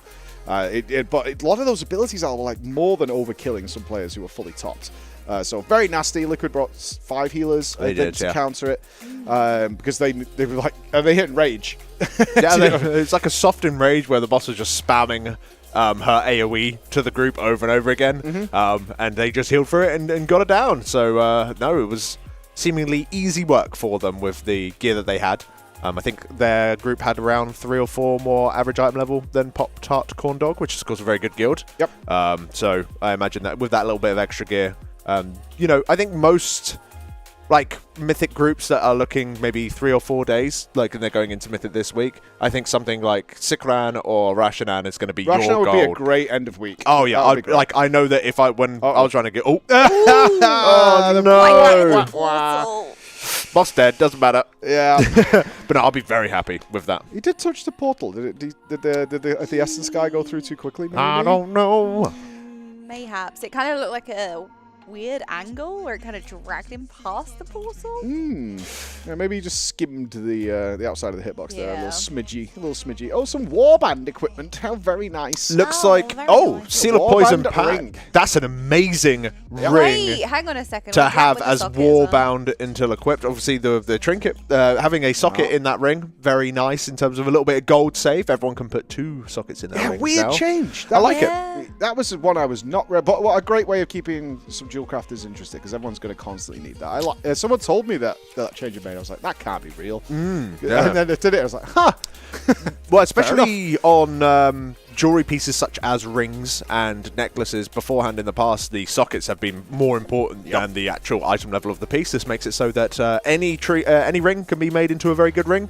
Any necklace can be made into a very good necklace. Obviously, you might be missing things like avoidance. I don't even know if you can proc that on rings anymore. But you're going to be in a pretty solid position regardless. It's nice to not have to worry about that. I guess the only ones you have to worry about is helm.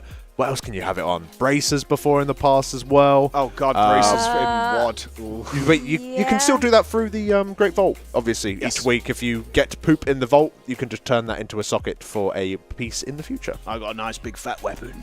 Did ya? I got a 6.9 two-hander.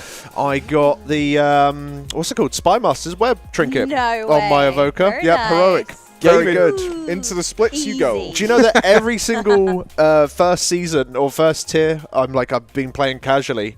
Like, the first week I always get disgusting trinkets on my characters. Like, the next week, fully expect I'll be shocked if I do not get a 9 capes. 9 capes. Oh god, in Delve, so many people are getting capes over and over again. I fully expect to get the sack trinket. Oh, I'm going to get that prepping mythic track yourself for sure. And other splits.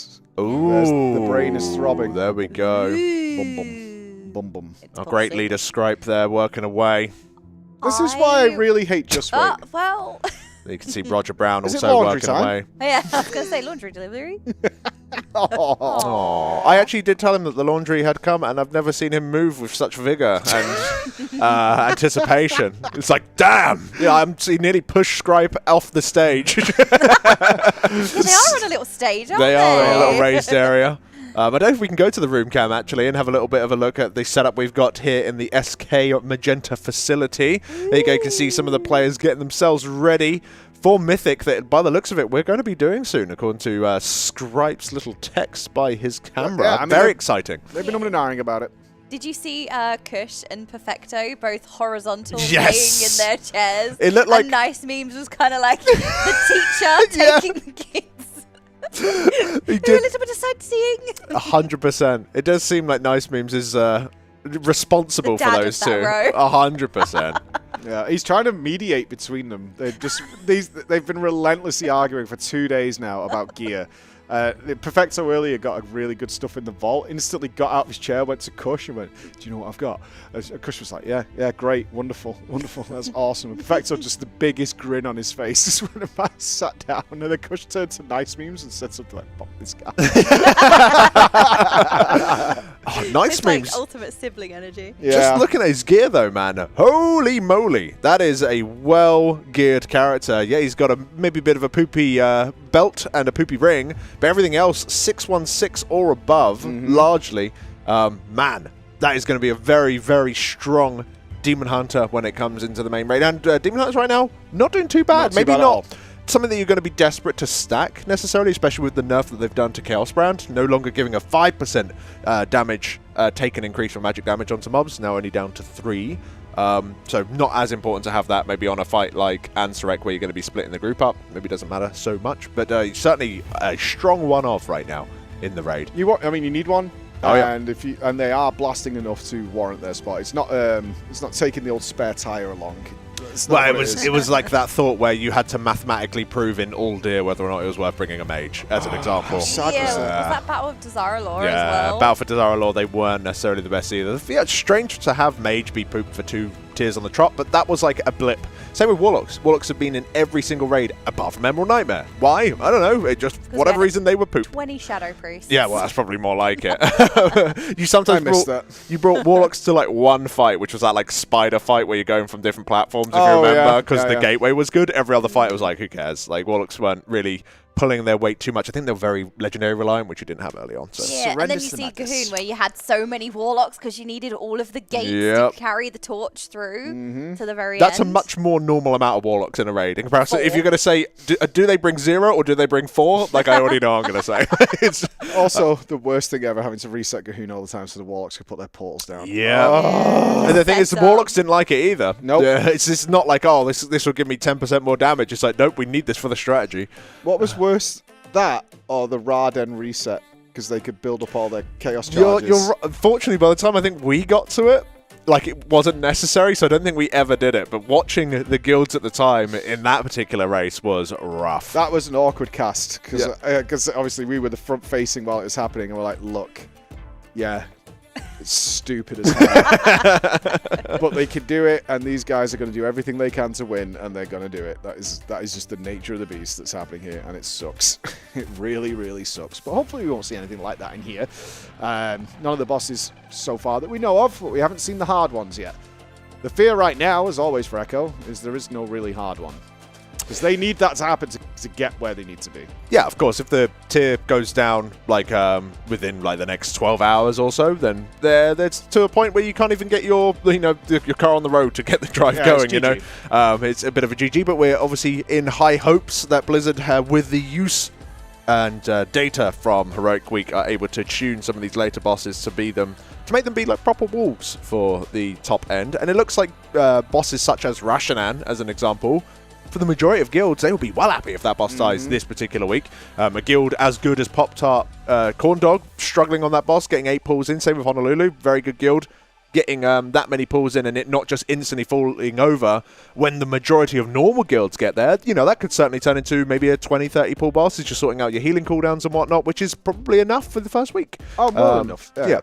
It's totally fine. I know it's a big debate amongst the community as the last boss is tuned for the world first, but it's also completely inaccessible by nearly every player in the world, outside of like the top 5, really. I mean, if you look at Tindral, Smolderon's probably a better example. Very few guilds managed to overcome Smolderon week 1 and actually face Tindral down. And that was like the kind of early end boss. The same with Anduin that we saw in previous expansion, as Anduin was kind of the end boss you were looking at, and then it got wild after that. Yeah, because those 3 bosses were untested in Sepulchre as well. Yeah. So you had that extra element of having these really hard end bosses that nobody had really any idea of how it looked. Because obviously you look through the dungeon journal to get an idea of the fight, but I remember when I was prepping for it, I was looking through the Rigalon fight thinking, I don't know what this is going to look like. You had the downstairs realm, the upstairs realm, mechanics happening simultaneously. It was a lot. There's no splits happening right now. Here, no, we can see on the multi-view that all the players are in the main city right now. The main city whose name definitely escapes me. There is a group forming, go to Scribe! Don't do it! Is it happening? Yes, of course, it's going into arena. The Rookery. No, do love the Rookery. Rookery is my favorite dungeon. Yeah. Oh, I see. They're distributing loot. This is good. This is what we wanted to see. They have to go into an instance because Horde and Alliance can't trade each other in the open world yet. So you have to go into an instance to be able to trade cross-faction. You just hate RP, Mike, okay? The Horde and Alliance. I hate Alliance. RP when it has become so illogical that this is what makes sense. The Horde and Alliance are at war, Mike. Yes, they need to band together for an instance to be able to be friendly. Yeah, come on, man. We shouldn't be able to queue together. Which we can't. It's so annoying. Pain, yeah. Because one of the tanks that we play with all the time is an Alliance player. We're all Horde, and it's like, okay, you just can't queue. You can walk to the dungeon. You can't queue. Yeah, you can't Not great. do... Okay, sure. But we can in Mythic Plus. Yeah. Yeah. There, it's fine. Yeah, of course. But in this one, it's not fine. It's fine over here. I'm not saying we should be able to talk to each other. I think they should keep that boundary. Yeah, I love it when you turn up into a group and you can't communicate. That's great. Outside of the open world. Oh, I see. Well, you can get a potion, right? Because they put that in for RP servers. You can go buy a potion somewhere, and if both people are using the potion, you can speak cross-faction with each other. I like that because I think there was an add-on that was doing it, and Blizzard made the add-on break for some reason. I don't think they even did it necessarily on purpose, but yeah, so they gave him a potion, which I thought was awesome. Yeah, before I discovered the potion, when I was very new, I think I was playing it may have been a Blood Elf, because of course it was. But yep.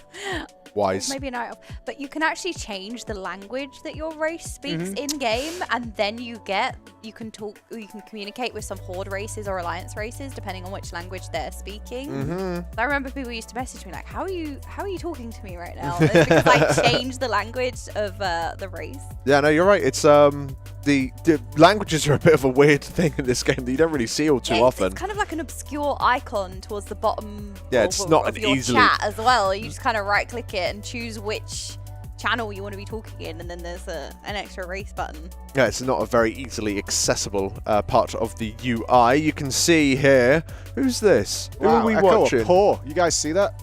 This is Perfecto. Ah, Perfecto. Yeah, worst player. Thinking of maybe picking up that mercurial egg. I didn't know his character was called that. I wasn't throwing him under the bus. No, he's called worst player. That's his character's name. Come on, Scribe. You want the worst player in the raid, right?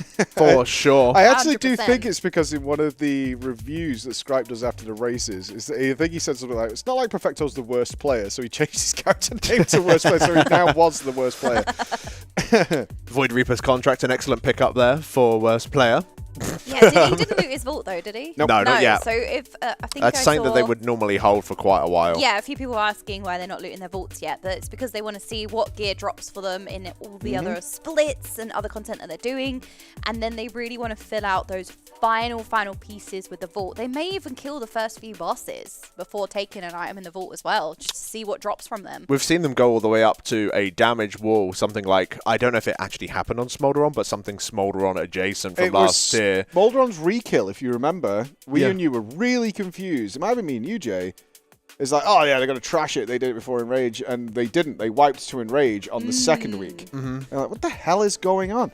And they came back in, they wiped again, and then it turned out that even in the second week when they absolutely knew their mains, they killed all the mythic bosses up to Tindral, they still hadn't used any of their upgrades. They kept them all banked, and then they went and did it and knocked like 30 seconds off the fight. Either. They hadn't upgraded their gear because you have the new gearing system that came in Dragonflight where you can upgrade various pieces, and you need crests to do that, so they hadn't spent any crests, they hadn't looted any of their vaults. Nope.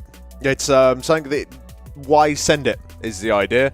Send it like as if you can potentially hold on. You might get an item that makes it so the upgrades are a little bit more free, or maybe you don't even need to upgrade that piece anymore because the shoulders you were going to upgrade, you've now just got the higher item level one. So that would have been a waste of resources. They were doing everything they possibly could, even to maybe make it so it's going to be tougher getting to the last boss, but when they're at the last boss, they can't say that they have dropped power at any point throughout their progress. Like that. Traditionally, that's the highest thing. item level wins, right? That's the highest item level is a big deal.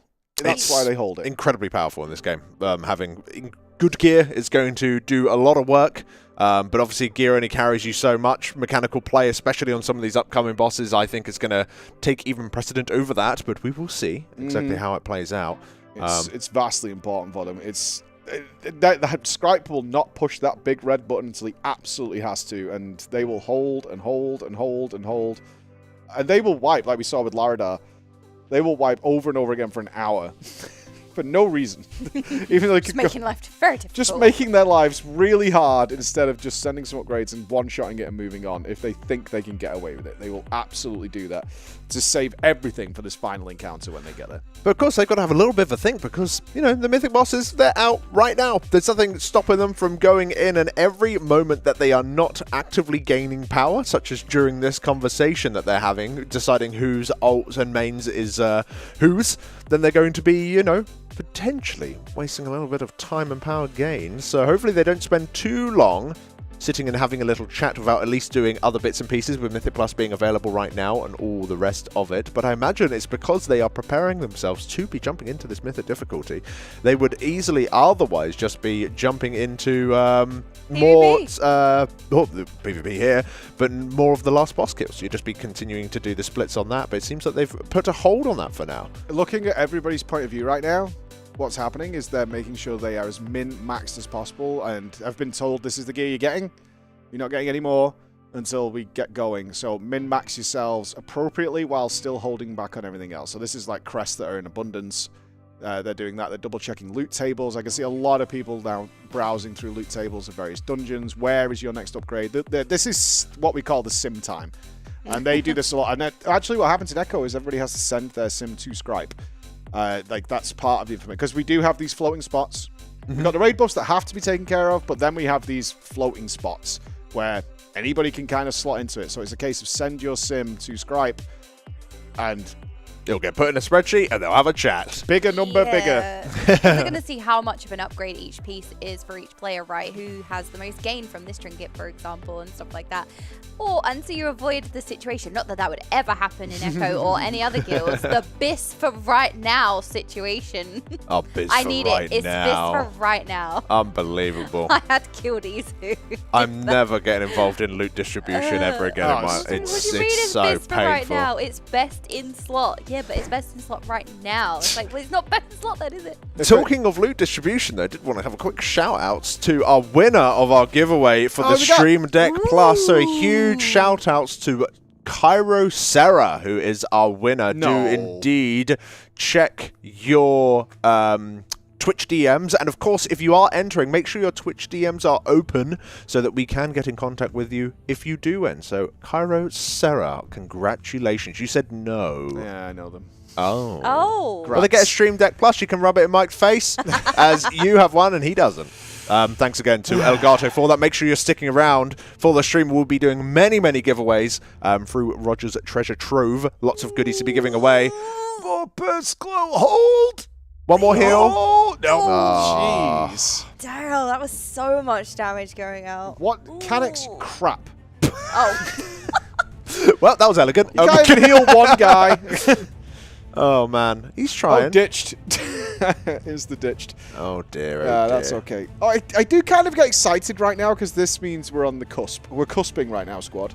Because they're preparing. You can see them getting everything. Every character is getting anything. I kind of want to see. I can't tell what Mirrors is playing. He's on a warrior right now. He's on a warrior. But I think that's just on one of the characters is sorting out the bank. Yeah, the character's not even level 80. He's a tricky level 10. German. So I think that you kind of have three choices of tank right now that they'll likely be doing. Either that Blood DK, which obviously is performing quite well, but doesn't bring any particular raid buff, apart from like ad management, which may or may not be needed. Otherwise, you're going to be seeing that Guardian Druid for the replacement of a Boomkin. Although Boomkins haven't been doing too bad today with their new buffs that have come in as of the reset. And otherwise, you'll be seeing a Brewmaster. That's nice, Al. I've seen them. I've seen them on some pools. Did you see orange on the meter? I did. It was quite low still. Down to 15, but I'm not going to sit here and defend the Boomkins, okay? Good. They know what they did. They do. It's all Tells' fault. Every time. He's the one that did it. Oh, posting and trading. Yeah, this is a bank character. That's fine. What's Wolf Disco doing? Production, cycle me through if you can. Be so kind. Flying. Wolf flashing his item. Gingy flashing his item level. 616. Not bad for somebody who was banned for half the week and dodged. Yep, true. He's but that doesn't matter when you Crafting. can come in and loot all your BIS gear. I wonder what Nice go. Memes is actually going to craft. I've heard that there's some good bonuses that people might be putting on their capes, although weapon enjoyers may very well be crafting weapons. Yeah, weapon looks pretty strong. Yeah, weapons are slot in general. always a very good slot to craft, so we will see exactly what they go for Well, here. on Perfecto then. Where's his weaker pieces? I can't see over that side of the screen. So he's got a weak cape, he's got a weak belt. Belts can be replaced though with BOEs, Yes, so they thumbs can. up. Capes might be one of the crafted slots. He's also got a 590 off piece, so it might be a crafting a weapon. There's lots of choices for him right now. Every other slot's looking pretty solid though. Those trinkets being generally quite high up for the rogues with the contracts as well as the transmitter. As we're looking at Mini here, who was very doom and gloom due to the state of the balance last week, but it seems like Frost might be on his horizon here. Yep. Looking at 614 gear. This is the okay, so I can tell you exactly what's happened now is that they're deciding where the craft is going to go versus the BOEs. So you got Mirez who's shopping for them right now on trying to find any of the BOEs that they need. If they get a certain BOE and it can be sent to them, then they can craft the other pieces to fully flesh out their characters. So right now there's a lot of decisions being made on what is the strategy right now to fill out these little weaker points that are going on. So that's what they're doing, and it's clever because that means we're going to Mythic, guys. There's no other reason to do this. Yeah, this is Mythic tingly vibes. Well, whilst they are getting themselves ready, it might be worth having a little bit of a look from a message from one of our sponsors, NordVPN. So let's throw over to a video. It's hard to imagine the world without the internet anymore. Ah, that's better. But not perfect. Just like real life, digital life comes with its own risks. So why not make our digital world a safer place? We started dreaming. And that's when it hit us. A secure and open internet for everyone, free from surveillance, censorship, and restrictions. How is that possible? Meet NordVPN. It's an all-inclusive cybersecurity and privacy kit for every day and everyone. It increases your privacy, security, and freedom with just a few clicks. And it does so while keeping your internet connection smooth. It guards your digital freedom by letting you change your virtual location with a click. It protects you from online threats by blocking dangerous websites, trackers, and ads, as well as malware-infected files during download. It scans the web for your leaked credentials, so you can avoid digital emergencies before they do any real damage. With NordVPN's latest MeshNet feature, you can access remote files and work on shared projects wherever you are. NordVPN is more than just a VPN. It's a cybersecurity pack that gives millions of internet users daily confidence on every device for a safer digital life today. NordVPN, cybersecurity built for every day. There we go, information from NordVPN. They're one of our new partners where you can get up to 74% off a 2-year plan and 4 months free using the code ECHOES, so I'm sure there's going to be a link of that in chat. Personally, I don't know how I would get by without them, especially traveling around, going on a lot of public Wi-Fis and being able to keep on top of things such as doing car insurance and accessing bank details and all those sorts of things, which I've had to do on the way here. That's such a big one, isn't it? Like bank details especially. Yeah, just keeping a little bit more confidence in being able to browse safely when you're in maybe some situations where you haven't got full control over the network. Yeah, it's we were talking about it when we were coming into the race about the deal with NordVPN, and we were like, okay, so it's a VPN. Like, no. Like, it's gotten quite problematic, especially in the last 2 years, is people very easily getting into your devices on public Wi-Fi when you go to Starbucks or whatever. Is that you sit there and you connect to the public Wi-Fi. We do it all the time, right? What's the first thing most people do when they go into a restaurant? It's like, have you got the Wi-Fi?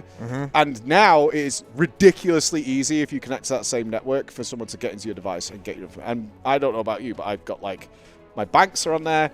I've got everything on there. I've got my PayPal on there, and it checks it. It does all that information. So NordVPN has been like, look, we've upgraded it now, because it used to be about like, oh, I could watch Netflix in a different country, right? That's what we all knew about. And they're like, no, for real, this is kind of bad.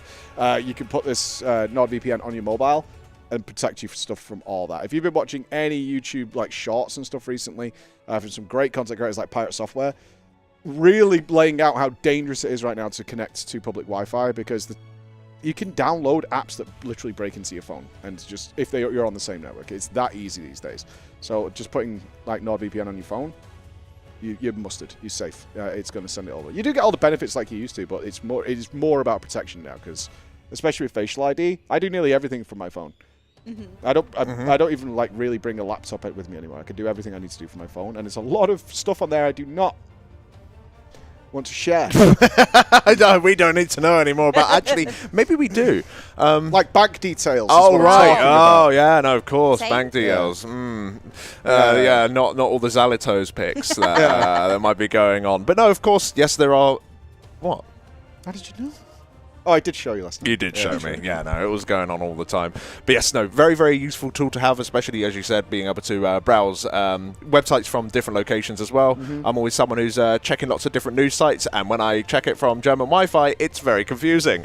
So even just being able to do things like that when you're traveling around, lots and lots of uses of it. So it still amazes me. Scribe can't read Wowhead from Turkey. He has to use NordVPN to do that. Yeah. Like to check Wowhead, he can't. But yeah, they were not being funny about it. Like, yeah, we get it. There's been memes about it. For real, this is bad. Like, a lot of people are doing this when you guys are all connected to public Wi-Fi. And we all do it. I do it. I've with my Wi-Fi connected list. I bet yours is the same. It's huge that I'm connected to. Absolutely. And then you're re-signing into accounts when you're even signing into your Netflix account or whatever you may be re-signing into when you're at a hotel or a coffee shop. So yeah, protect yourselves. Protect yourself. And of course, once again, you can get a 74% discount off of a 2-year plan, as well as 4 months free with our code ECHO. You can also find a link for that. As well as at the top of the chat, there should be a pinned survey that we would love you to take from our friends over at NordVPN about some maybe upcoming products. So they want to be making some stuff that you guys might use. If you can do that survey up above, that would be a great help to all involved. So thank you ever so much to NordVPN, and thank you for doing the survey whilst we are waiting, as we are waiting for them to sort out their mains and please, for the love of God, kill some bosses. I don't even care what difficulty, normal at this point. I was going to get into Mythic. Yeah, it's coming. They're very close. This is full-on prep mode. I love this bit. I'll tell you this, right? Despite all the world first and stuff, this is when Scripe's most nervous point is. Because once he makes this decision, it's kind of locked a little bit. They are very heavy decisions to make. This is the big right? one. Yeah, this is the big one when it's like, okay, now we're throwing our resources out. There's no more real stuff we can get efficiently. Like, you see Canix is doing PvP. I can see you popping into the arena every now and again. That's in preparation for reset. Right? That's what that's for. It's like, let's get this out of the way. It saves me time at the end of the night and things like that. Well, if they're vibing as well, you know, and they have all of the information, maybe they've given everything over to Scribe right now, they are waiting to hear back from them, and you don't necessarily want to be jumping into a Mythic Plus if Scribe's like, we're going now, because then you have to interrupt the Mythic Plus, but doing something like an arena match, maybe taking a couple minutes, it's a much more easily spammed thing. But every single player right now within the SK Gaming Magenta facility here in Cologne is just flying around looking at their characters. They're ready. And most of the time looking at the other screen. They're definitely deep in conversation right now, working out who is going to be in, who can get gear from the first 4 bosses, because it might be worth pointing out, especially if you're somewhat new to the game or new to the race to world first, the earlier bosses aren't going to be super difficult. We'll be very surprised if it's going to cause some grief. Liquid, of course, managing to get the first 4 bosses down, one-shotting each of them. I guarantee you Echo does not one-shot the first 4 bosses. They always screw up the early bosses. No. I guarantee it. But they do want to make sure they bring characters that can actually benefit from the loot that drop. So they are definitely going through, not only right now, what they might potentially want to bring in the future for the last bosses, but making sure the bosses, the people that come to these earlier ones are going to be getting some good bits and pieces. Yeah, we'll see some swaps. There's like some weapons on early bosses. I think there's some bows on one of them. And so you probably want some extra hunters or whatever in for that. Some two-handers and swap them around. There's not great loot. Like I said, there's neck. It's not great loot from there. The first 3 are kind of free. Yeah. Rashan is the one that hasn't been killed by anyone else but Liquid, and that's purely because of just like the enormous raid damage that boss does, which they'll be prepared for, and they're higher item level than most guilds. Because you can see that there was a 3 item level average difference between Liquid and Pop-Tart Corn Dog and Honolulu. That is a huge amount of gear. Yes. They're averaging out. Like, it looks like, oh, it's only 3 item levels. Like, dude, that's a lot. That's across the entire raid. That's the average item level across the entire raid. That is very significant. I'd be interested to see. Obviously, I'm not sure if Liquid's comp that they brought were the most like strong comp that they could possibly bring right to these early bosses, but it will be interesting to see if Echo are going down a similar route, what item level they end up being at, because it's not necessarily going to be indicative of the real potential power of both teams, but a fun little number comparison nonetheless, because up to this point, we've been doing things for 8 days, and we have no idea who's stronger right now. It'll be cool to see. I think one of your questions has just been answered there. Brewmaster. Yes, very much so. It'll be interesting to see if now is going to that blood DK that he is very, very comfortable on, or the Guardian Druid, which he's more than capable of playing as well. It's a very strong pick for both. What's Ryson on? Can we go to Ryson? It's going to be a priest. Yeah, okay. So I think we know where that Druid's going to be coming from. I think the Guardian Druid's coming. Yep, Canix is definitely going to be in on Boomkin. Maybe. I mean, he's still pushing. Who knows? That camera seems to have fallen deep into a hole of despair. Yeah. His camera's fallen down a well. Oh, no. Oh, maybe what he's doing is he's going to position that camera with his position on the DPS meter. No, because over the course of the race, it'll slowly rise up, surely. Yeah. That's a lot of cope. That is a lot of cope. Right now, it's under the desk. Unfortunate. Sometimes it does happen that way. Of course, Canex being one of the people that first time having him here in person, obviously. I haven't had a chance to talk to him. I feel gutted. I've talked to him here and there, not too much. He's a very nice lad. He is indeed. I do feel bad. I usually like to, especially with the newer players, is catch up and have 10, 15 minutes with them and have a chat with them. But obviously the race was already going when I got here, so I haven't had a chance to do that yet. I haven't even spoke to Thana. Or Hopeful. But maybe that's the, maybe he wants it that way. Maybe so. Well, maybe someone who can fill us in on this is that we do indeed have a little guest with us. Oh, it's a four-way cast. It's a four-way cast. It's over on the Maxroll analysis desk. Hello, Jesse. How do? Good afternoon. Yes, How good are you afternoon. Lovely people. I'm surprised. Didn't get up at 5 in the morning. I was going to say, I did. I'm surprised you're here and not sleeping more. I went, after my shift at 11, I did go back to the hotel. I slept for a while, gymmed, ate, and now I'm raring to go. There's a chance that they might be killing some mythic bosses, and I will be here if they do. Nice. Yeah, I mean, this is the full send bit, Jesse. Not full send, but moderate send. Moderate send, perhaps. Yeah. Moderate send. It might It's be an email. It might. It depends. If they think there are other sources of item level they can garner, they probably will. They're not in a super rush at this juncture. But there's a good chance they're going to go into some mythic bosses. Splits are, in fact, done. So yeah, do you think looking at the time, okay, their dinner is in an hour and a half. Yeah. Do you think it's appropriate as the play, which they might be thinking is go in, do the first 4 before dinner, and then an evening of them plus? It could be that, or it could be do mythic plus until dinner and then come back and send the first 4. That would be plausible as well. It could be the full debate. I don't think it's likely, but it could be the full debate. Scribe could just say, we'll do Mythic Plus the rest of the day and continue to garner item level and then go kill the first 4.